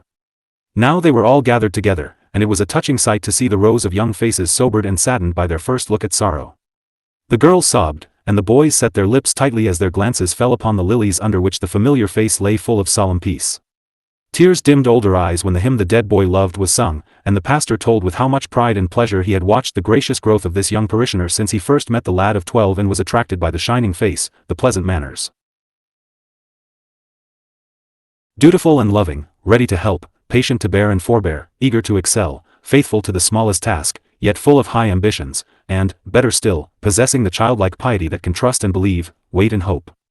Good and happy, the two things we all long for and so few of us truly are. This he was, and this single fact was the best eulogy his pastor could pronounce over the beloved youth gone to a nobler manhood whose promise left so sweet a memory behind. As the young people looked, listened, and took in the scene, they felt as if some mysterious power had changed their playmate from a creature like themselves into a sort of saint or hero for them to look up to, and imitate if they could. What has he done, to be so loved, praised, and mourned, they thought, with a tender sort of wonder, and the answer seemed to come to them as never before, for never had they been brought so near the solemn truth of life and death. It was not what he did but what he was that made him so beloved.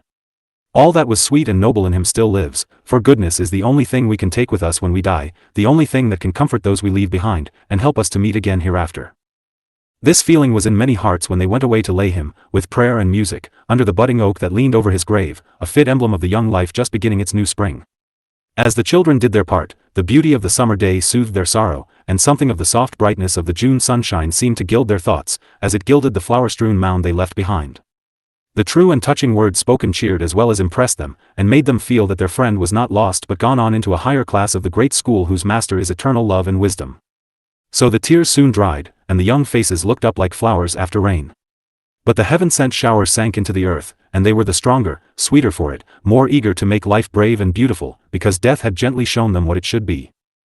When the boys came home they found their mother already returned, and Jill upon the parlor sofa listening to her account of the funeral with the same quiet, hopeful look which their own faces wore, for somehow the sadness seemed to have gone, and a sort of Sunday peace remained.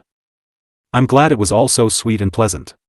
Come and rest, you look so tired," and Jill held out her hands to greet them, a crumpled handkerchief in one and a little bunch of fading lilies in the other.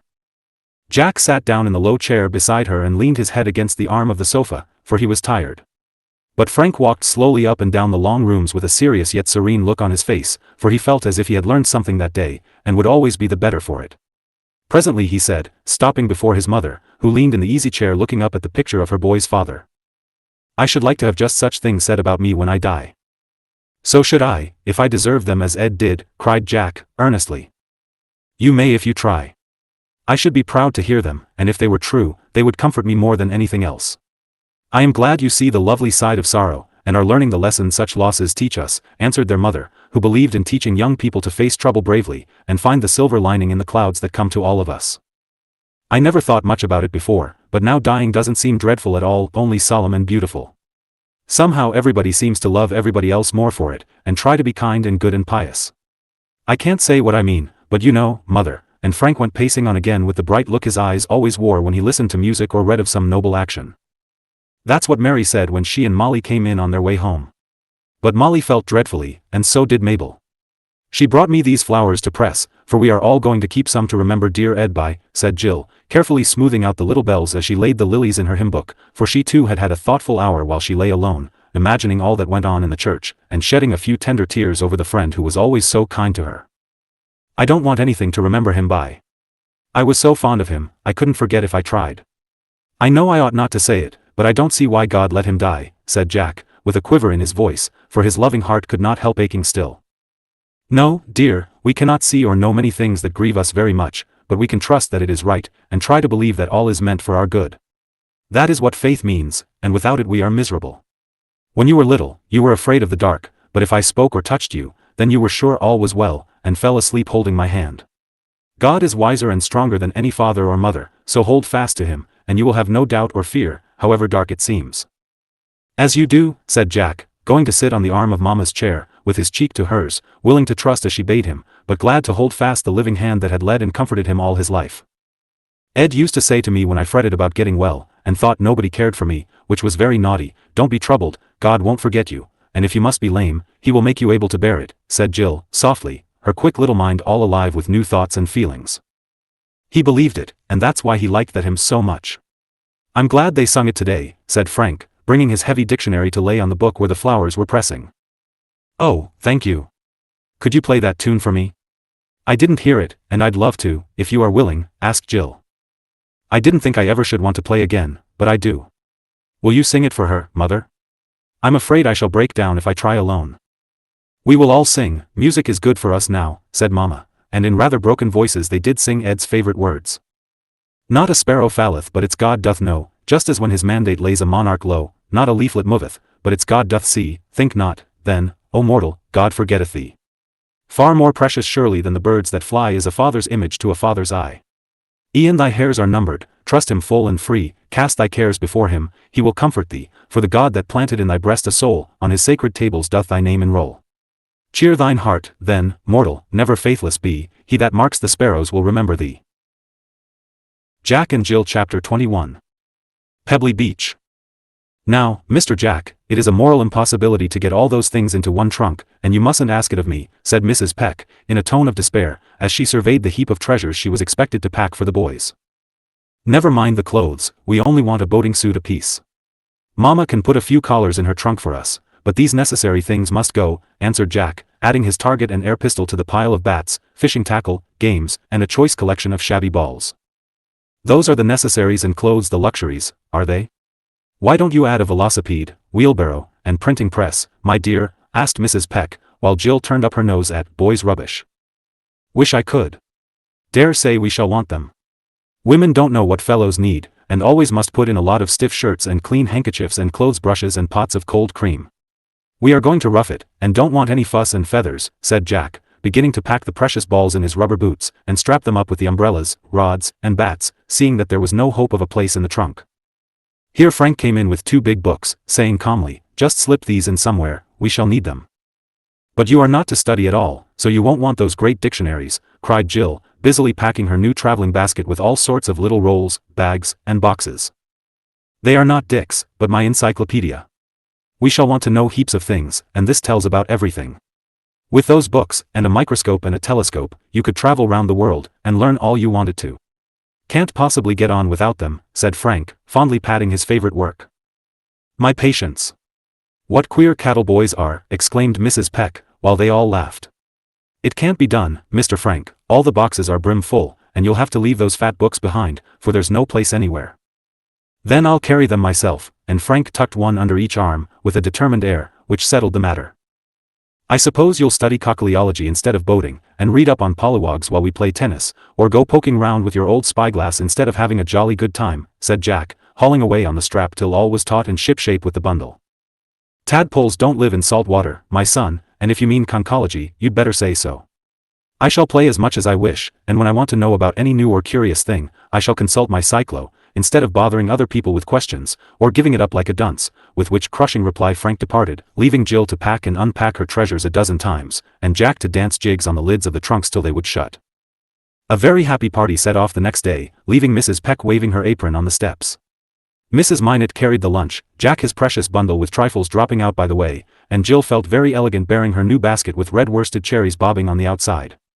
Frank actually did take the encyclopedia, done up in the roll of shawls, and whenever the others wondered about anything, tides, lighthouses, towns, or natural productions, he brought forth one of the books and triumphantly read therefrom, to the great merriment, if not edification, of his party. A very short trip by rail and the rest of the journey by boat, to Jill's great contentment, for she hated to be shut up, and while the lads roved here and there she sat under the awning, too happy to talk. But Mrs. Minot watched with real satisfaction how the fresh wind blew the color back into the pale cheeks, how the eyes shone and the heart filled with delight at seeing the lovely world again, and being able to take a share in its active pleasures. The Willows was a long, low house close to the beach, and as full as a beehive of pleasant people, all intent on having a good time. A great many children were swarming about, and Jill found it impossible to sleep after her journey, there was such a lively clatter of tongues on the piazzas, and so many feet going to and fro in the halls. She lay down obediently while Mrs. Minot settled matters in the 2 airy rooms and gave her some dinner, but she kept popping up her head to look out of the window to see what she could see. Just opposite stood an artist's cottage and studio, with all manner of charming galleries, towers, steps, and even a sort of drawbridge to pull up when the painter wished to be left in peace. He was absent now, and the visitors took possession of this fine playplace. Children were racing up and down the galleries, ladies sitting in the tower, boys disporting themselves on the roof, and young gentlemen preparing for theatricals in the large studio. What fun I'll have over there, thought Jill, watching the merry scene with intense interest, and wondering if the little girls she saw were as nice as Molly and Mary. Then there were glimpses of the sea beyond the green bank where a path wound along to the beach, whence came the cool dash of waves, and now and then the glimmer of a passing sail. Oh, when can I go out? It looks so lovely, I can't wait long, she said, looking as eager as a little gull shut up in a cage and pining for its home on the wide ocean. As soon as it is a little cooler, dear, I'm getting ready for our trip, but we must be careful and not do too much at once. Slow and sure is our motto, answered Mrs. Minot, busily collecting the camp stools, the shawls, the air cushions, and the big parasols. I'll be good, only do let me have my sailor hat to wear, and my new suit. I'm not a bit tired, and I do want to be like other folks right off, said Jill, who had been improving rapidly of late, and felt much elated at being able to drive out nearly every day, to walk a little, and sit up some hours without any pain or fatigue. To gratify her, the blue flannel suit with its white trimming was put on, and Mama was just buttoning the stout boots when Jack thundered at the door, and burst in with all sorts of glorious news. Do come out, Mother, it's perfectly splendid on the beach. I've found a nice place for Jill to sit, and it's only a step. Lots of capital fellows here, one has a bicycle, and is going to teach us to ride. No end of fun up at the hotel, and everyone seems glad to see us. 2 ladies asked about Jill, and one of the girls has got some shells all ready for her, Gertie somebody, and her mother is so pretty and jolly, I like her ever so much. They sit at our table, and Wally is the boy, younger than I am, but very pleasant. Bacon is the fellow in knickerbockers, just wish you could see what stout legs he's got. Cox is the chap for me, though, we are going fishing tomorrow. He's got a sweet-looking mother, and a sister for you, Jill. Now, then, do come on, I'll take the traps. Off they went, and Jill thought that very short walk to the shore the most delightful she ever took, for people smiled at the little invalid as she went slowly by leaning on Mrs. Minot's arm, while Jack pranced in front, doing the honors, as if he owned the whole Atlantic. A new world opened to her eyes as they came out upon the pebbly beach full of people enjoying their afternoon promenade. Jill save one rapturous, oh, and then sat on her stool, forgetting everything but the beautiful blue ocean rolling away to meet the sky, with nothing to break the wide expanse but a sail here and there, a point of rocks on one hand, the little pier on the other, and white gulls skimming by on their wide wings. While she sat enjoying herself, Jack showed his mother the place he had found, and a very nice one it was. Just under the green bank lay an old boat propped up with some big stones. A willow drooped over it, the tide rippled up within a few yards of it, and a fine view of the waves could be seen as they dashed over the rocks at the point. Isn't it a good cubby house? Ben Cox and I fixed it for Jill, and she can have it for hers. Put her cushions and things there on the sand the children have thrown in, that will make it soft, then these seats will do for tables, and up in the bow I'm going to have that old rusty tin boiler full of salt water, so she can put seaweed and crabs and all sorts of chaps in it for an aquarium, you know, explained Jack, greatly interested in establishing his family comfortably before he left them. There couldn't be a nicer place, and it is very kind of you to get it ready. Spread the shawls and settle Jill, then you needn't think of us any more, but go and scramble with Frank. I see him over there with his spyglass and some pleasant-looking boys, said Mama, bustling about in great spirits.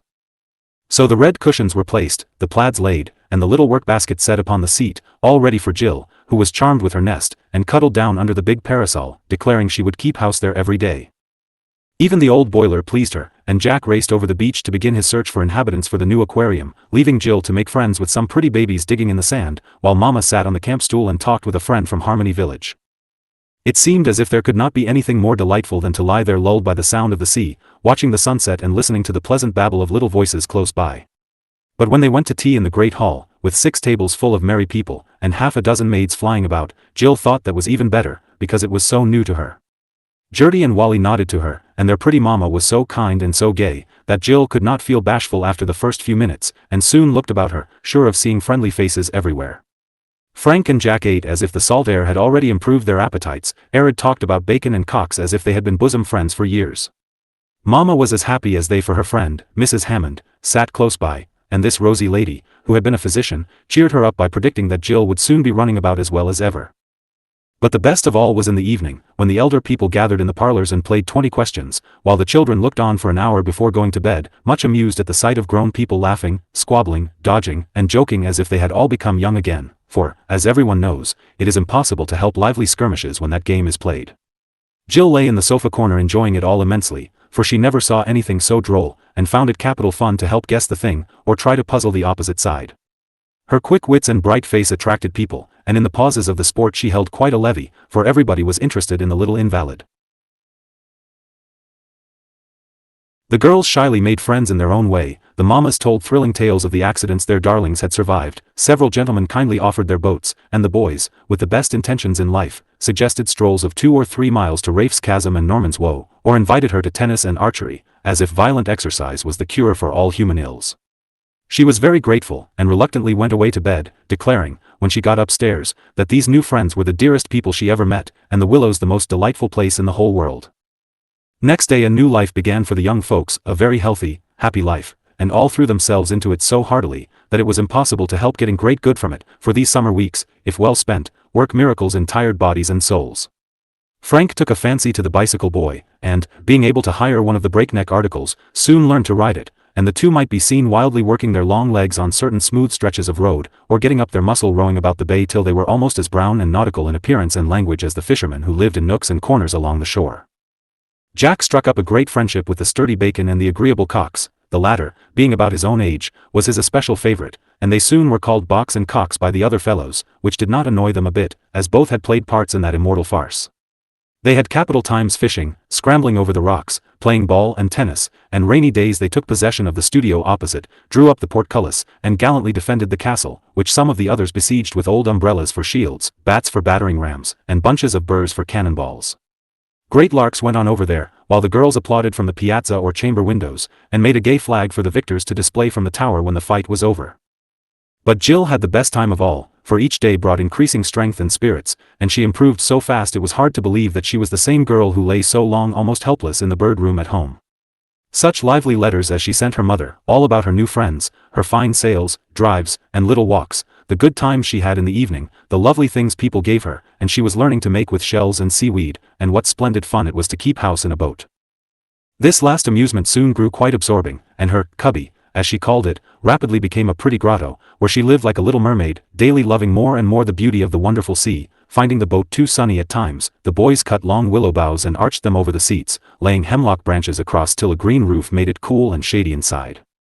There Jill sat or lay among her cushions reading, trying to sketch, sorting shells, drying gay seaweeds, or watching her crabs, jellyfish, and anemones in the old boiler, now buried in sand and edged about with moss from the woods.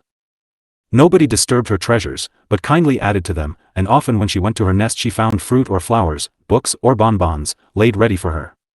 Everyone pitied and liked the bright little girl who could not run and frisk with the rest, who was so patient and cheerful after her long confinement, ready to help others, and so grateful for any small favor. She found now that the weary months had not been wasted, and was very happy to discover in herself a new sort of strength and sweetness that was not only a comfort to her, but made those about her love and trust her.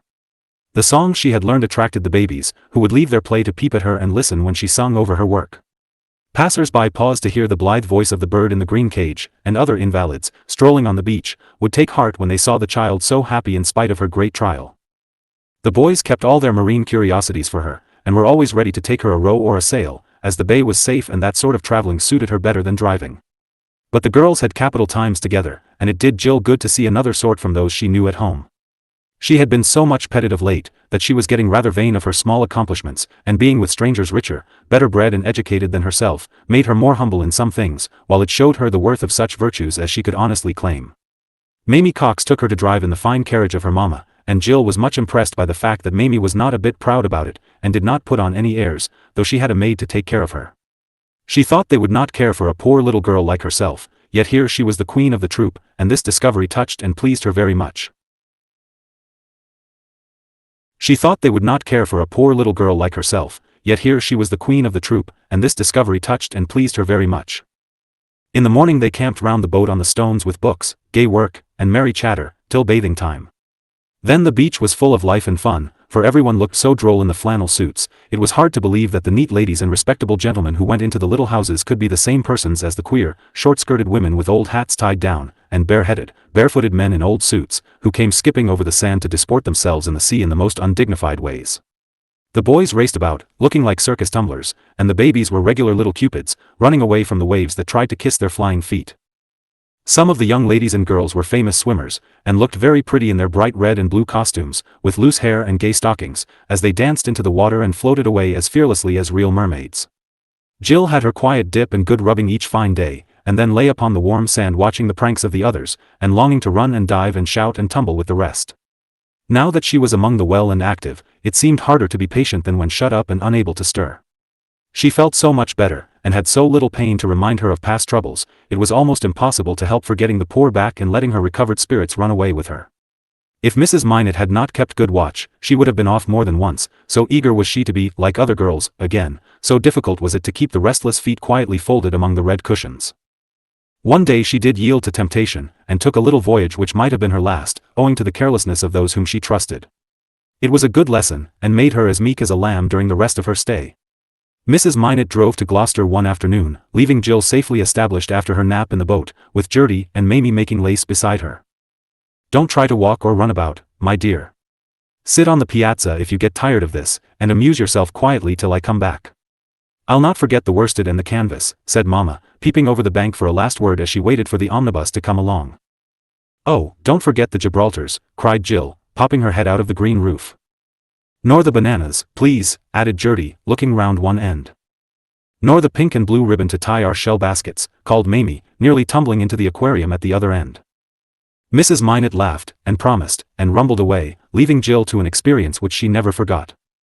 For half an hour the little girls worked busily, then the boys came for Gertie and Mamie to go to the chasm with a party of friends who were to leave next day. Off they went, and Jill felt very lonely as the gay voices died away. Everyone had gone somewhere, and only little Harry Hammond and his maid were on the beach. 2 or 3 sandpipers ran about among the pebbles, and Jill envied them their nimble legs so much, that she could not resist getting up to take a few steps. She longed to run straight away over the firm, smooth sand, and feel again the delight of swift motion, but she dared not try it, and stood leaning on her tall parasol with her book in her hand, when Frank, Jack, and the bicycle boy came rowing lazily along and hailed her. "Come for a sail, Jill?" "Take you anywhere you like," called Jack, touched by the lonely figure on the beach. "I'd love to go, if you will row. Mama made me promise not to go sailing without a man to take care of me." "Would it spoil your fun to have me?" answered Jill, eagerly. "Not a bit. Come out on the big stones and we'll take you aboard," said Frank, as they steered to the place where she could embark the easiest. "All the rest are gone to the chasm. I wanted to go, because I've never seen it, but, of course, I had to give it up, as I do most of the fun," and Jill sat down with an impatient sigh. "We'll row you round there. Can't land, but you can see the place and shout to the others, if that will be any comfort to you," proposed Frank, as they pulled away round the pier. "Oh, yes, that would be lovely," and Jill smiled at Jack, who was steering, for she found it impossible to be dismal now with the fresh wind blowing in her face, the blue waves slapping against the boat, and 3 good-natured lads ready to gratify her wishes. Away they went, laughing and talking gaily till they came to Goodwin's Rocks, where an unusual number of people were to be seen though the tide was going out, and no white spray was dashing high into the air to make a sight worth seeing. "What do you suppose they are about? Never saw such a lot of folks at this time. Shouldn't wonder if something had happened. I say, put me ashore, and I'll cut up and see," said the bicycle boy, who was of an inquiring turn. "I'll go with you," said Frank. "It won't take but a minute, and I'd like to discover what it is. Maybe something we ought to know about." So the boys pulled round into a quiet nook, and the 2 elder ones scrambled up the rocks, to disappear in the crowd. 5, 10, 15 minutes passed, and they did not return. Jack grew impatient, so did Jill, and bade him run up and bring them back. Glad to know what kept them, Jack departed, to be swallowed up in his turn, for not a sign of a boy did she see after that, and, having vainly strained her eyes to discover the attraction which held them, she gave it up, lay down on their jackets, and began to read. Then the treacherous tide, as it ebbed lower and lower down the beach, began to lure the boat away, for it was not fastened, and when lightened of its load was an easy prize to the hungry sea, always ready to steal all it can. Jill knew nothing of this, for her story was dull, the gentle motion proved soothing, and before she knew it she was asleep. Little by little the runaway boat slid farther from the shore, and presently was floating out to sea with its drowsy freight, while the careless boys, unconscious of the time they were wasting, lingered to see group after group photographed by the enterprising man who had trundled his camera to the rocks. In the midst of a dream about home, Jill was roused by a loud shout, and, starting up so suddenly that the sun umbrella went overboard, she found herself sailing off alone, while the distracted lads roared and beckoned vainly from the cove. The oars lay at their feet, where they left them, and the poor child was quite helpless, for she could not manage the sail, and even the parasol, with which she might have paddled a little, had gone down with all sail set. For a minute, Jill was so frightened that she could only look about her with a scared face, and wonder if drowning was a very disagreeable thing. Then the sight of the bicycle boy struggling with Jack, who seemed inclined to swim after her, and Frank shouting wildly, "Hold on! Come back," made her laugh in spite of her fear. It was so comical, and their distress so much greater than hers, since it was their own carelessness which caused the trouble. "I can't come back. There's nothing to hold on to. You didn't fasten me, and now I don't know where I'm going," cried Jill, looking from the shore to the treacherous sea that was gently carrying her away. "Keep cool. We'll get a boat and come after you," roared Frank, before he followed Jack, who had collected his wits and was tearing up the rocks like a chamois hunter. The bicycle boy calmly sat down to keep his eye on the runaway, calling out from time to time such cheering remarks as, "All aboard for Liverpool. Give my love to Victoria. Luff and bear away when you come to Halifax.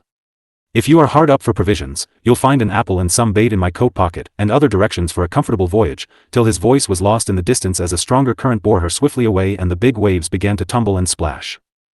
At first Jill had laughed at his efforts to keep up her spirits, but when the boat floated round a point of rock that shut in the cove, she felt all alone, and sat quite still, wondering what would become of her.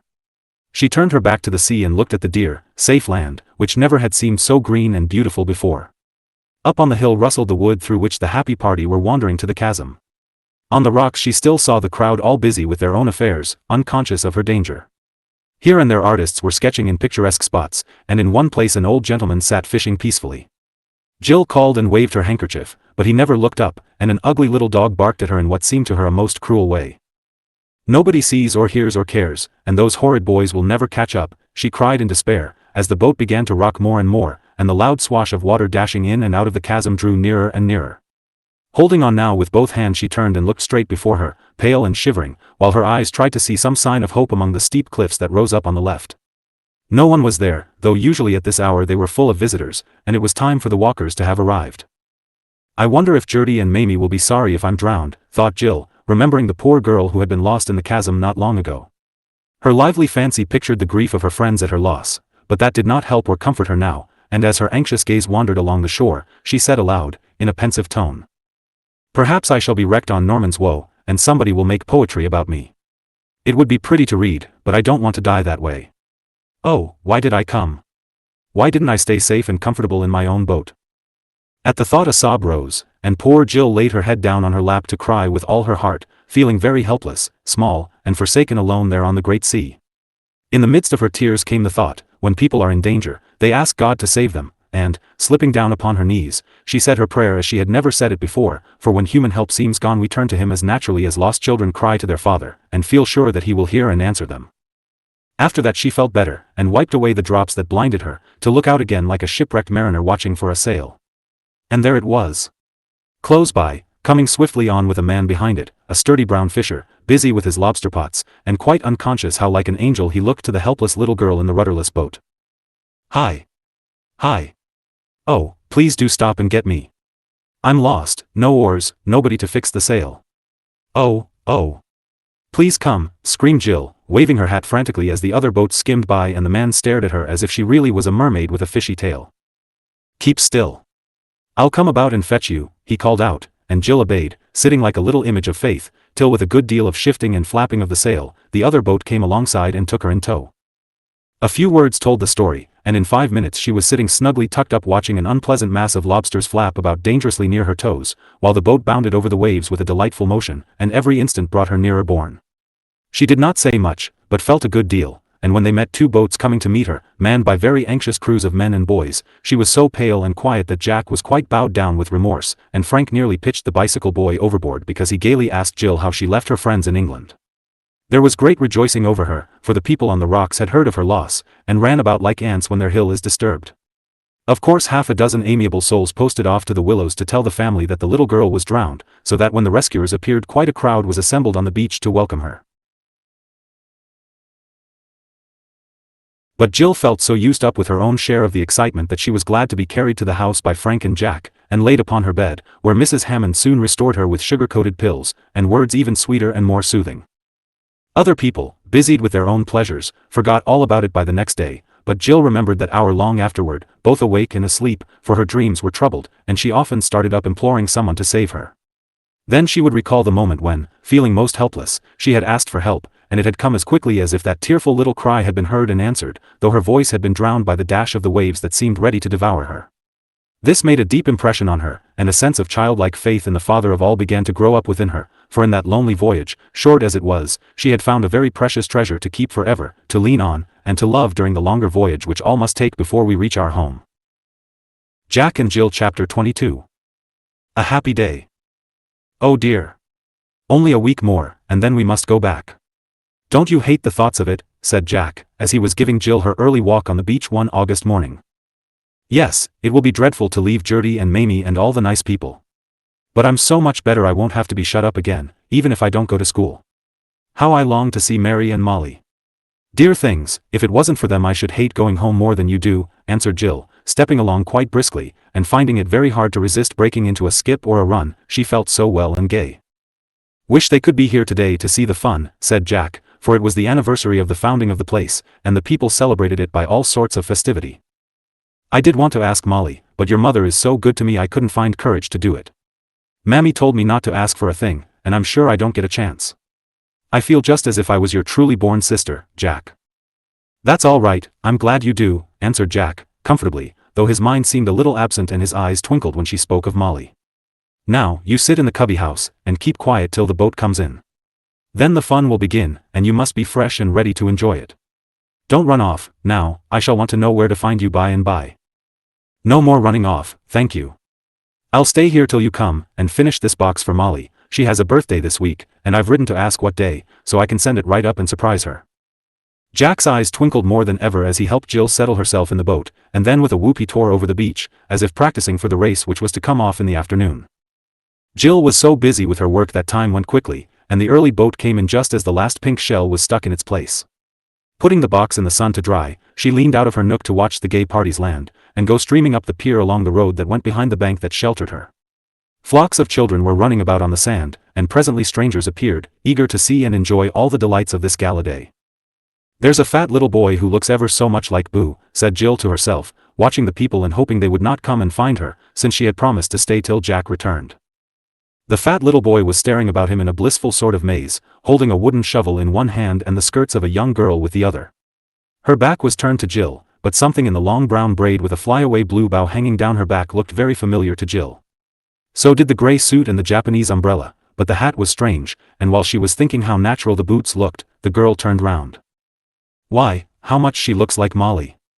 It can't be, yes, it might, I do believe it is, cried Jill, starting up and hardly daring to trust her own eyes. As she came out of her nest and showed herself, there could be no doubt about the other girl, for she gave one shout and came racing over the beach with both arms out, while her hat blew off unheeded, and the gay umbrella flew away, to the great delight of all the little people except Boo, who was upset by his sister's impetuous rush, and lay upon his back howling. Molly did not do all the running, though, and Jill got her wish, for, never stopping to think of herself, she was off at once, and met her friend halfway with an answering cry. It was a pretty sight to see them run into one another's arms and hug and kiss and talk and skip in such a state of girlish joy they never cared who saw or laughed at their innocent raptures. You darling dear! Where did you come from? Cried Jill, holding Molly by both shoulders, and shaking her a little to be sure she was real. Mrs. Minot sent for us to spend a week. You look so well, I can't believe my eyes, answered Molly, patting Jill's cheeks and kissing them over and over, as if to make sure the bright color would not come off. A week? How splendid! Oh, I've such heaps to tell and show you, come right over to my cubby and see how lovely it is, said Jill, forgetting everybody else in her delight at getting Molly. I must get poor Boo, and my hat and umbrella, I left them all behind me when I saw you, laughed Molly, looking back. But Mrs. Minot and Jack had consoled Boo and collected the scattered property, so the girls went on arm in arm, and had a fine time before anyone had the heart to disturb them. Molly was charmed with the boat, and Jill very glad the box was done in season. Both had so much to tell and hear and plan, that they would have sat there forever if bathing time had not come, and the beach suddenly looked like a bed of red and yellow tulips, for everyone took a dip, and the strangers added much to the fun. Molly could swim like a duck, and quite covered herself with glory by diving off the pier. Jack undertook to teach Boo, who was a promising pupil, being so plump that he could not sink if he tried. Jill was soon through, and lay on the sand enjoying the antics of the bathers till she was so faint with laughter she was glad to hear the dinner horn and do the honors of the Willows to Molly, whose room was next hers. Boat races came first in the afternoon, and the girls watched them, sitting luxuriously in the nest, with the ladies and children close by. The sailing matches were very pretty to see, but Molly and Jill were more interested in the rowing, for Frank and the bicycle boy pulled one boat, and the friends felt that this one must win. It did, though the race was not very exciting nor the prize of great worth, but the boys and girls were satisfied, and Jack was much exalted, for he always told Frank he could do great things if he would only drop books and go in on his muscle. Foot races followed, and, burning to distinguish himself also, Jack insisted on trying, though his mother warned him that the weak leg might be harmed, and he had his own doubts about it, as he was all out of practice. However, he took his place with a handkerchief tied round his head, red shirt and stockings, and his sleeves rolled up as if he meant business.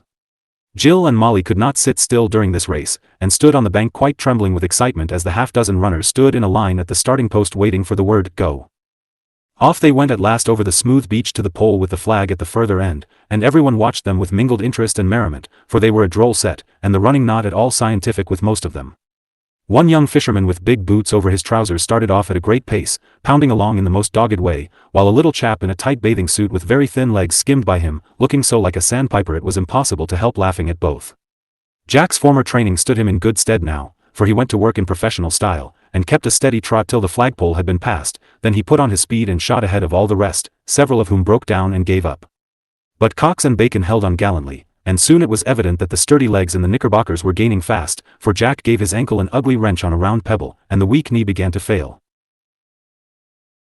He did his best, however, and quite a breeze of enthusiasm stirred the spectators as the three boys came down the course like mettlesome horses, panting, pale, or purple, but each bound to win at any cost. Now, Bacon. Go it, mine it. Hit him up, Cox. Jack's ahead. No, he isn't. Here they come. Bacon's done it, shouted the other boys, and they were right. Bacon had won, for the grey legs came in just half a yard ahead of the red ones, and Minot tumbled into his brother's arms with hardly breath enough left to gasp out, good-humoredly, "All right, I'm glad he beat." Then the victor was congratulated and borne off by his friends to refresh himself, while the lookers-on scattered to see a game of tennis and the shooting of the archery club up at the hotel. Jack was soon rested, and, making light of his defeat, insisted on taking the girls to see the fun. So they drove up in the old omnibus, and enjoyed the pretty sight very much, for the young ladies were in uniform, and the broad green ribbons over the white dresses, the gay quivers, long bows, and big targets, made a lively scene. The shooting was good, a handsome damsel got the prize of a dozen arrows, and everyone clapped in the most enthusiastic manner.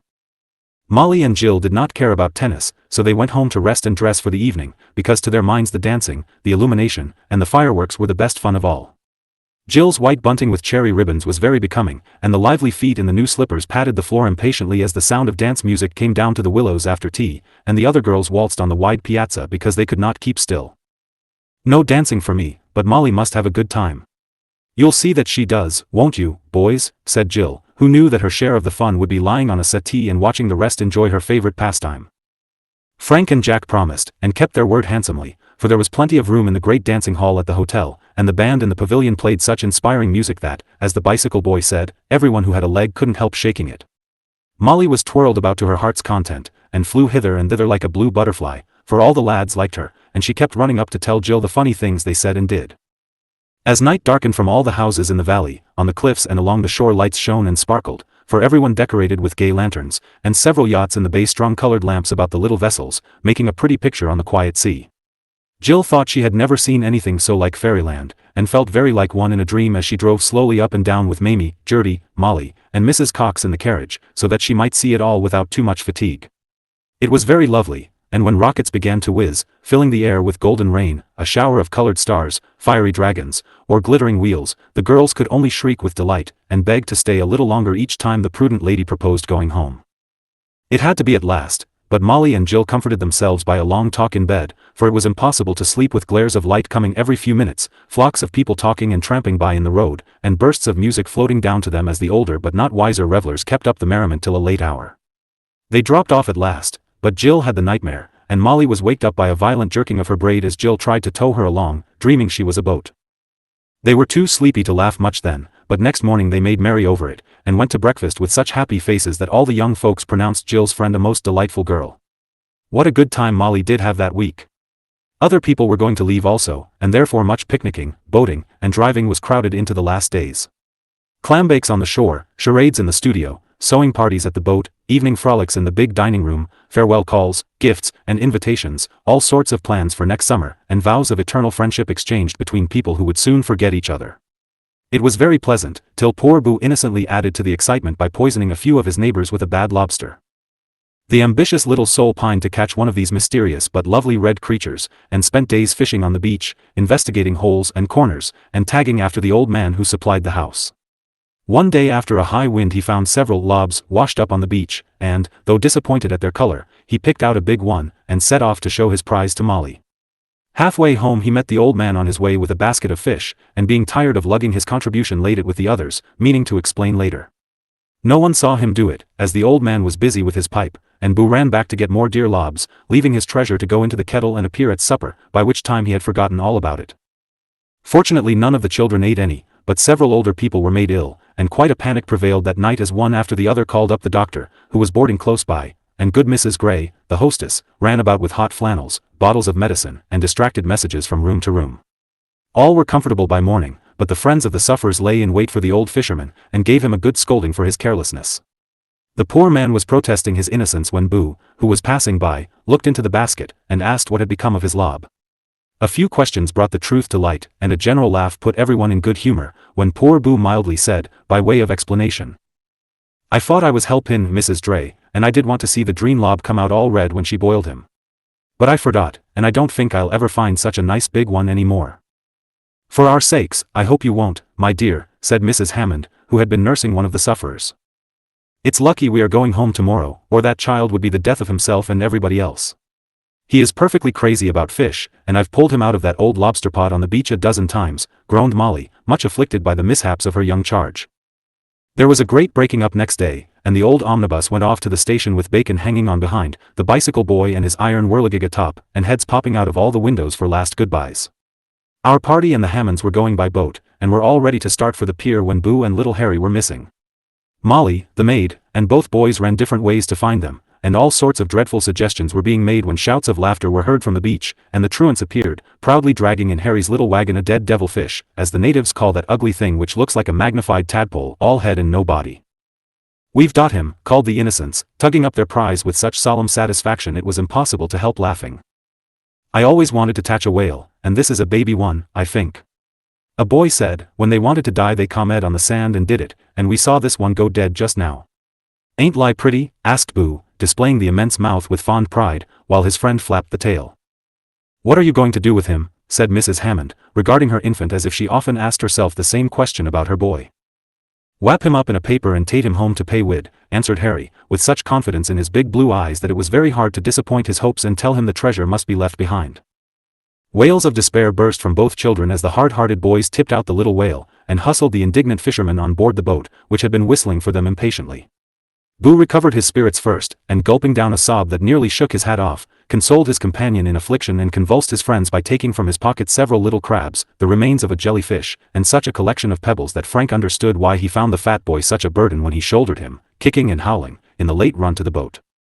These delicate toys healed the wounds of Boo and Harry, and they were soon happily walking the little trabs about inside a stone wall of their own building, while the others rested after their exertions, and laid plans for coming to the Willows another year, as people usually did who had once tasted the wholesome delights and cordial hospitality of this charming place. Jack and Jill Chapter 23. Cattle Show. The children were not the only ones who had learned something at Pebbly Beach. Mrs. Minot had talked a good deal with some very superior persons, and received light upon various subjects which had much interested or perplexed her. While the ladies worked or walked together, they naturally spoke oftenest and most earnestly about their children, and each contributed her experience. Mrs. Hammond, who had been a physician for many years, was wise in the care of healthy little bodies, and the cure of sick ones.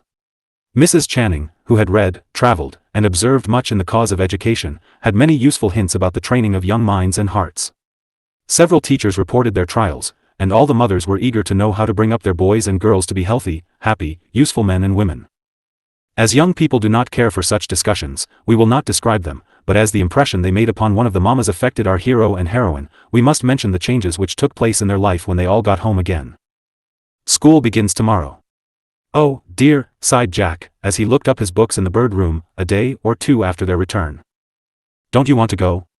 I long to, but don't believe I shall.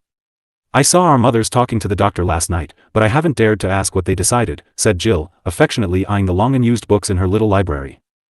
I've had such a jolly good time, that I hate to be shut up all day worse than ever. Don't you, Frank? Asked Jack, with a vengeful slap at the arithmetic which was the torment of his life. Well, I confess I don't hanker for school as much as I expected.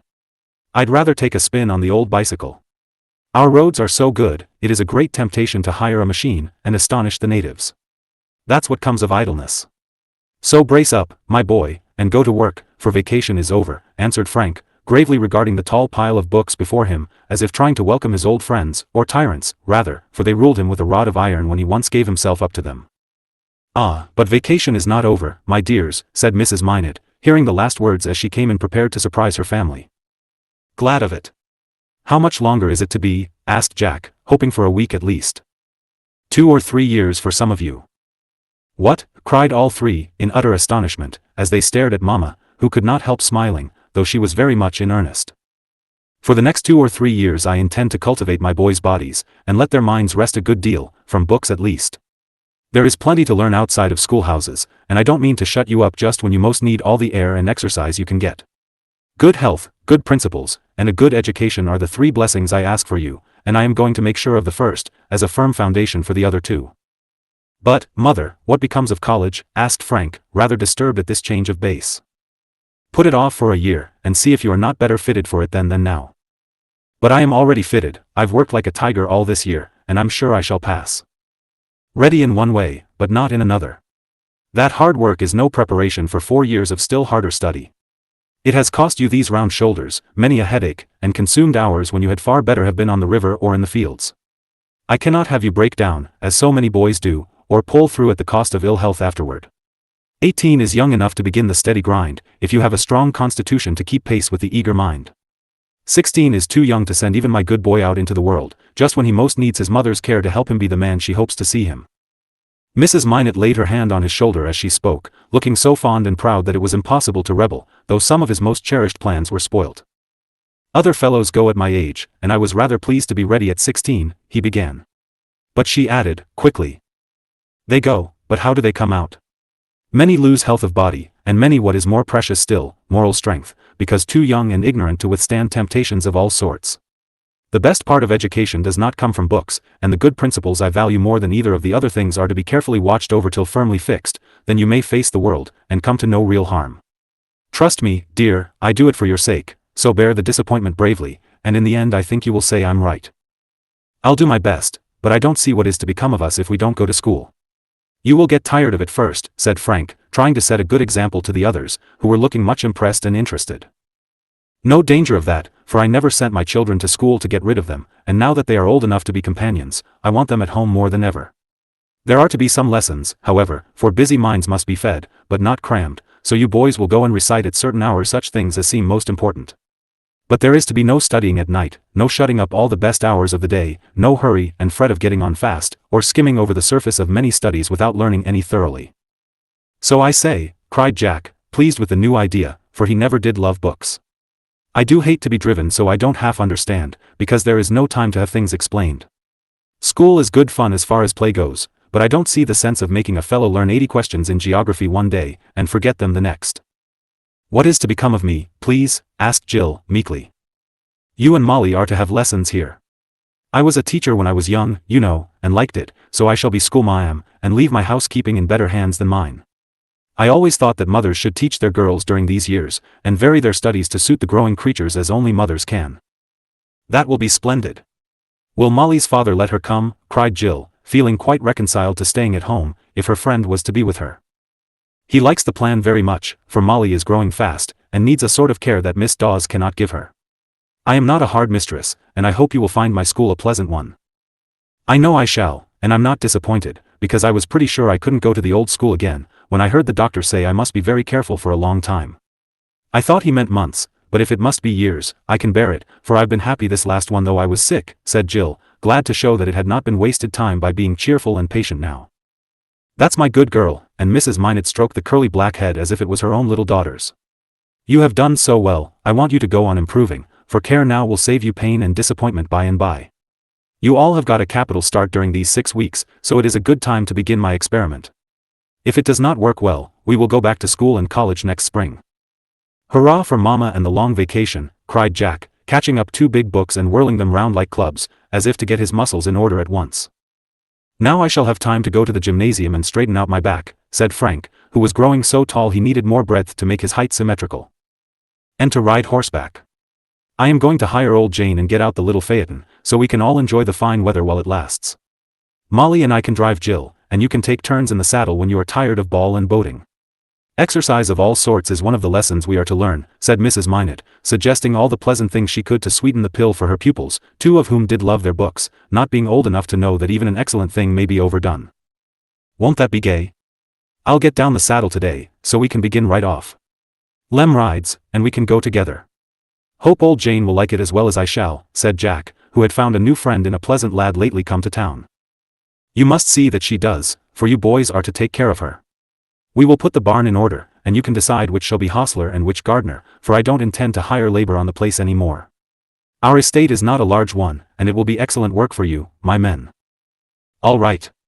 I'll see to Jane. I love horses, said Jack, well pleased with the prospect. My horse won't need much care. I prefer a bicycle to a beast, so I'll get in the squashes, pick the apples, and cover the strawberry bed when it is time, added Frank, who had enjoyed the free life at Pebbly Beach so much that he was willing to prolong it. You may put me in a hen coop, and keep me there a year, if you like. I won't fret, for I'm sure you know what is best for me, said Jill, gaily, as she looked up at the good friend who had done so much for her. I'm not sure that I won't put you in a pretty cage and send you to cattle show, as a sample of what we can do in the way of taming a wild bird till it is nearly as meek as a dove," answered Mrs. Minot, much gratified at the amiability of her flock. "I don't see why there should not be an exhibition of children, and prizes for the good and pretty ones, as well as for fat pigs, fine horses, or handsome fruit and flowers. I don't mean a baby show, but boys and girls, so people can see what the prospect is of a good crop for the next generation," said Frank, glancing toward the tower of the building where the yearly agricultural fair was soon to be held.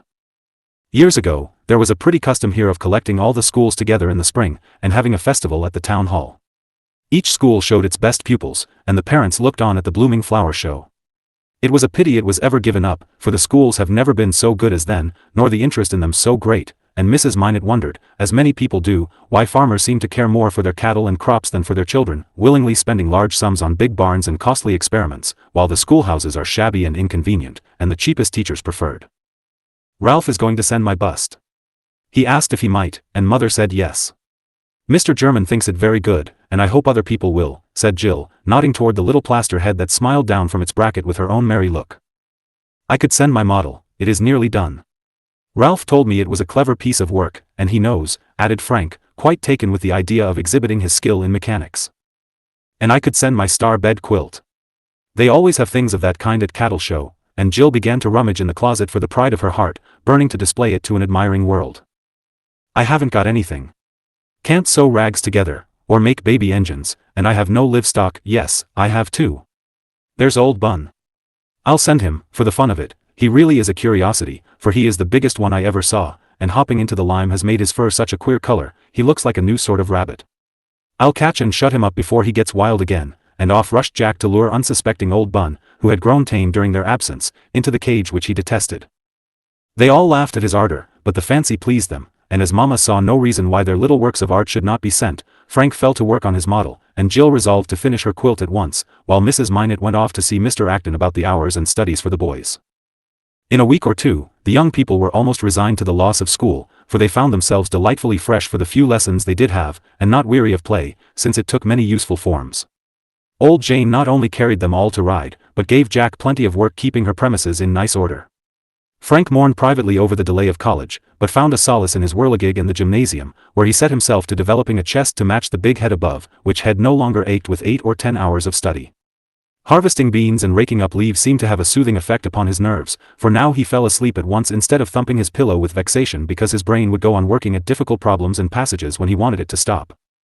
Jill and Molly drove away in the little phaeton every fair morning over the sunny hills and through the changing woods, filling their hands with asters and goldenrod, their lungs with the pure, invigorating air, and their heads with all manner of sweet and happy fancies and feelings born of the wholesome influences about them. People shook their heads, and said it was wasting time, but the rosy-faced girls were content to trust those wiser than themselves, and found their new school very pleasant. They read aloud a good deal, rapidly acquiring one of the rarest and most beautiful accomplishments, for they could stop and ask questions as they went along, so that they understood what they read, which is half the secret.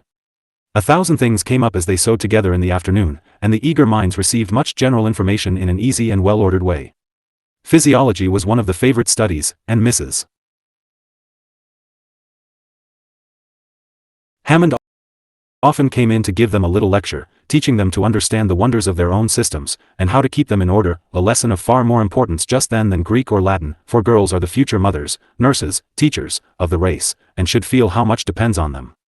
Mary could not resist the attractions of the friendly circle, and soon persuaded her mother to let her do as they did, so she got more exercise and less study, which was just what the delicate girl needed. The first of the new ideas seemed to prosper, and the second, though suggested in joke, was carried out in earnest, for the other young people were seized with a strong desire to send something to the fair. In fact, all sorts of queer articles were proposed, and much fun prevailed, especially among the boys, who ransacked their gardens for mammoth vegetables, sighed for 5-legged calves, blue roses, or any other natural curiosity by means of which they might distinguish themselves.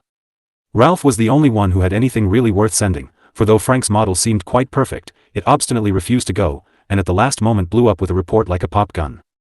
So it was laid away for repairs, and its disappointed maker devoted his energies to helping Jack keep Bun in order, for that indomitable animal got out of every prison they put him in, and led Jack a dreadful life during that last week. At all hours of the day and night that distracted boy would start up, crying, "There he is again," and dart out to give chase and capture the villain now grown too fat to run as he once did. The very night before the fair, Frank was wakened by a chilly draught, and, getting up to see where it came from, found Jack's door open and bed empty, while the vision of a white ghost flitting about the garden suggested a midnight rush after old Bun. Frank watched laughingly, till poor Jack came toward the house with the gentleman in grey kicking lustily in his arms, and then whispered in a sepulchral tone, "Put him in the old refrigerator, he can't get out of that." Blessing him for the suggestion, the exhausted hunter shut up his victim in the new cell, and found it a safe one, for Bun could not burrow through a sheet of zinc, or climb up the smooth walls. Jill's quilt was a very elaborate piece of work, being bright blue with little white stars all over it. This she finished nicely, and felt sure no patient old lady could outdo it. Mary decided to send butter, for she had been helping her mother in the dairy that summer, and rather liked the light part of the labor. She knew it would please her very much if she chose that instead of wild flowers, so she practiced molding the yellow pats into pretty shapes, that it might please both eye and taste. Molly declared she would have a little pen, and put Boo in it, as the prize fat boy, a threat which so alarmed the innocent that he ran away, and was only 2 or 3 miles from home, asleep under the wall, with 2 seed cakes and a pair of socks done up in a bundle.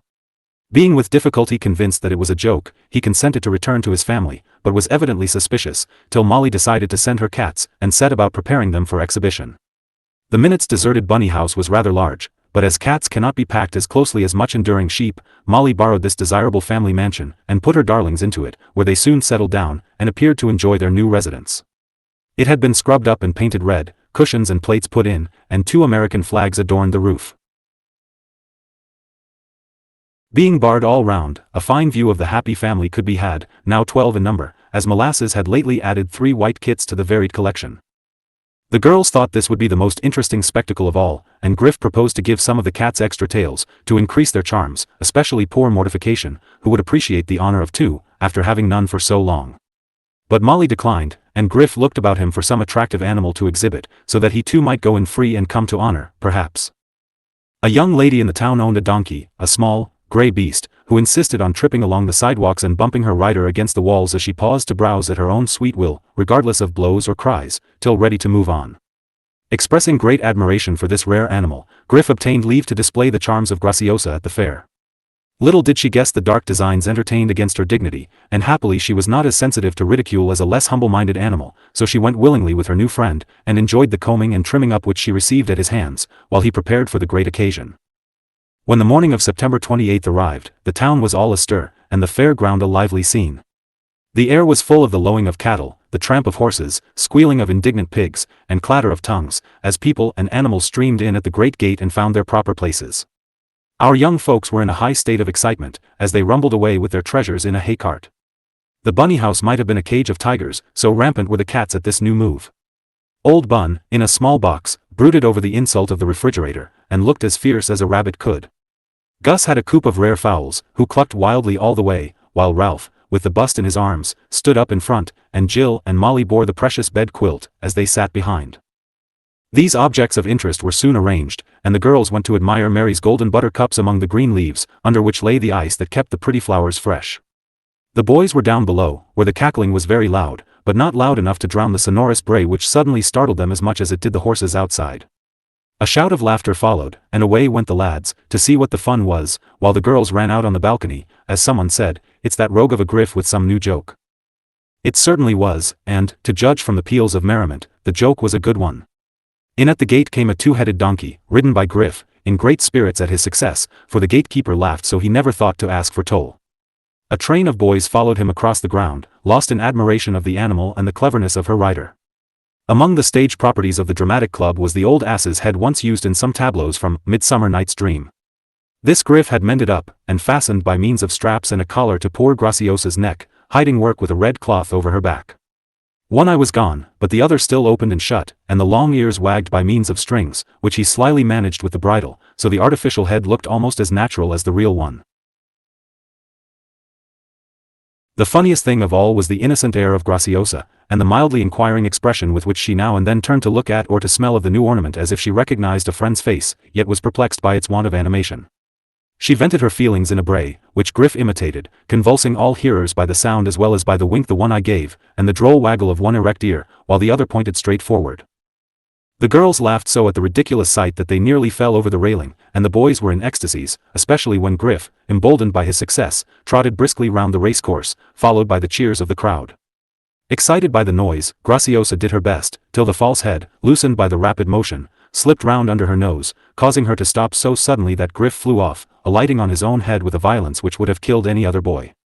Sobered by his downfall, he declined to mount again, but led his steed to repose in a shed, while he rejoined his friends, who were waiting impatiently to congratulate him on his latest and best prank. The committee went their round soon after, and, when the doors were again opened, everyone hurried to see if their articles had received a premium. A card lay on the butter cups, and Mrs. Grant was full of pride because her butter always took a prize, and this proved that Mary was walking in her mother's steps, in this direction at least. Another card swung from the blue quilt, for the kindly judges knew who made it, and were glad to please the little girl, though several others as curious but not so pretty hung nearby. The cats were admired, but, as they were not among the animals usually exhibited, there was no prize awarded. Gus hoped his hens would get one, but somebody else outdid him, to the great indignation of Laura and Lottie, who had fed the white biddies faithfully for months. Jack was sure his rabbit was the biggest there, and went eagerly to look for his premium. But neither card nor bun were to be seen, for the old rascal had escaped for the last time, and was never seen again, which was a great comfort to Jack, who was heartily tired of him. Ralph's bust was the best of all, for not only did it get a prize, and was much admired, but a lady, who found Jill and Mary rejoicing over it, was so pleased with the truth and grace of the little head, that she asked about the artist, and whether he would do one of her own child, who was so delicate she feared he might not live long. Mary gladly told the story of her ambitious friend, and went to find him, that he might secure the order. While she was gone, Jill took up the tale, gratefully telling how kind he had been to her, how patiently he worked and waited, and how much he longed to go abroad. Fortunately the lady was rich and generous, as well as fond of art, and being pleased with the bust, and interested in the young sculptor, gave him the order where he came, and filled his soul with joy by adding, that, if it suited her when done, it should be put into marble. She lived in the city, and Ralph soon arranged his work so that he could give up his noon hour, and go to model the child, for every penny he could earn or save now was very precious, as he still hoped to go abroad. The girls were so delighted with this good fortune, that they did not stay for the races, but went home to tell the happy news, leaving the boys to care for the cats, and enjoy the various matches to come off that day. "I'm so glad I tried to look pleasant when I was lying on the board while Ralph did my head, for the pleasantness got into the clay face, and that made the lady like it," said Jill, as she lay resting on the sofa. "I always thought it was a dear, bright little face, but now I love and admire it more than ever," cried Mary, kissing it gratefully, as she remembered the help and pleasure it had given Ralph. Jack and Jill Chapter 24. Down the River. A fortnight later, the boys were picking apples one golden October afternoon, and the girls were hurrying to finish their work, that they might go and help the harvesters. It was 6 weeks now since the new school began, and they had learned to like it very much, though they found that it was not all play, by any means. But lessons, exercise, and various sorts of housework made an agreeable change, and they felt that they were learning things which would be useful to them all their lives. They had been making underclothes for themselves, and each had several neatly finished garments cut, fitted, and sewed by herself, and trimmed with the pretty tatting Jill made in such quantities while she lay on her sofa. Now they were completing new dressing sacks, and had enjoyed this job very much, as each chose her own material, and suited her own taste in the making. Jill's was white, with tiny scarlet leaves all over it, trimmed with red braid and buttons so like checkerberries she was tempted to eat them. Molly's was gay, with bouquets of every sort of flower, scalloped all round, and adorned with 6 buttons, each of a different color, which she thought the last touch of elegance. Mary's, though the simplest, was the daintiest of the 3, being pale blue, trimmed with delicate edging, and beautifully made. Mrs. Minot had been reading from Miss Strickland's Queens of England, while the girls worked, and an illustrated Shakespeare lay open on the table, as well as several fine photographs of historical places for them to look at as they went along. The hour was over now, the teacher gone, and the pupils setting the last stitches as they talked over the lesson, which had interested them exceedingly. "I really believe I have got Henry's 6 wives into my head right at last.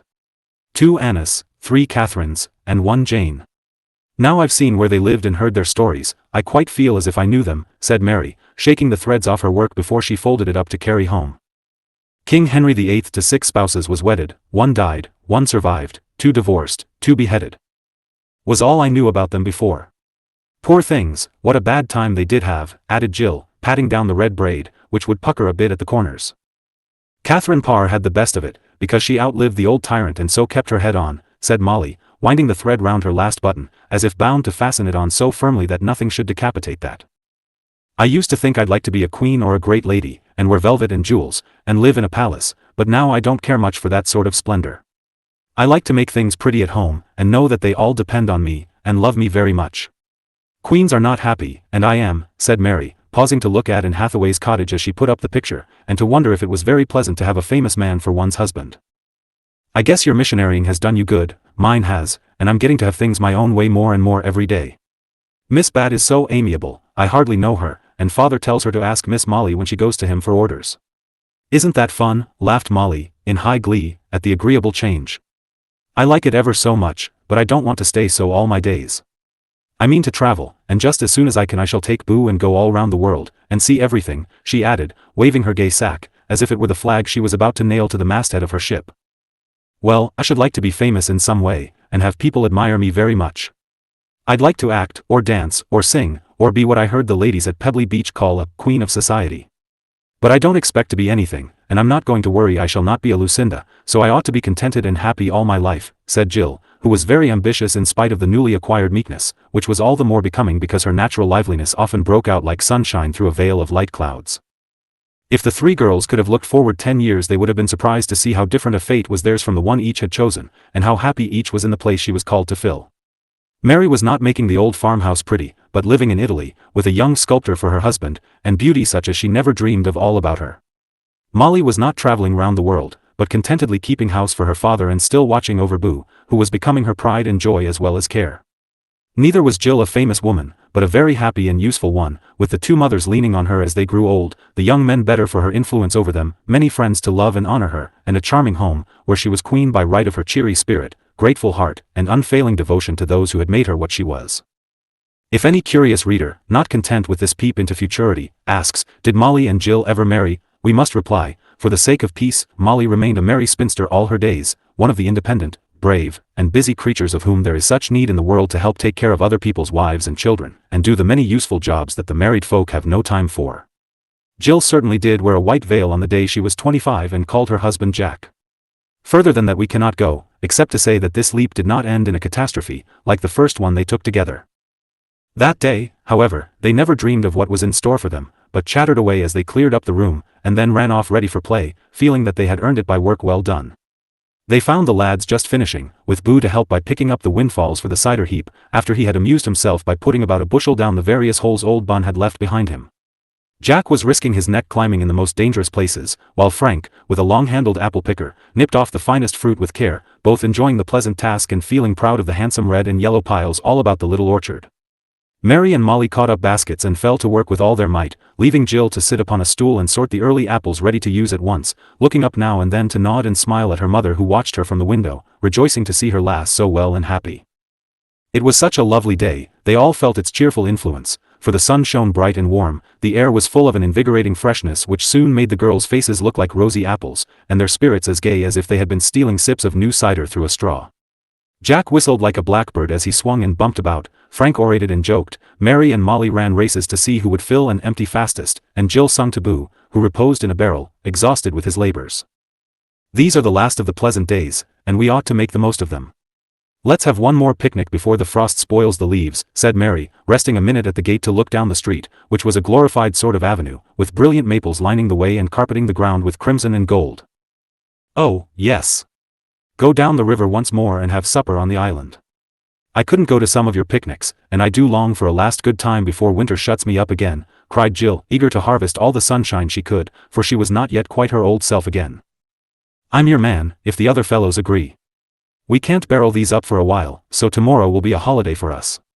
Better make sure of the day while you can, this weather can't last long, and Frank shook his head like one on intimate terms with old Prob. Don't worry about those high ones, Jack.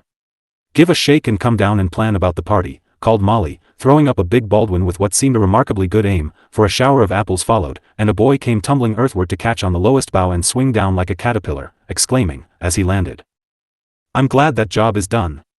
I've rasped every knuckle I've got and worn out the knees of my pants. Nice little crop though, isn't it? It will be nicer if this young man does not bite every apple he touches. Hi there. Stop it, Boo, commanded Frank, as he caught his young assistant putting his small teeth into the best ones, to see if they were sweet or sour. Molly set the barrel up on end, and that took the boy out of the reach of mischief, so he retired from view and peeped through a crack as he ate his fifth pearmain, regardless of consequences. Gus will be at home tomorrow. He always comes up early on Saturday, you know. We can't get on without him, said Frank, who missed his mate very much, for Gus had entered college, and so far did not like it as much as he had expected. Or Ralph, He is very busy every spare minute on the little boy's bust, which is getting on nicely, he says, but he will be able to come home in time for supper, I think, added Mary, remembering the absent, as usual. I'll ask the girls on my way home, and I'll meet at 2 o'clock for a good row while it's warm. What shall I bring? Asked Molly, wondering if Miss Bat's amiability would extend to making goodies in the midst of her usual Saturday's baking. You bring coffee and the big pot and some buttered crackers. I'll see to the pie and cake, and the other girls can have anything else they like, answered Mary, glad and proud that she could provide the party with her own inviting handiwork. I'll take my zither, so we can have music as we sail, and Griff will bring his violin, and Ralph can imitate a banjo so that you'd be sure he had one. I do hope it will be fine, it is so splendid to go round like other folks and enjoy myself, cried Jill, with a little bounce of satisfaction at the prospect of a row and ramble. Come along, then, and make sure of the girls, said Mary, catching up her roll of work, for the harvesting was done. Molly put her sack on as the easiest way of carrying it, and, extricating Boo, they went off, accompanied by the boys, to make sure of the fellows, also, leaving Jill to sit among the apples, singing and sorting like a thrifty little housewife. Next day 11 young people met at the appointed place, basket in hand. Ralph could not come till later, for he was working now as he never worked before. They were a merry flock, for the mellow autumn day was even brighter and clearer than yesterday, and the river looked its loveliest, winding away under the somber hemlocks, or through the fairyland the gay woods made on either side. 2 large boats and 2 small ones held them all, and away they went, first up through the 3 bridges and round the bend, then, turning, they floated down to the green island, where a grove of oaks rustled their sere leaves and the squirrels were still gathering acorns. Here they often met to keep their summer revels, and here they now spread their feast on the flat rock which needed no cloth beside its own grey lichens. The girls trimmed each dish with bright leaves, and made the supper look like a banquet for the elves, while the boys built a fire in the nook where ashes and blackened stones told of many a rustic meal.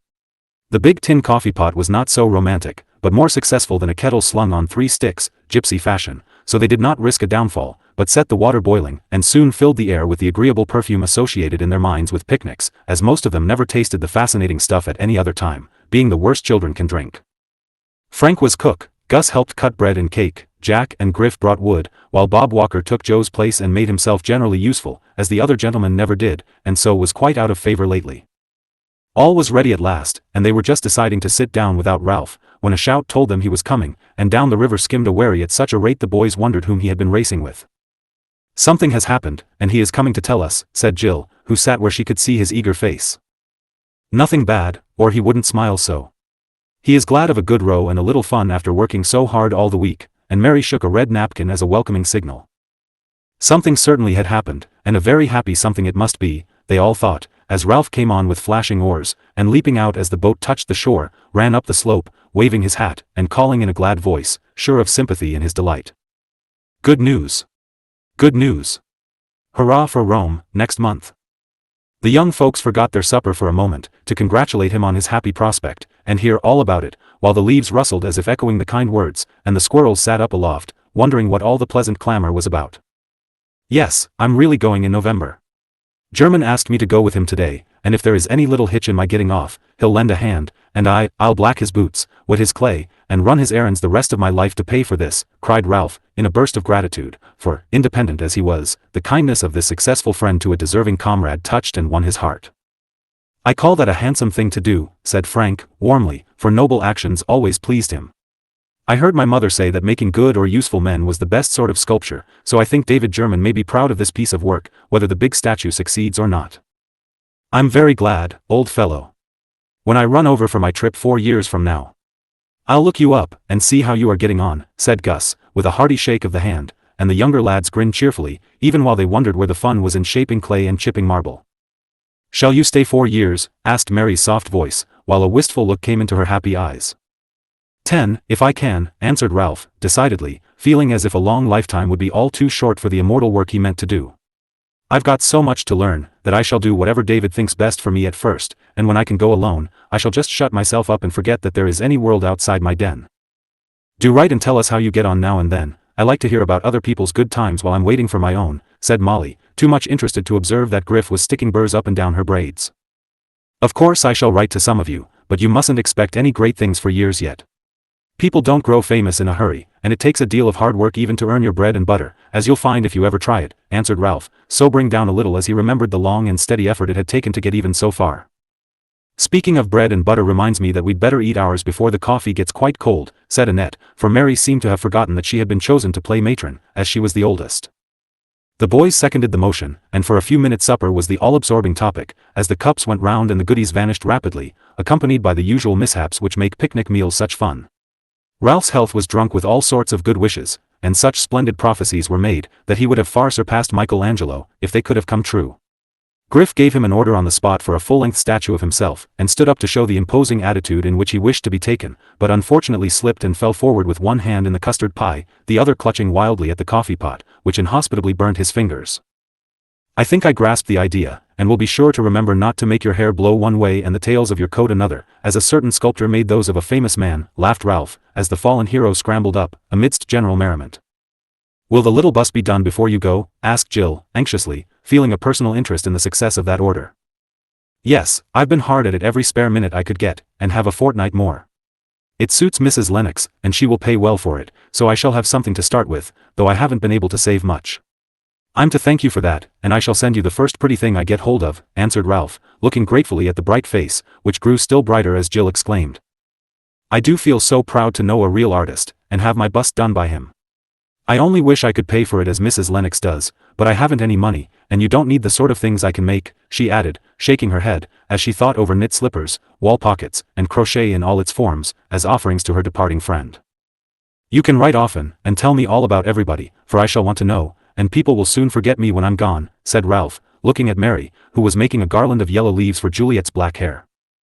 Jill promised, and kept her word, but the longest letters went from the farmhouse on the hill, though no one knew the fact till long afterward. Mary said nothing now, but she smiled, with a pretty color in her cheeks, and was very much absorbed in her work, while the talk went on. I wish I was 20, and going to seek my fortune, as you are, said Jack, and the other boys agreed with him, for something in Ralph's new plans and purposes roused the manly spirit in all of them, reminding them that playtime would soon be over, and the great world before them, where to choose. It is easy enough to say what you'd like, but the trouble is, you have to take what you can get, and make the best of it, said Gus, whose own views were rather vague as yet. No you don't, always, you can make things go as you want them, if you only try hard enough, and walk right over whatever stands in the way.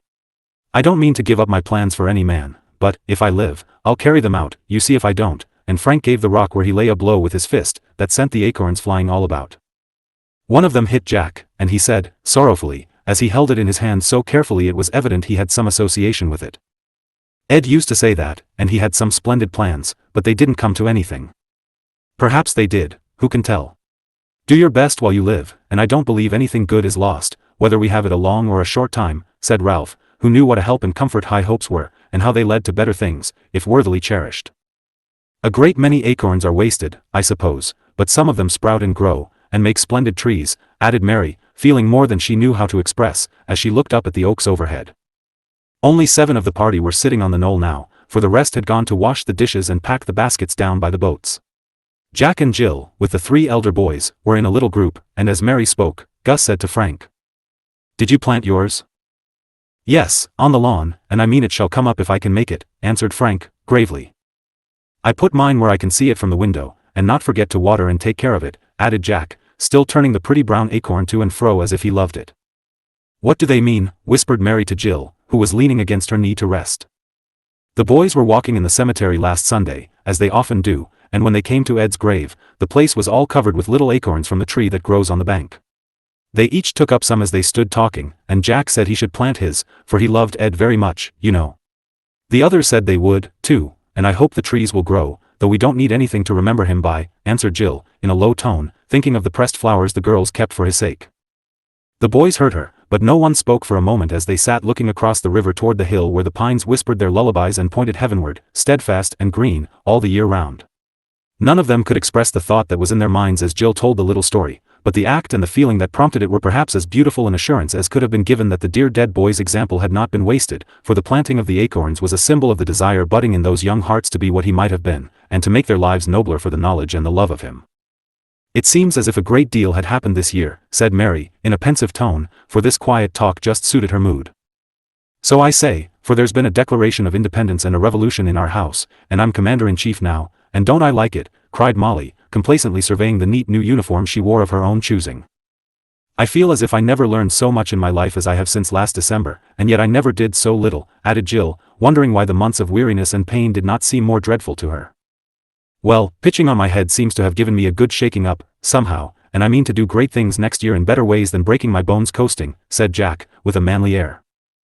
"I feel like a Siamese twin without his mate now you are gone, but I'm under orders for a while, and mean to do my best.